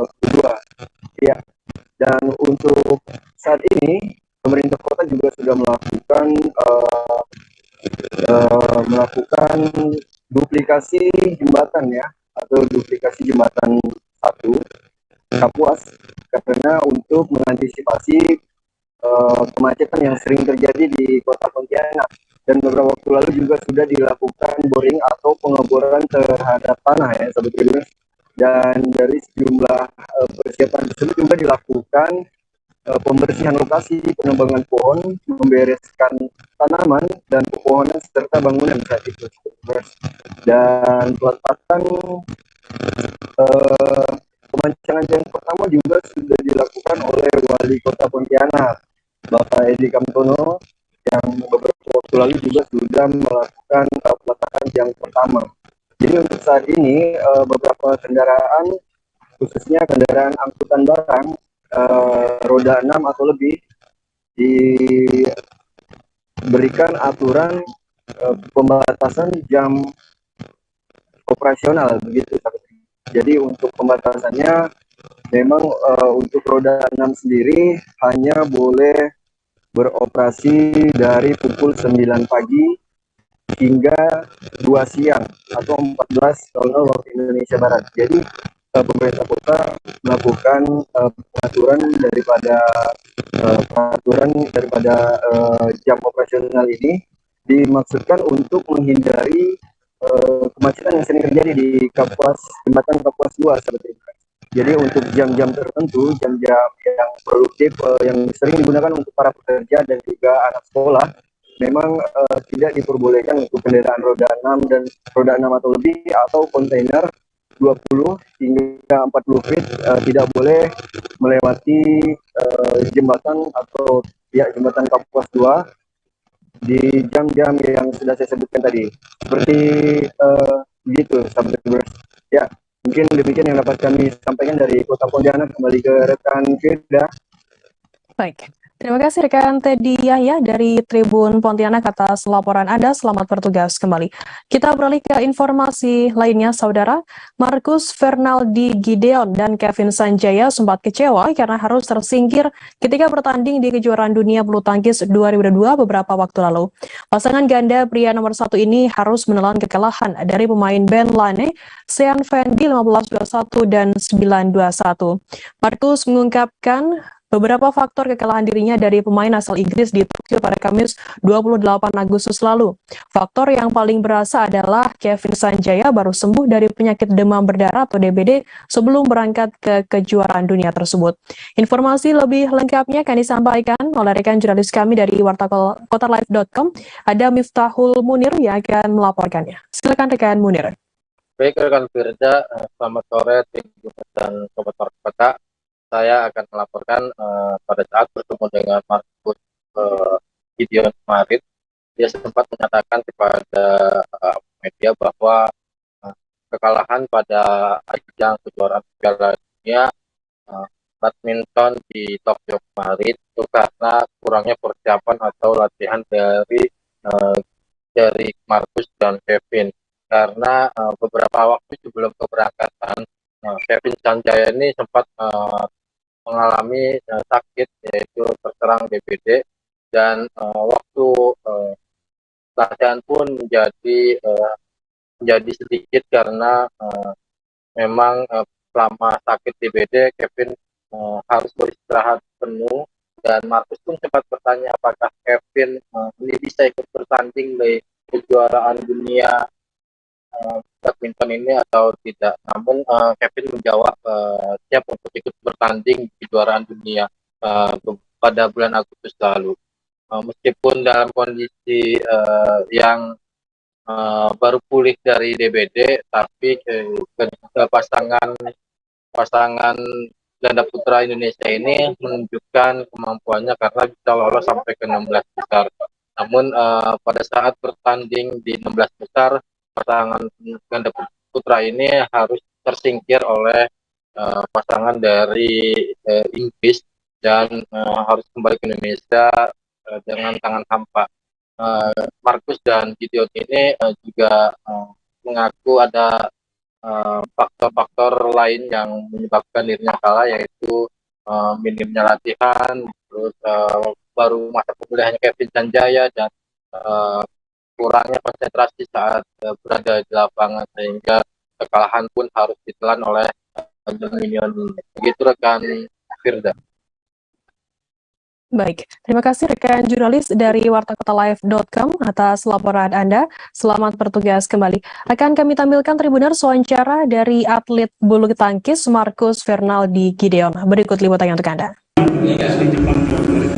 Sebenarnya kan kemarin Kevin itu habis kena DBD, kita latihan cuma 3 hari. Belum berangkat itu dia udah sakit. Makanya saya tanya dia mau berangkat nggak? Dia bilang udah bisa katanya. Ya udah kita coba aja kan. Tapi kan orang tahu lah habis kena DBD badannya lemas kan, pasti nggak bisa nyalain juga.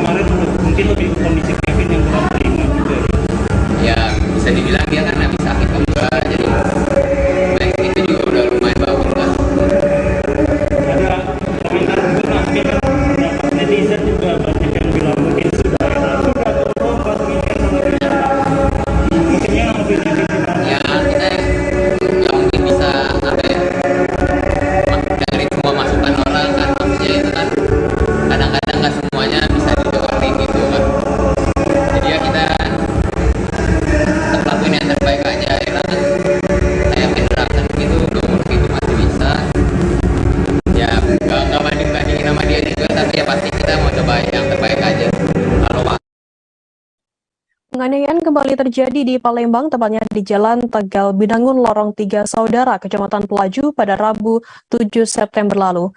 Video penganiayaan tersebut tersebar di media sosial.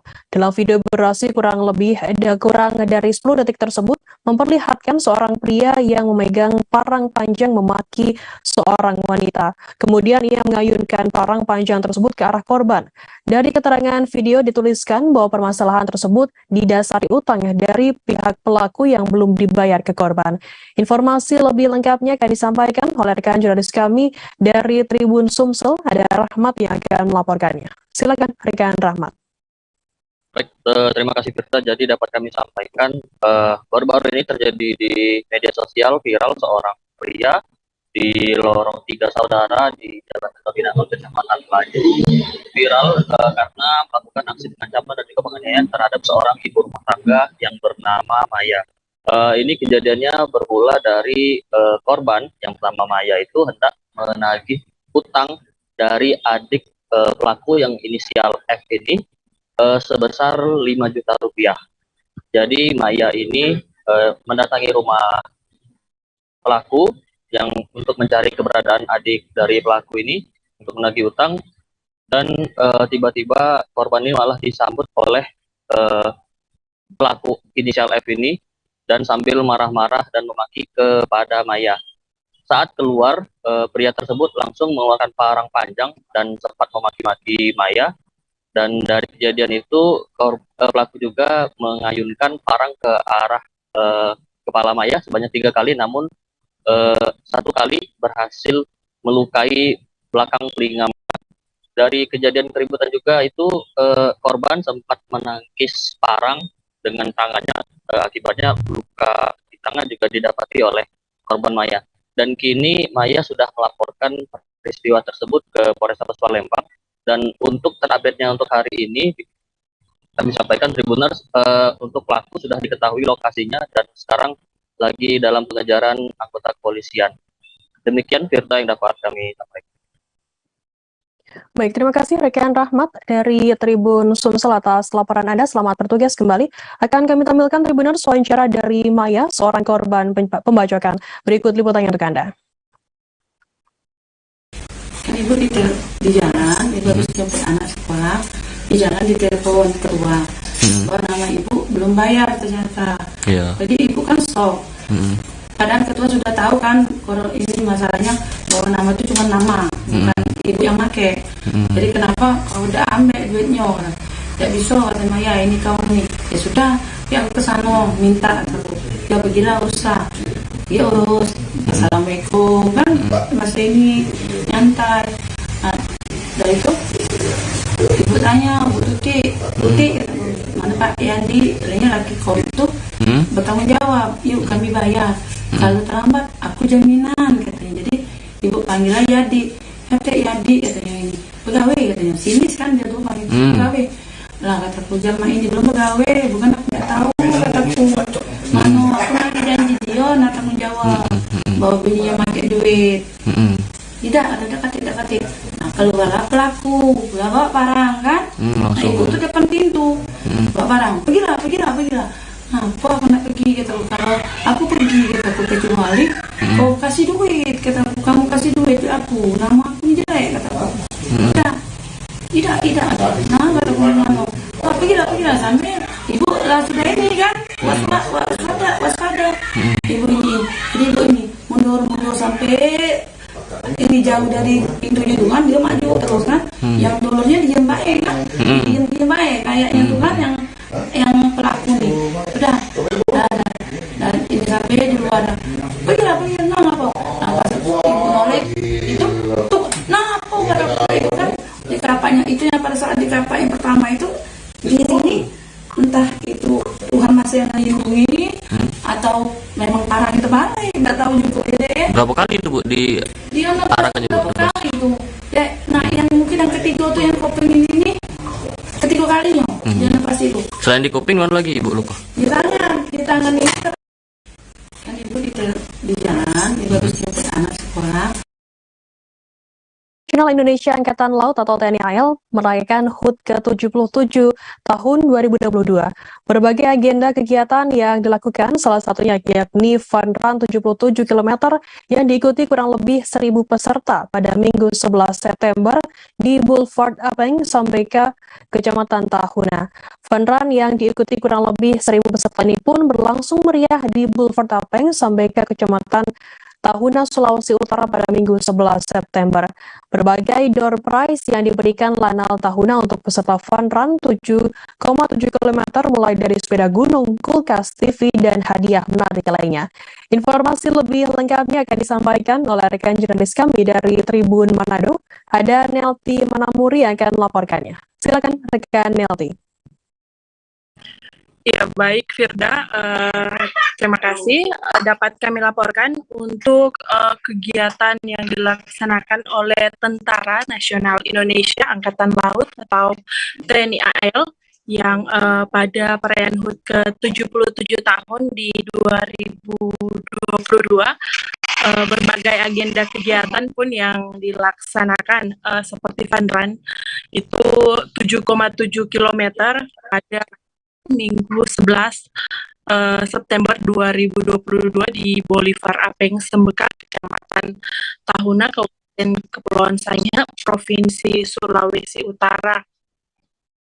Diikuti oleh kurang lebih 1.000 peserta ini, dibuka langsung oleh pejabat Bupati Kepulauan Sangihe, Dr. Rini Silangen Tambuntuan, yang pada saat itu juga didampingi oleh dan Lanal Tahuna itu Kolonel Laut Sobarudin Hanla, yang pada kesempatan tersebut Bupati juga melepas peserta Fun Run sejauh 7,7 km di kawasan Boulevard Apeng, Sambeka.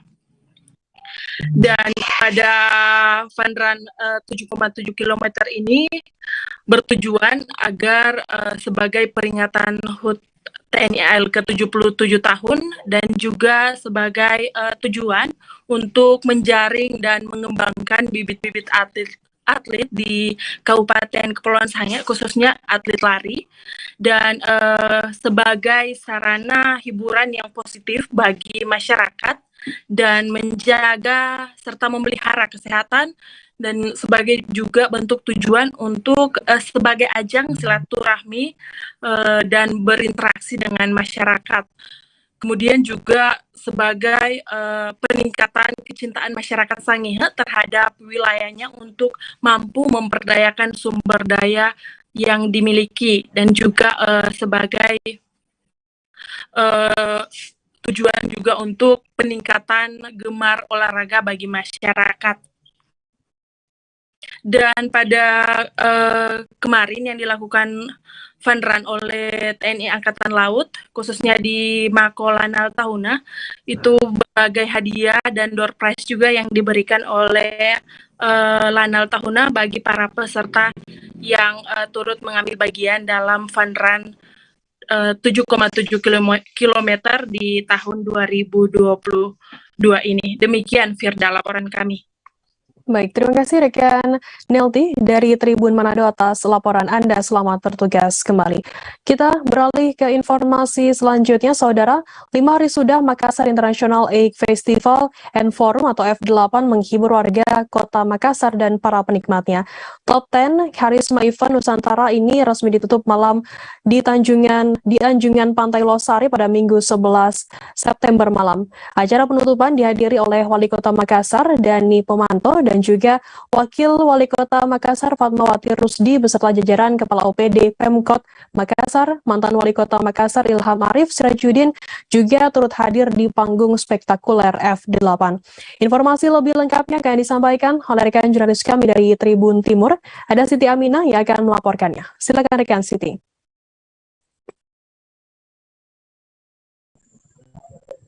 Baik, Tribuners dan Firda di studio dapat saya laporkan, dapat saya sampaikan bahwa Makassar International Air Festival and Forum yang berlokasi di Anjungan Pantai Losari telah berakhir pada Minggu 11 September 2022 kemarin. Acara ini sangat memukau seluruh pengunjung yang ada di area F8, di mana pada hari terakhir dipastikan sekitar 700.000 pengunjung yang mengakses area F8 yang berlokasi di Anjungan Pantai Losari. Nah, pada saat penutupan kemarin ada beberapa rangkaian acara yang digelar oleh pemerintah Kota Makassar dan juga penyelenggara F8. Beberapa diantaranya adalah penampilan yang sangat epik, yang sangat menarik dari para anak-anak atau atraksi oleh anak SD dan SMP yang ada di Kota Makassar, sekitar 500 orang. Mereka melakukan tari kolosal dengan tarian yakni para sangenta. Jadi mereka telah berlatih selama beberapa hari untuk tampil di panggung F8. Karena memang Festival 8 ini melibatkan semua pihak, mulai dari tentunya anak SD atau anak sekolah dan SMP dan juga masyarakat, termasuk pelaku UMKM dan juga pelaku industri hotel di Kota Makassar. Gelaran F8 selama hari berturut-turut telah menyediakan beberapa penampilan, mulai dari musik, kemudian ada folk, ada flora dan fauna, ada penampilan film juga. Selain film lokal Kota Makassar yang ditampilkan di panggung F8, juga ada film-film persembahan dari negara tetangga, film internasional yang ditampilkan di panggung F8. Kemudian pada saat penutupan kemarin juga ada penampilan dari anak lorong Makassar yang tampil menggunakan gitar. Banyak sekali, ada ratusan anak lorong di panggung F8 menghibur penonton di hari terakhir. Kemudian acara ini semakin spektakuler, semakin memukau saat band Tanah Air dan Legend yakni Ungu hadir di tengah-tengah pengunjung F8 untuk menghibur pengunjung sekaligus menutup Makassar Makassar International Air Festival and Forum. Dan sebagai tanda penutupan acara tersebut ada pencabutan badik yang telah ditancapkan di batu tepat di tengah-tengah panggung F8 yang berhuruf bernomor 8 di Anjungan Pantai Losari. Itu ditancapkan pada saat pembukaan F8 oleh Menteri Pariwisata dan Ekonomi Kreatif Sandiaga Uno, dan kemarin sudah dicabut sebagai tanda bahwa F8 telah selesai. Dicabut oleh Wali Kota Makassar Dani Pomanto dan didampingi oleh wakilnya Wakil Wali Kota Makassar Fatmawati Rusdi. Baik, Firda. Baik, terima kasih rekan Siti Aminah dari Tribun Timur atas laporan Anda. Selamat bertugas kembali. Kita beralih ke informasi selanjutnya, Saudara. Ada 4 hal yang menjadi pertimbangan Lembaga Perlindungan Saksi dan Korban atau LPSK apabila Bribka Riki Rizal alias RR mengajukan diri sebagai Justice Kolaborator atau JC pada Senin 12 September. Hal ini terkait kasus pembunuhan Brigadir Nofrian Syah Yosua Huta Barat alias Brigadir J. Wakil Ketua LPSK Antonius Wibowo mengatakan hal pertama pihaknya akan menelaah secara signifikan terkait informasi baru yang diberikan oleh Bribka RR. Kedua, yakni LPSK akan menelaah terkait tingkat ancaman terhadap pemohon justice kolaborator yakni Bribka RR. LPSK akan mempertimbangkan ada tidaknya ancaman terhadap orang yang mengajukan justice kolaborator, termasuk juga ancaman terhadap keluarga yang bersangkutan. Antonius mengatakan ancaman tersebut nyata, baik yang ditujukan kepada Bribka RR dan juga keluarga. Ketiga, pihak LPSK akan mempertimbangkan hasil asesmen psikologis Bribka RR. Antonius mengatakan pihaknya akan mengecek stabil tidaknya emosi dari Bribka RR, sehingga pihak LPSK bisa mempercayai dan menilai konsistensi dari keterangan Bribka RR. Keempat, yakni pihak LPSK akan menelaah track record dari pemohon. Antonius mengatakan di luar keempat poin tersebut, pihaknya mementingkan orang yang mengajukan JJ yakni pemohon bukan pelaku utama. Sementara itu, Wakil Ketua LPSK Edwin Partogi menyatakan terbuka untuk siapapun tersangka kasus tewasnya Brigadir J mengajukan diri menjadi Justice Kolaborator atau JC. Edwin mengatakan secara hukum tidak ada batasan waktu untuk siapapun tersangka mengajukan JC.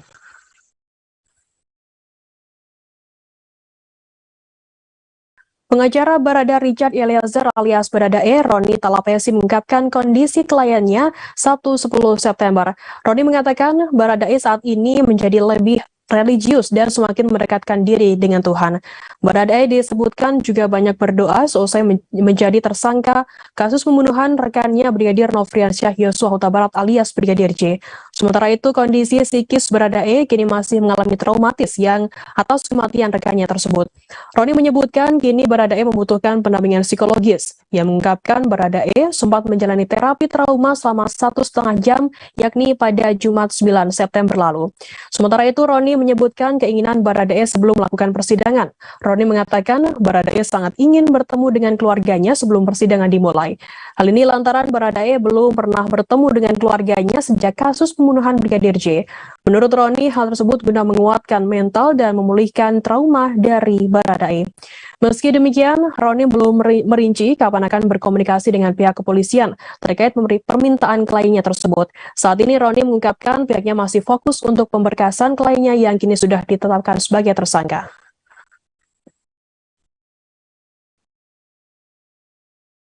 Barada Richard Eliezer alias Baradae belak-belakan mengenai reaksinya seusai menembak rekannya Brigadir Nofriansyah Yosua Huta Barat alias Brigadir J. Hal ini disampaikan Baradae ke kuasa hukumnya Roni Talapesi.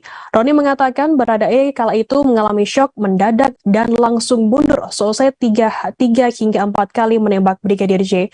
Roni mengatakan kliennya sudah konsisten dengan berita acara pemeriksaan atau BAP-nya. Dalam BAP tertulis, mantan Kadif Propampori Verdi Sambo memerintahkan Baradae untuk menembak Brigadir J. Roni menyebutkan kliennya pertama menembak 3 hingga 4 kali. Kemudian Baradae mundur beberapa langkah karena syok.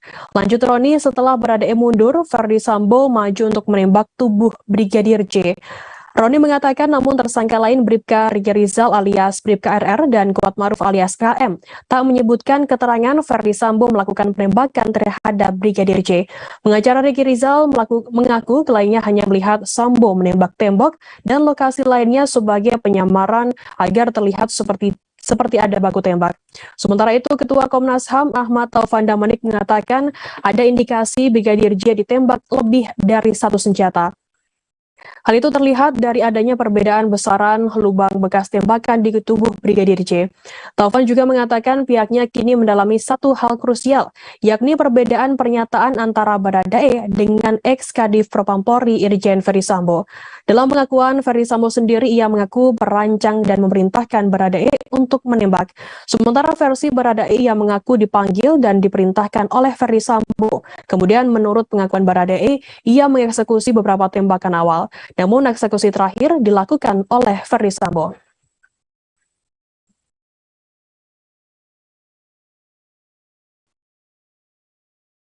Queen of England Ratu Elizabeth II akan dimakamkan pada Senin 19 September 2022 nanti sekira pukul 11 waktu setempat. Diperkirakan biaya pemakaman Ratu Elizabeth II cukup mahal hingga tembus ratusan miliar rupiah. Pemakaman akan dilaksanakan di Westminster Abbey, yakni sebuah gereja kerajaan di pusat kota London. Jenazah mendiang Ratu Elizabeth II diketahui kini berada di ballroom, tempat peristirahatan kerajaan di Kastil Balmoral.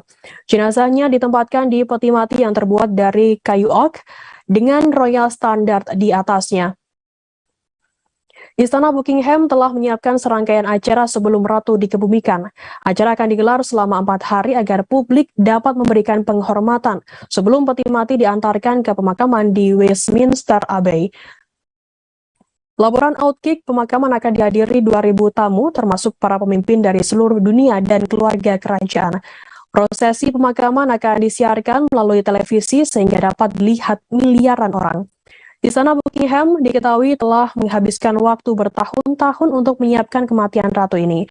Bahkan kerajaan juga menyiapkan 2 skema pemakaman. Yang pertama yakni Operasi Unicorn, apabila Ratu mengembuskan napas di Kastil Balmoral di Skotlandia. Kedua, Operasi Jembatan London, apabila Ratu tutup usia di Istana Buckingham. Namun hingga kini Istana Buckingham masih enggan menyebutkan berapa biaya prosesi pemakaman Ratu Elizabeth II. Bisa dipastikan proses pemakaman Ratu sekaligus pelantikan Raja Charles III ini akan menelan biaya yang banyak. Disebutkan biaya memakan produk domestik bruto sekitar 6 miliar pound sterling atau setara dengan 103 triliun rupiah.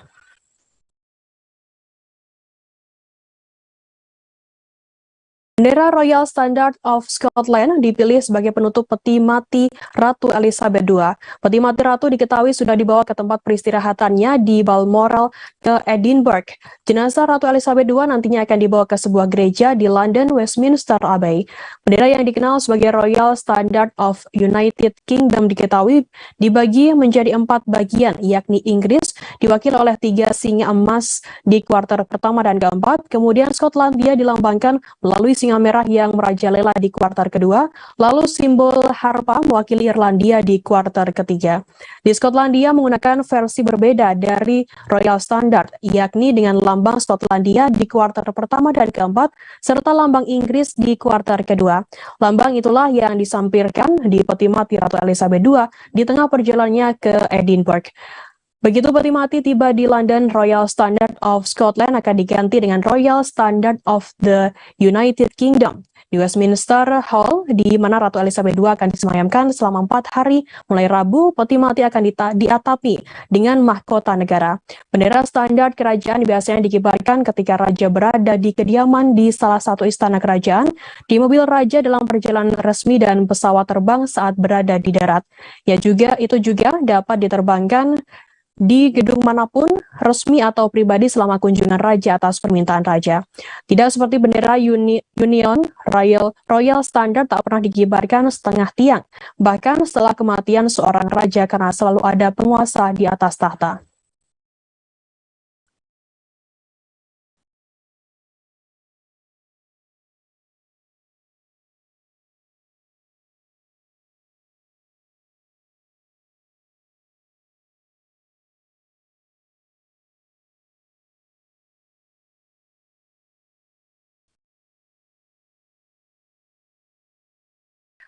Gerakan Pemuda Maluku Menggugat atau GERAM ternyata tak hanya mendemo menolak kenaikan harga bahan bakar minyak Senin 12 September. Ada 17 poin tuntutan yang ingin disampaikan GERAM pada Gubernur Maluku Murad Ismail. Dari pantauan, puluhan pemuda tersebut tiba di kantor Gubernur sekira pukul 11:15 waktu Indonesia Timur. Sempat berorasi di depan kantor Gubernur, mahasiswa juga berdemo di perempatan pos kota. Para pemuda yang juga terdiri dari serikat buruh ini juga datang dengan sejumlah spanduk berisi kekecewaan terhadap pemerintah. Aksi tolak kenaikan BBM di Ambon terus berlanjut pada Senin 12 September hari ini. Kali ini GERAM menggugat demo tolak kenaikan harga BBM di kantor Gubernur Maluku. Dalam orasinya, puluhan pemuda ini dengan tegas menolak kebijakan pemerintah menaikkan harga BBM pada 3 September lalu. Mereka juga kecewa terhadap pemerintah yang seolah tak peduli dengan aksi demo mahasiswa sebelumnya. Koordinator BEM Nusantara Maluku Adam Rahantan mengatakan demonstran juga kecewa perkataan Presiden Joko Widodo yang mengatakan menaikkan harga BBM menjadi solusi terakhir untuk tidak membebankan APBN. Sempat berorasi di depan kantor gubernur, mahasiswa juga berdemo di perempatan pos kota. Para pemuda yang juga terdiri dari serikat buruh ini juga datang dengan membawa sejumlah spanduk berisi kekecewaan mereka terhadap pemerintah. Seperti kepercayaan rakyat dieksploitasi kekuasaan, negara gagal mensejahterakan rakyat.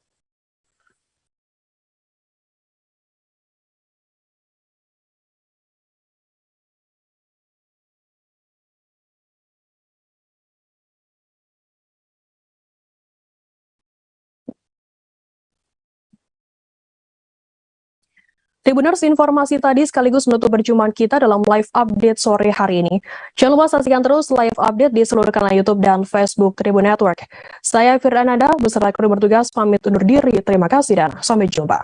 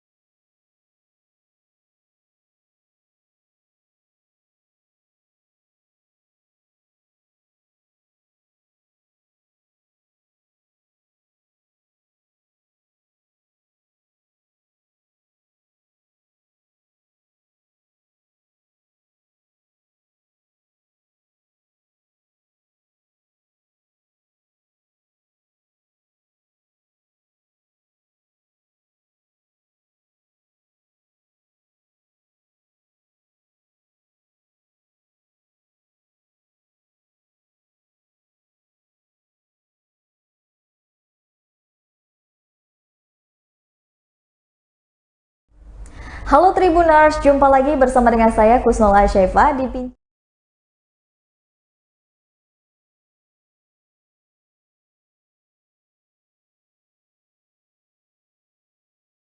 Otomotif. Tribuners, hari ini saya sudah kedatangan tamu yang sangat spesial. Walaupun kami ini terhubung via Zoom, tapi ini tidak mematahkan semangat kami untuk membahas bincang otomotif hari ini. Nah, hari ini saya sudah tergabung dengan Mas Andri. Ini adalah sales eksekutif dari Auto 2000. Halo Mas Andri. Halo, Mbak Celo. Iya, Mas Andri lagi ada di mana nih? Kayaknya lagi ada di kantor ya? Ya, saya lagi di dealer nih, khusus hari Minggu datang. Kalau ada pelanggan kita yang mau datang test drive di hari Minggu kan, kita bisa layani. Oke, Tribuners, hari ini channel bersama dengan Mas Andri akan berbincang tentang tema September Spektakuler bersama Auto 2000. Mas Andri, mungkin boleh sapa Tribuners di rumah, perkenalkan Mas Andri dan kesibukannya sehari-hari ini seperti apa Mas Andri? Oke. Selamat sore, selamat siang, sore ini Mbak Ceno ya. Buat Tribuners di Lampung, perkenalkan nama saya Andri. Saya sales di Auto 2000 Raja Basah. Nah, untuk aktivitas kita pada bulan ini di Auto 2000 Raja Basah ada promo-promo menarik ya. Langsung aja saya sampaikan, mungkin tanyakan kesibukannya saya apa, kesibukan kita untuk promotion di bulan September ini ada spektakuler, mana spektakuler ini salah satu program pembelian secara kredit yang sangat menguntungkan bagi customer Toyota. Ya, Tribuners Lampung, kalau ada yang rencana beli mobil kendaraan di bulan September bagus, ada promo spektakuler. Pertama, apa aja sih benefitnya dari program ini? Yang pertama itu ada bunga 0%. Bunga 0% ini untuk jangka waktu sampai dengan 2 tahun. Kalau beli dalam 1 tahun, dia bunga 0% dan gratis asuransi. Kalau beli 2 tahun atau lebih, dia dapat kesempatan bunga 0% atau gratis asuransinya 2 tahun. Kemudian dari program ini, apalagi sih untuk program-program untuk tipe-tipe tertentu, itu mendapatkan gratis spare part dan jasa servis selama 6 kali atau 3 tahun.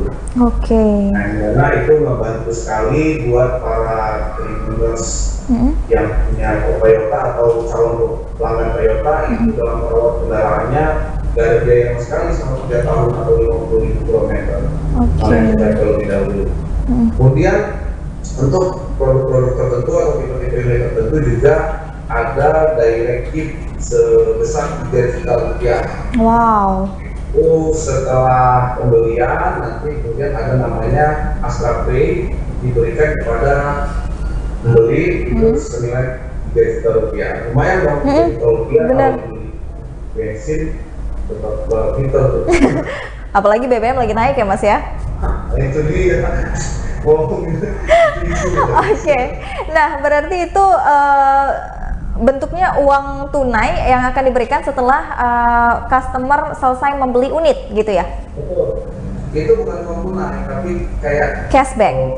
Ya, cashback berupa uang ini, uang Astra Pay. Itu bisa ditransfer ke rekening pribadi juga kalau nantinya. Jadi diwajibkan bagi Tribuners atau pelanggan Toyota nanti menginstal Astra Pay, kemudian nanti bisa diterima di aplikasi itu. Oh, jadi nama aplikasinya Astra Pay. Astra Pay. Oke. Nah, selain itu ada apa lagi sih, Mas? Oke, untuk program-program itu tadi spektakuler ya. Iya, spektakuler. Kemudian ada lagi promo DP ringan. DP-nya hanya puluhan juta bahkan, bukan sampai belasan juta. Nah, itu untuk di produk-produk kita yang di Avanza, Veloz, dan Plus.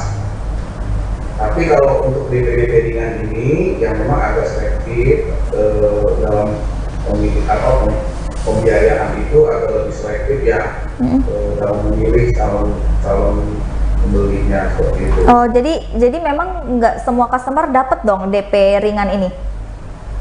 Oh, kalau kesempatannya tentu pada semua bisa ya, semua bisa. Pada akhirnya nanti kan dari pihak pembiayaannya yang akan menilai pajak dapat approve atau tidak untuk DP ringan ini.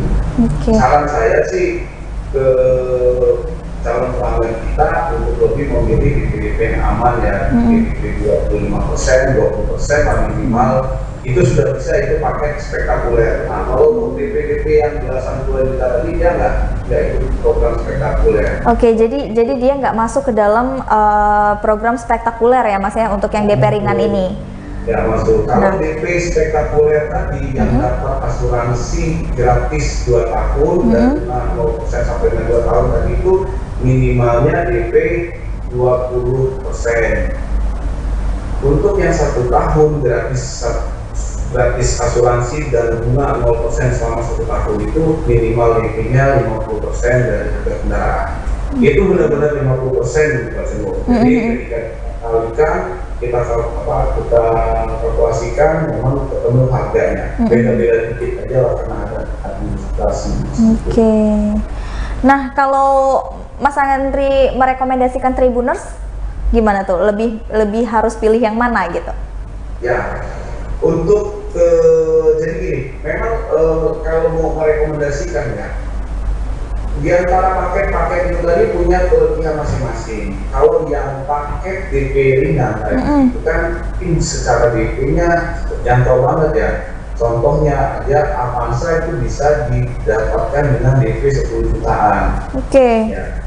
Nah, kemudian untuk cicilannya pasti lebih mahal ketimbang DP-nya yang 20% atau 25% tadi ya. Iya, benar. Nah, 20% tadi itu sudah masuk program spektakuler yang mana saya katakan tadi itu dapat asuransi gratis 2 tahun.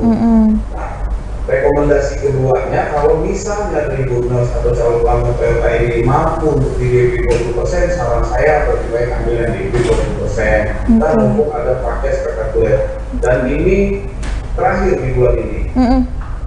Jadi memang bulan ini terakhir untuk promo spektakulernya. Bulan ini terakhir berarti September sampai tanggal 30 ini ya? Tanggal 30 31. Sampai tanggal 31. Saran saya sih jangan mepet-mepet bulan ya. Akan gini, Mbak Cemul bisa tahu sendiri lah sekarang unit barang-barang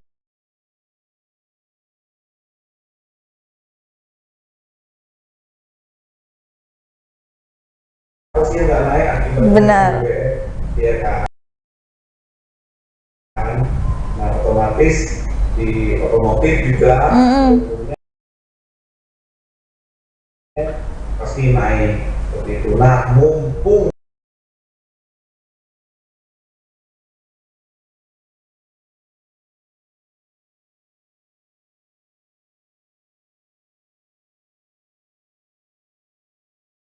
belum ada kebijakan naik, ya kan?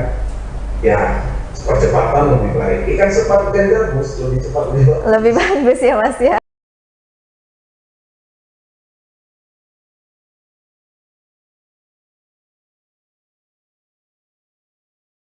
Oke. Nah, selain tadi kan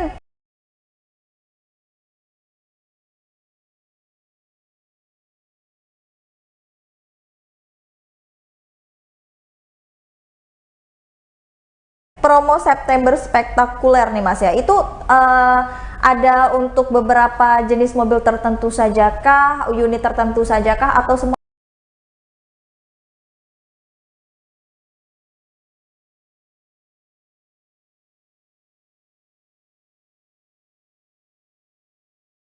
unit dapat?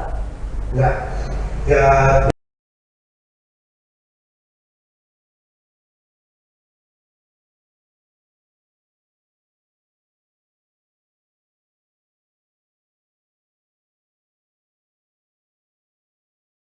Itu memang terbatas unitnya. Untuk program spektakuler itu hanya ada di unit Avanza, kemudian Veloz, Raize, Ras dan Ras. Itu yang mana-mana. Dan masing-masing unitnya memang tidak semuanya tersedia banyak ya.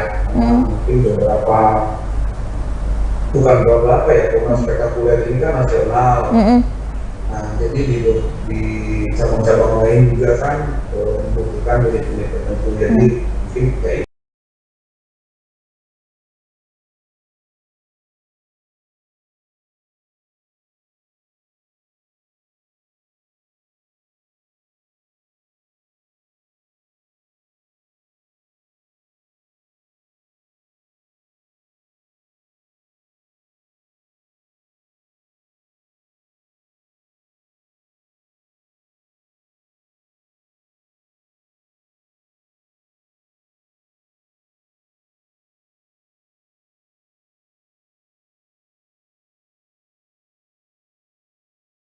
tadi kembali lagi saya percepat dia apa seperti itu. Oke. Itu kan lebih bagus lah.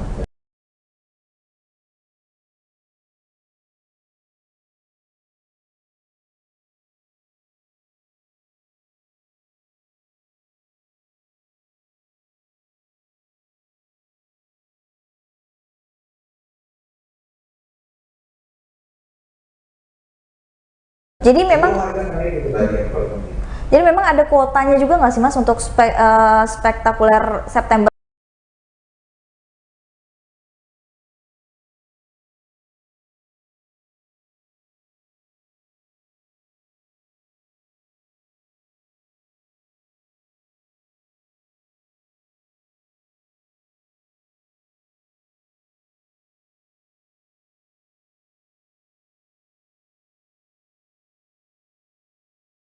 Ini?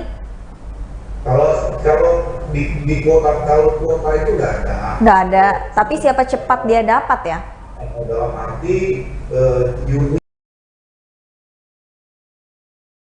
ready atau enggak. Kalau ini kan misalnya Mbak Jelo pengen nih Eros warna putih, itu automatic TSS. Nah, itu kan sangat terbatas di dunia juga. Benar. Ini ada, mumpung sekarang masih ada beberapa, kalaupun memang nggak ada mungkin kita bisa change stock dengan cara lain ya kan, seperti itu. Oke. Nah selain itu tadi kelebihan kalau kita mengikuti spektakuler September ini ya, ada asuransi 2 tahun, benar ya Mas ya? Ya. Terus ada juga bunganya. Gratis asuransi 2 tahun. Oh gratis ya ini ya? Oh iya, gratis asuransi 2 tahun. Jadi selama 2 tahun ini gratis tuh. Apa aja asuransi yang bisa didapatkan, Mas? Oke, jadi gini, itu kan untuk pembelian kredit yang lebih dari 2 tahun, minimal 2 tahun atau 2 tahun lebih. Jadi sebenarnya program spektakuler itu memberikan asuransi polis 2 tahun gratis. Nah, di dalam cicilannya, kalau kita bandingkan dengan paket reguler biasa, itu jauh lebih hemat. Karena kalau misalkan kita indikan saja, jadi 1 tahun itu asuransi untuk tipe mobil kelas itu kurang lebih 5 sampai 6 juta. Berarti kita kalau kredit dengan memakai program spektakuler, artinya kita lebih hemat kurang lebih 12 juta untuk asuransinya aja. Karena 2 tahun gratis. Seperti itu. Selain itu juga kan seperti program gratis spare part dan gratis jasa servis selama 3 tahun juga didapat. Yang mana pelanggan Toyota itu tidak perlu membayar biaya perawatan selama 3 tahun untuk mobilnya yang dibeli. Tipe-tipenya itu tadi yang Avanza, Plus, Veloz, dan lain sebagainya. Jadi untuk datang ke dealernya sendiri itu ada bisa di seluruh Bandar Lampung ini atau hanya ada di Raja Basa tertentu aja nih Mas atau gimana? Baik, kalau untuk dealernya sendiri ya kita kan ada tahun 2000 ada 6 di Lampung. Nah, semua juga ada programnya, cuman baik di sini kebetulan saya pribadi dinasnya di Auto 2000 Raja Basa. Tentunya kan merekomendasikan Auto 2000 Raja Basa dong. Oke, jadi memang sebenarnya bisa di cabang dealer Auto 2000 di mana aja gitu ya Mas ya. Tapi ya kan tergantung menyesuaikan dengan Tribuners domisili di mana gitu. Kalau Auto 2000 Raja Basa, Lampung bisa. Bisa ya, bisa banget pokoknya ya. Lampung tidak mengurangi sedikit pun pelayanan. Misalnya di posisi di Tanggamus, di Oh bisa. Oh. Pengiriman unitnya pun gratis tanpa biaya. Oh jadi memang gratis tanpa biaya.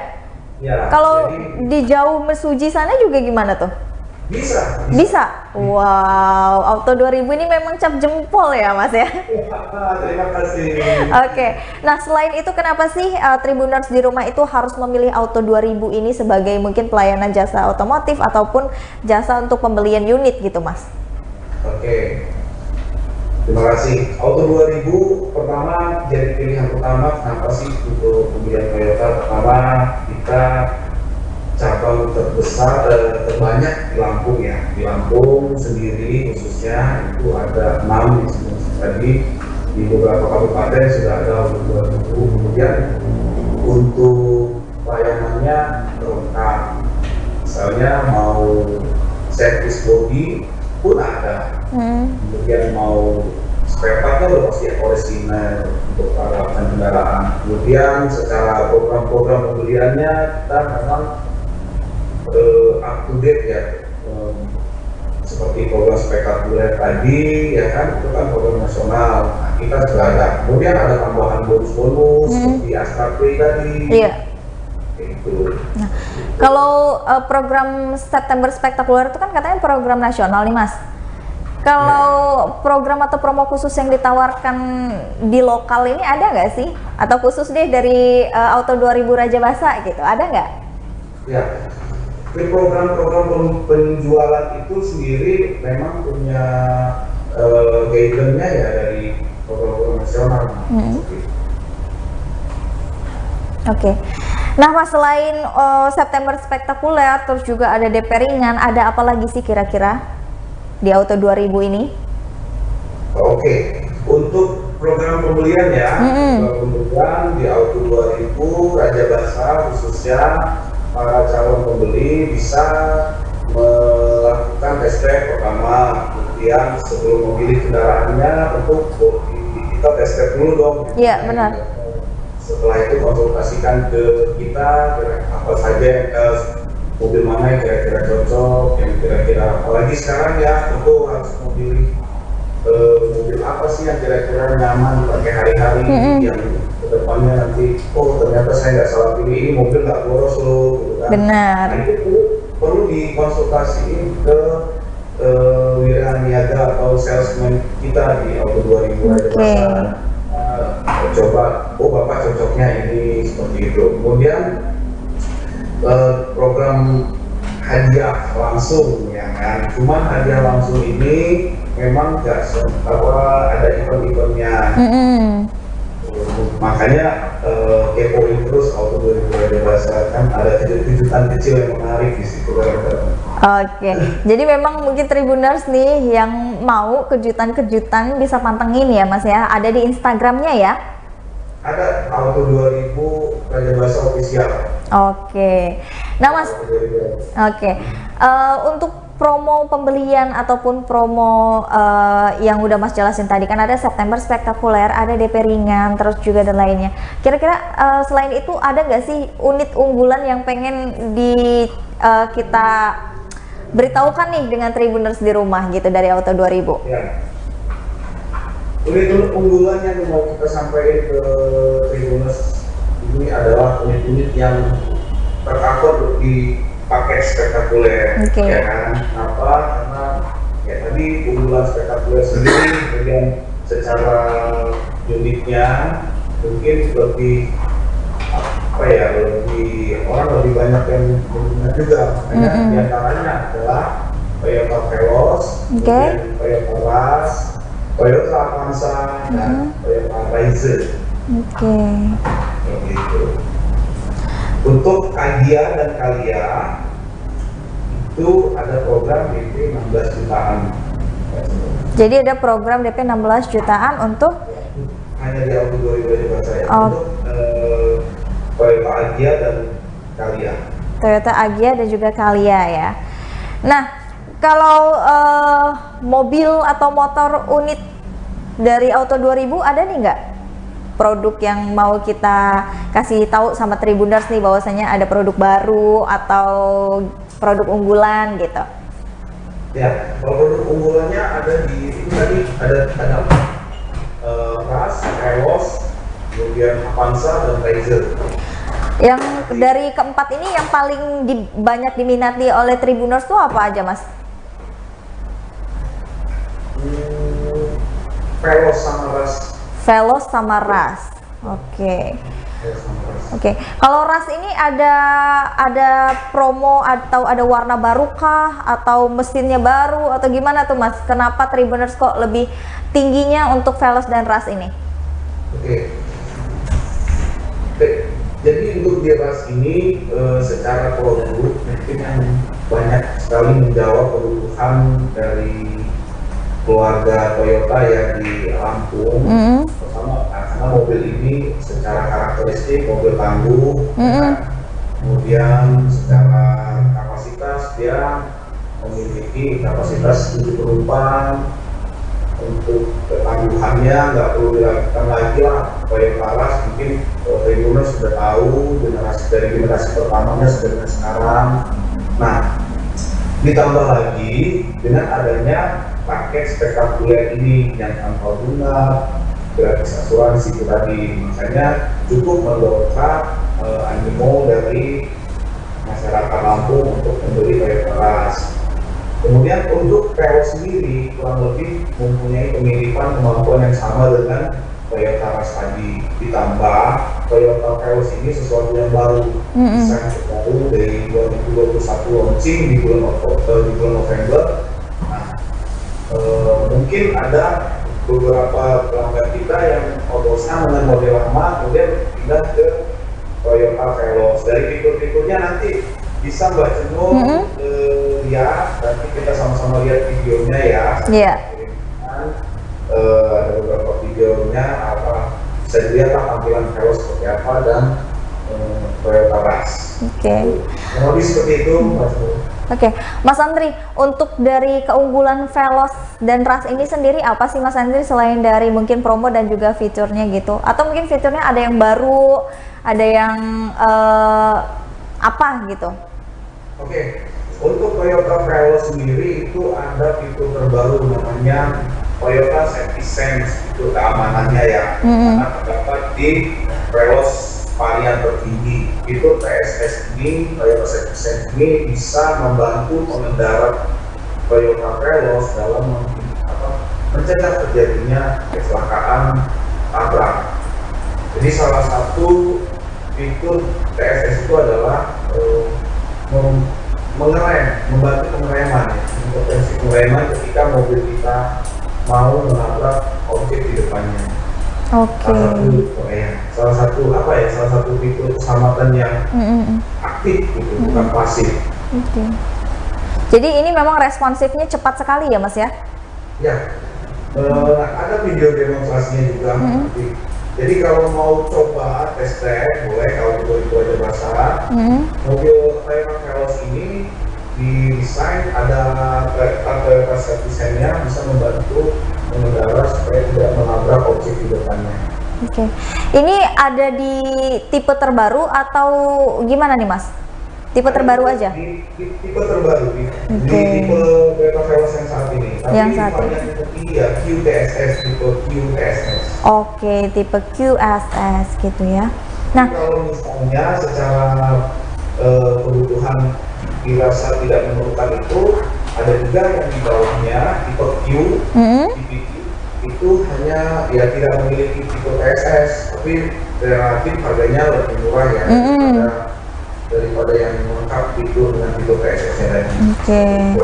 Harganya murah nih Mas ya untuk yang nggak ada fitur safety tadi. Tapi ada nggak sih fitur safety lainnya gitu selain yang secanggih Velos keluaran terbaru ini? Oke. Untuk di Velos sendiri itu di fitur keamanannya nggak perlu khawatir ya, yang di tanpa TSS saja atau Velos non TSS sendiri itu sudah menggunakan double cakram. Itu sudah menggunakan double cakram. Jadi di mana di beberapa produk kompetitor lainnya masih menggunakan cakram di bagian depan aja, tapi Di Toyota Veloz sudah menggunakan double cakram, tapi artinya di ban belakangnya sendiri sudah menggunakan disc cakram. Oke. Nah, kalau untuk dari warnanya sendiri, adakah warna baru atau warna yang paling banyak digemari Tribuners di Lampung ini, Mas Andri? Untuk di Veloz ada warna unggulan, ada warna premium, white core, jadi putihnya berbeda dengan biasa. Kalau mau lebih lengkap, lebih jelas, main dong tahun 2020 kesana. Tengok dulu. Oke. Jadi bisa ya Mas ya, kalau Tribuners mau lihat-lihat dulu, mau test drive? Boleh banget. Oke, siap. Nanti saya bakalan main. Nah Mas Andri, kita tadi udah berbicara tentang Veloz dan kita mau berbicara ke RAS ya tadi. Ya, kalau RAS ini sendiri adakah fitur terbarunya dari yang sebelumnya, Mas Andri? Oke, RAS untuk fitur keselamatan itu lebih konsen juga. Sekarang ini sudah menggunakan 6 airbag. Oke. Jadi bagi Tribuners, salah satu fitur unggulan di Toyota RAS itu selain dia memang tangguh, mobilnya konsep-konsep SUV ya kan, kemudian tetap juga 7 penumpang, tapi tidak mengurangi perhatian Toyota terhadap keselamatan penumpang di Toyota RAS menggunakan 6 airbag. Jadi airbagnya ada 6 Pak, sampai dengan baris kedua. Oke, jadi memang fitur terbaru ini sudah dilengkapi dengan 6 airbag tadi ya Mas ya? Oke. Selain itu ada lagi Mas? Masih banyak. Banyak ya? Kalau mau didetailkan ini mungkin durasinya agak ini sih Mbak Cendol. Gak apa-apa, mungkin kita spill dikit-dikit deh gitu. Nanti untuk selengkapnya Tribuners boleh tuh langsung kunjungi aja dealer Raja Basa ya. Gimana Pak? Oke. Boleh spill dikit gitu. Selain ada 6 airbag tadi, ada apa lagi tuh? Oke, di Toyota Veloz ini sekarang selain yang tadi di keselamatannya ada 6 airbag,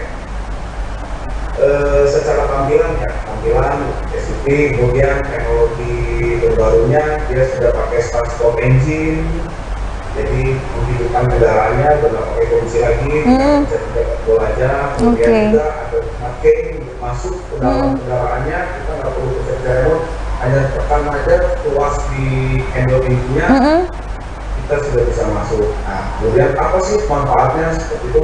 Selain dari kepraktisan, mobil itu juga tidak rentan dari pencurian karena tidak menggunakan kunci yang bisa dibobol, dia sudah menggunakan smart key.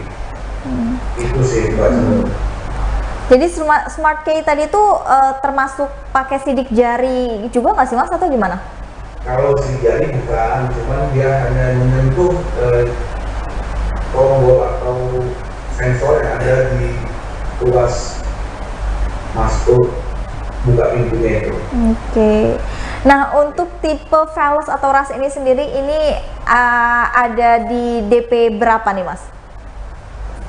Untuk Veloz sendiri itu di angka 12 jutaan saja sudah bisa. Sudah bisa ya Mas ya di angka 12 jutaan?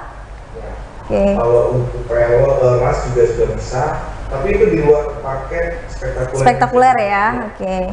Itu mungkin masuknya yang ke DP ringan tadi ya? Nah, oke. Kalau untuk yang program spektakuler berkisar di DP, Iya.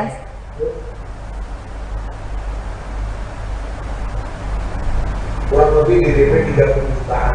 30 jutaan ya. Oke, tapi kan itu sudah include semuanya ya untuk di program spektakuler ini kan?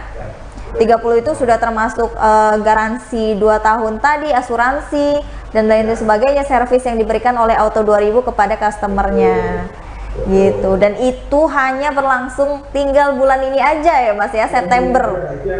Perlu di-underline dan perlu digarisbawahi yang banyak untuk di bulan ini aja ya. Saya sangat sayang sekali kalau lewatin. Benar. Kalau peminata, yang jelas ini informasinya program spektakuler yang dilakukan di bulan ini. Iya. Nah Mas, tadi kan katanya bisa test drive nih Mas, ya? Bisa test drive? Bisa ya. Nah, untuk test drive ini adakah persyaratan atau harus gimana nih Tribuners, harus fotokopi, harus gimana gitu nggak? Atau langsung aja datang?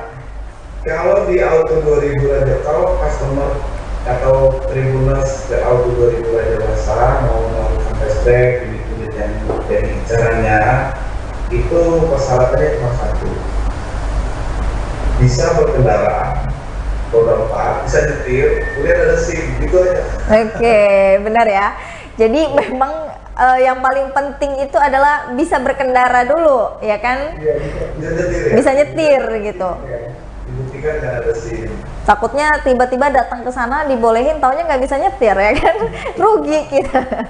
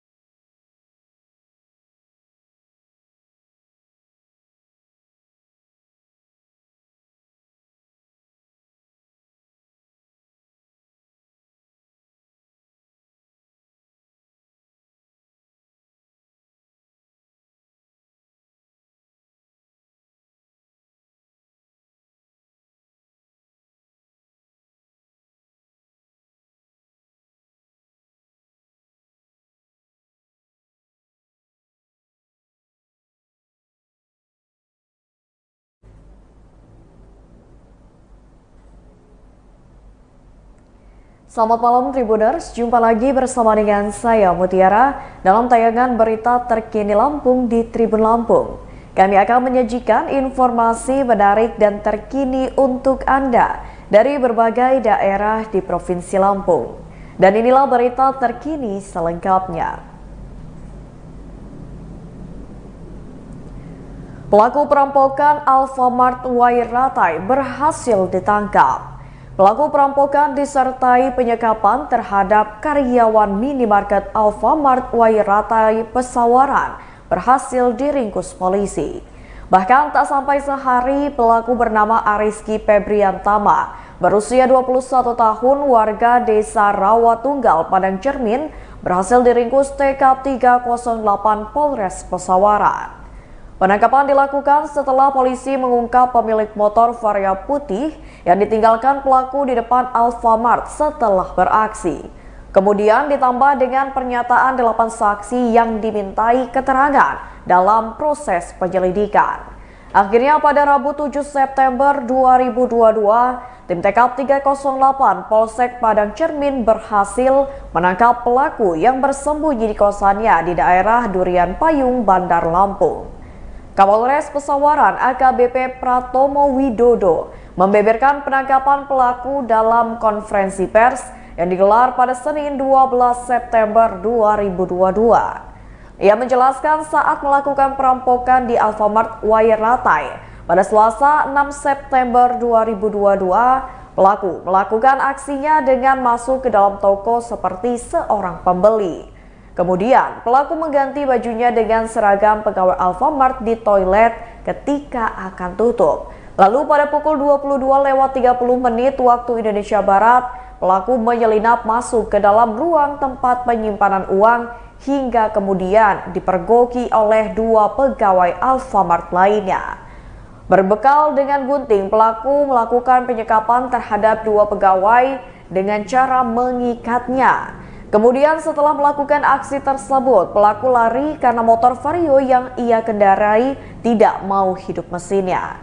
Hingga saat pelaku melarikan diri, ada personil polisi yang tengah patroli dan bertemu di jalan. Karena merasa gerak-geriknya mencurigakan, pelaku dikejar oleh personil yang patroli. Lalu pelaku masuk ke tengah kebun untuk bersembunyi dan berhasil lolos. Pelaku dapat diringkus tak sampai 24 jam berkat keterangan dari pemilik motor yang dipinjamnya. Motor tersebut milik teman kosannya yang dipinjam dengan alasan ingin membeli alat motor. Sehingga dengan berdasarkan barang bukti tersebut rekaman CCTV dan keterangan 8 saksi, pelaku tak dapat mengelak saat dilakukan penangkapan. Kini, atas perbuatannya pelaku dijerat dengan pasal 365 ayat 1 dengan ancaman pidana 9 tahun penjara.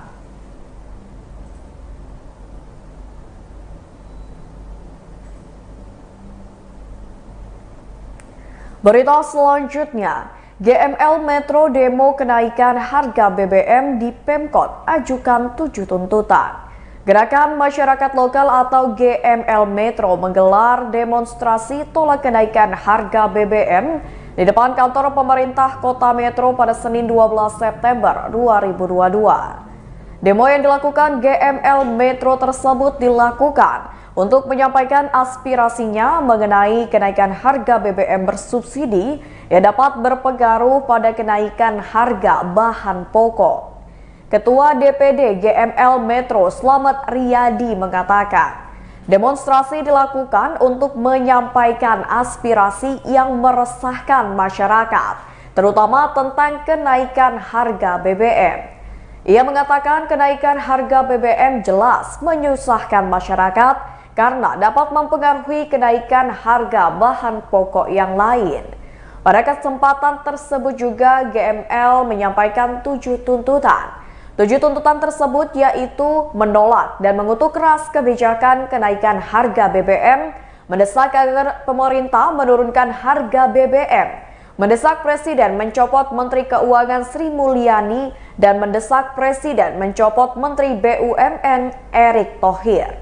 Lalu mendesak pemerintah pusat, provinsi, dan kota untuk menstabilkan harga-harga bahan pokok, mendesak Wali Kota Metro dan Forkopimda agar memastikan BBM seluruh SPBU di Kota Metro aman pasokan serta tidak antri, serta mengajak seluruh komponen anak bangsa untuk berdoa bersama demi keselamatan rakyat, kemajuan bangsa NKRI. Pada demonstrasi tersebut pula, Wali Kota Wahdi hadir menemui peserta demo. Wahdi mengatakan menerima tuntutan dari teman-teman yang GML Metro lakukan. Ia juga menyampaikan rasa terima kasih kepada peserta demo karena sudah demo secara tertib.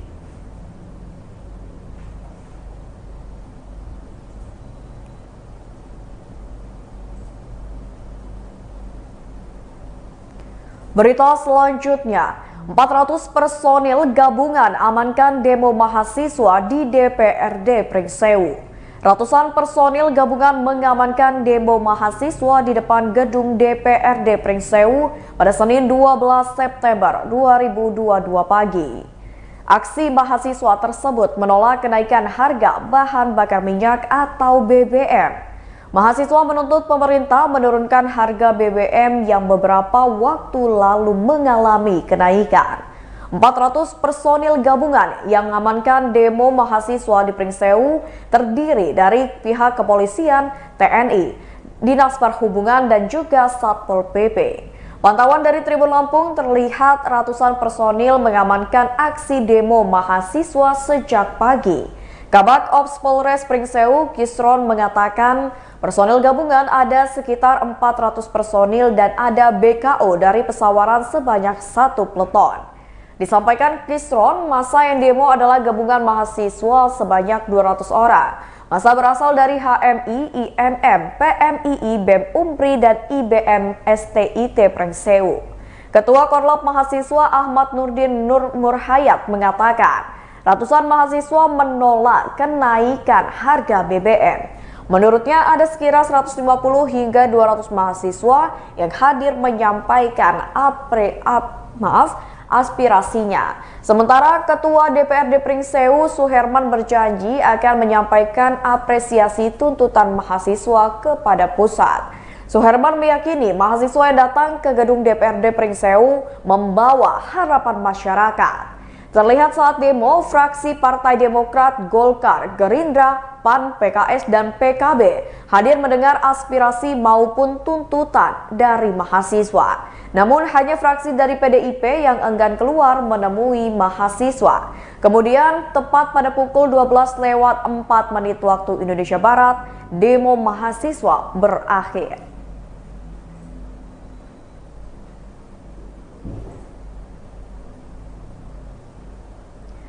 Berita selanjutnya, ratusan aparat desa di Lampung Timur tuntut pencairan Siltap 2022. Ratusan perangkat desa wakil dari 264 desa di Lampung Timur melakukan unjuk rasa di depan kantor Bupati Lampung Timur pada Senin 12 September 2022.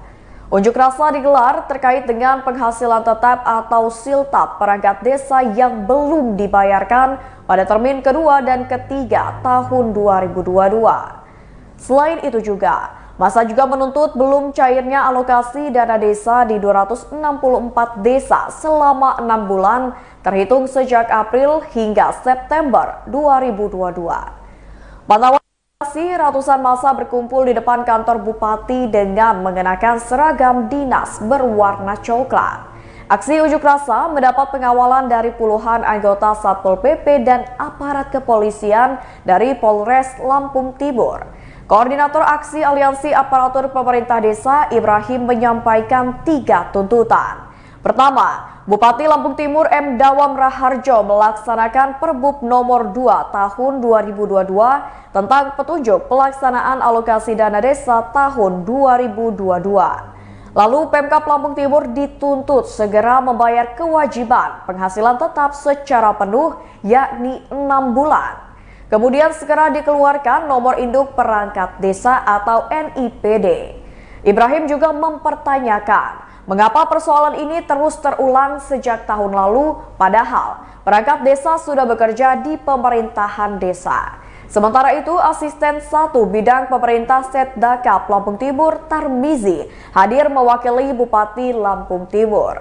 Ia mengatakan Pemkab Lampung Timur tahun ini telah menganggarkan melalui APBD perubahan tahun 2022 untuk melunasi tunggakan ADD triwulan keempat di tahun 2021 lalu. Menurutnya pemerintah kabupaten telah menyediakan anggaran lebih dari 60 miliar rupiah untuk membayar ADD 3 triwulan atau 9 bulan di tahun 2022. Pemkab telah mengajukan APBD perubahan 2022 dan mendapatkan respon baik dari anggota DPRD untuk diproses. Tarmizi pun menyebut kalau dana sudah siap, tinggal menunggu proses pembayaran ADD saja.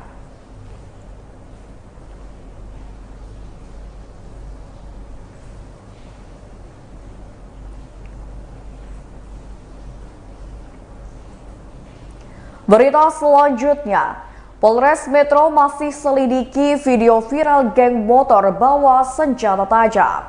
Beredar di masyarakat sebuah video amatir yang dikabarkan terjadi di kota Metro berisikan aktivitas kelompok pemuda yang diduga geng motor. Pada video tersebut terlihat puluhan pemuda yang berkendara motor dengan membawa senjata tajam. Terlihat sebagian di antaranya pemuda yang masih belia tersebut memegang senjata tajam jenis celurit, parang hingga benda mirip gergaji besar. Winaldo, warga Kelurahan Metro, mengatakan merasa takut setelah melihat video yang memperlihatkan anak muda yang membawa senjata tajam tersebut. Ia mengaku sangat takut melihat video anak-anak itu karena posisinya malam hari dan tempatnya pun sepi. Ia berharap video viral tersebut bukan di wilayah kota Metro dan ia pun kini harus waspada bila bepergian pada malam hari. Sementara itu, Nanda, mahasiswi Universitas Muhammadiyah Metro, mengatakan sudah melihat video viral yang memperlihatkan segerombolan pemuda dengan membawa senjata tajam tersebut. Menurutnya, setelah lihat video itu, ia takut keluar malam, padahal saat ini ia sedang mengerjakan skripsi dan pulangnya malam hari. Untuk itulah ia berharap kepolisian dapat mengusut tuntas masalah tersebut. Sementara itu, Kapolres Metro AKBP Yuni Iswandari Yuyun melalui Kasubsi Penmas Humas Polres Metro Ibda Susi Handayani pada Senin 12 September 2022 mengatakan pihaknya masih melakukan penyelidikan. Saat ini polisi belum dapat memastikan motif serta lokasi sesungguhnya di dalam video amatir yang viral di media sosial tersebut. Ia pun meminta kepada masyarakat untuk tetap tenang dan tidak terpancing dengan berita yang belum dapat dipastikan kebenarannya itu. Ia membeberkan pihaknya akan melakukan penyelidikan mengenai kebenaran dari video itu.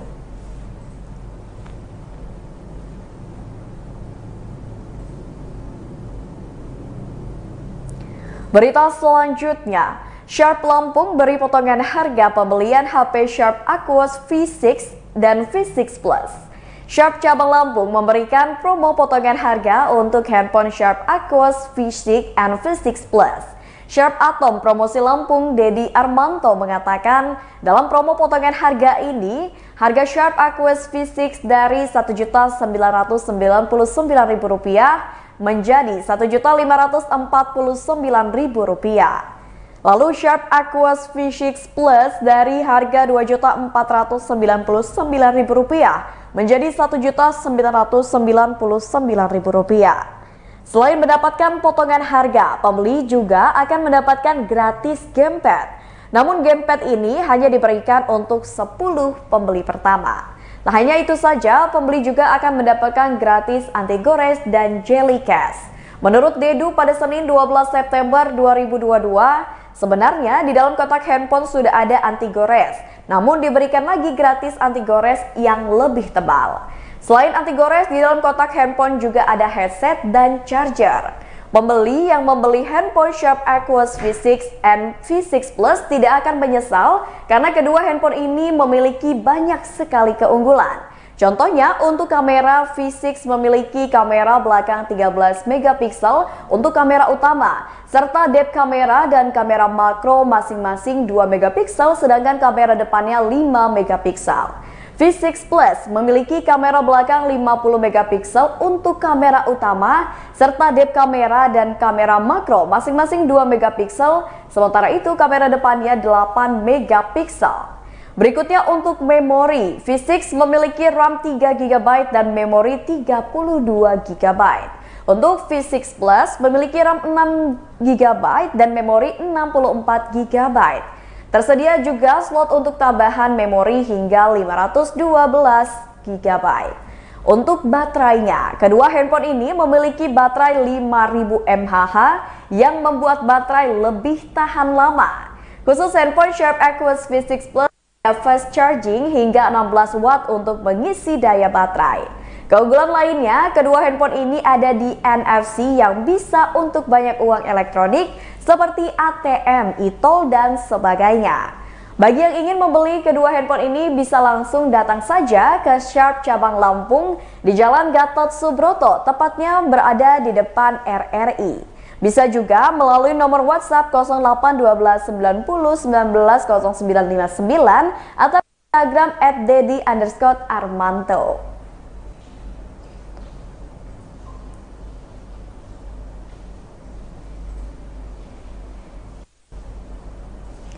Baiklah Tribuners, itulah berita terkini Lampung bersama dengan saya Mutiara. Jangan lupa untuk terus saksikan YouTube Tribun Lampung News Video, Tribun Lampung, Instagram @Lampung, dan TikTok @Tribun Lampung untuk informasi terupdate lainnya. Selamat malam dan sampai jumpa.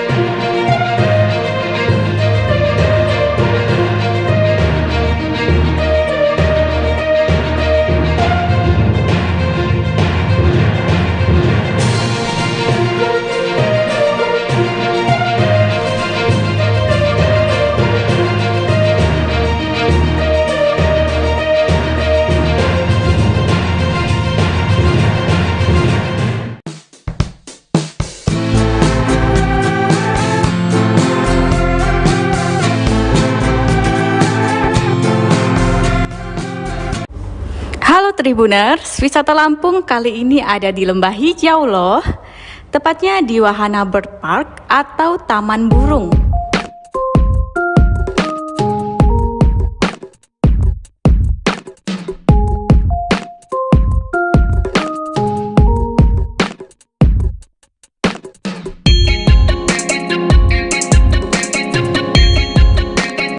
Bird Park menjadi salah satu bagian dari klaster wisata Taman Satwa Lembah Hijau yang letaknya ada di Jalan Raden Imba Kusuma Ratu, Sukadanaham, Kota Bandar Lampung.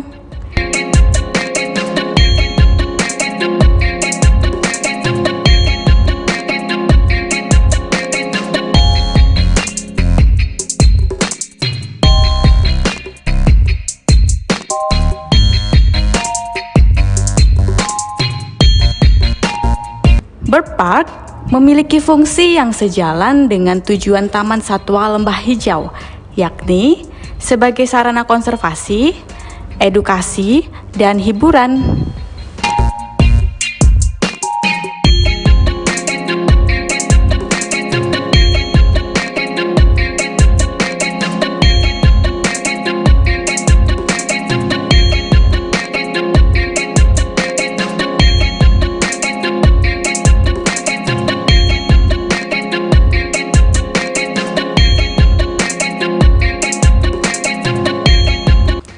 Di sana, wisatawan bisa menjelajah kampung burung dan melakukan hal-hal menyenangkan seperti berinteraksi langsung sampai melihat suguhan pertunjukan atraksi atau yang biasa disebut dengan firebird show.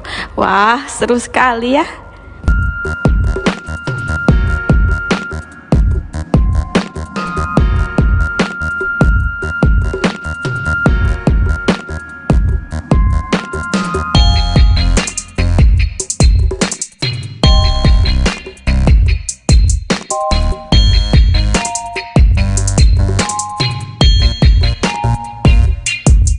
Di dalamnya terdapat beragam koleksi burung eksotis langka dari seluruh Indonesia.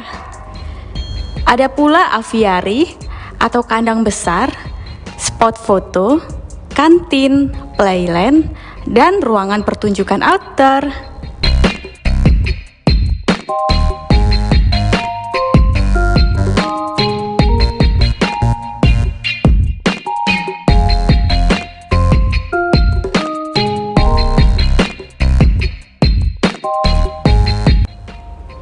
Di Bird Park, wisatawan bisa melihat kemolekan burung pelikan, rangkong, merak hijau, jambul putih, kakatua seram, cucak rowo, kasuari, beo, nuri, dan masih banyak lagi.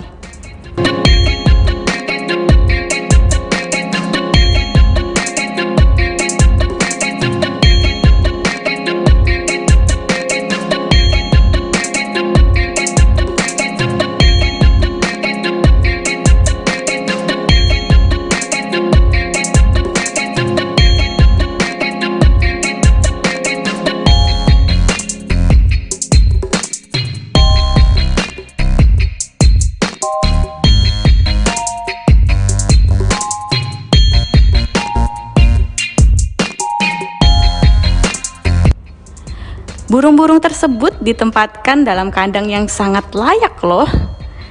Seluruh burung tersebut ditempatkan dalam kandang menyesuaikan kebutuhan satwa yang ada di dalamnya.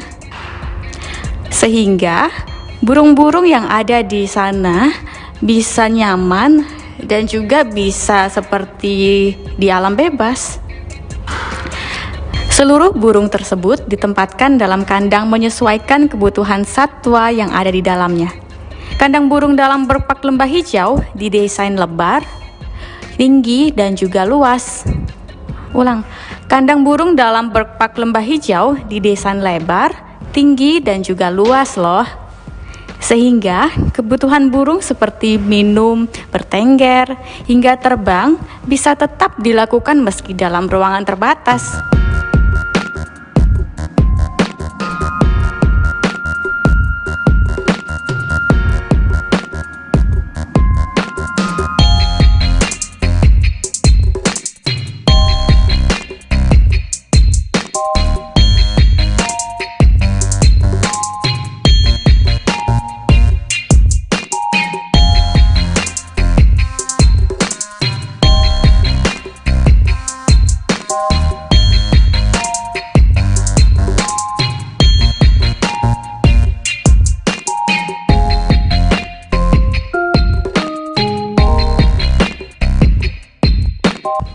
Didapati juga beberapa pohon dan tanaman. Ada juga kolam air minum, serta rumah kecil sebagai pelengkap habitat dalam kandang. Dalam berpark, wisatawan juga akan menjumpai kandang raksasa bernama aviari. Wisatawan bisa masuk ke dalam untuk melihat burung terbang dengan bebas. Aviari memiliki pintu masuk berlapis 3 loh, sehingga burung-burung di dalamnya saat pengunjung masuk tidak serta-merta langsung terbang bebas keluar.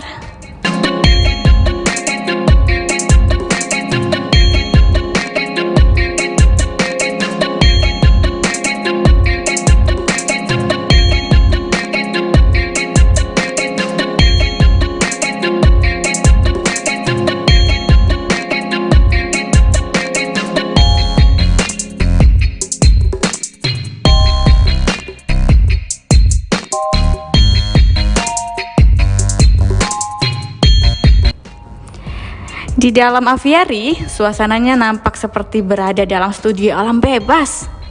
Wisatawan bisa diperbolehkan menjelajah melalui jalur bawah maupun jalur atas. Terlihat pepohonan rindang dan juga jembatan. Burung-burung berwarna putih sampai merah nampak berterbangan lalu hinggap di pohon.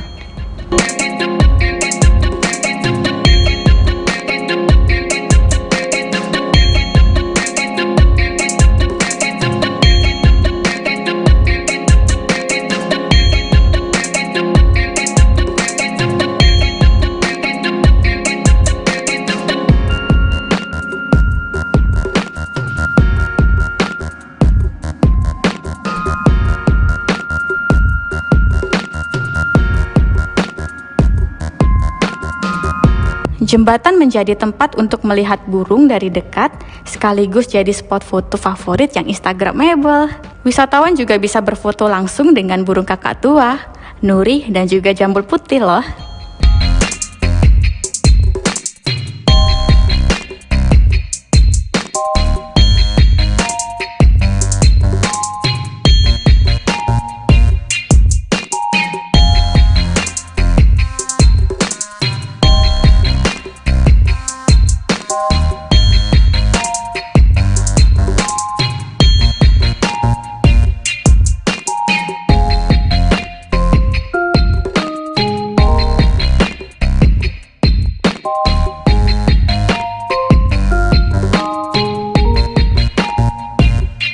Burung-burung yang sudah jinak akan bertengger di lengan maupun di bahu ketika akan diambil momennya. Setelah puas menjelajah, tidak lengkap rasanya bila tidak menyaksikan atraksi Flybird Show di area outdoor. Di sana akan ditunjukkan atraksi elang dan juga burung rangkuong yang sudah dilatih oleh petugas.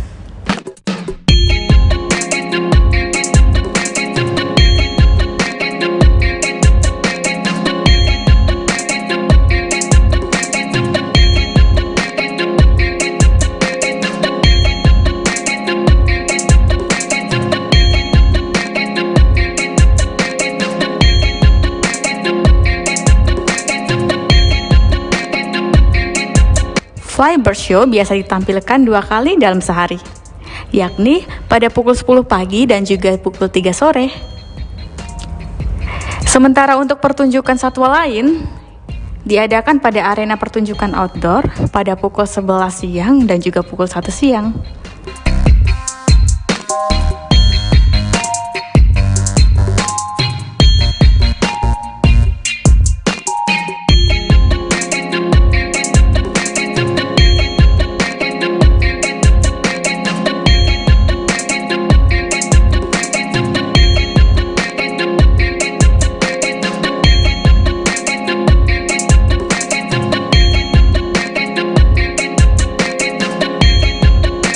Untuk masuk ke area berpark, pengunjung wajib membayar tiket masuk ke taman wisata.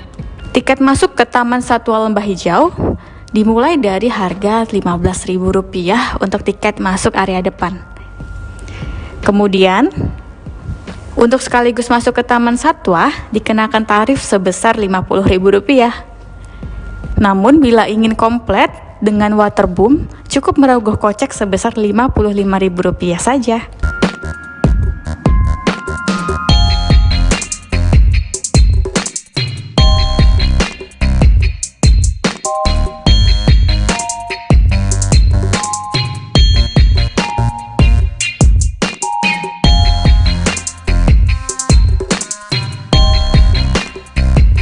Baiklah Tribuners, itulah tadi wisata Lampung di Bird Park Taman Satwa Lembah Hijau. Sampai jumpa.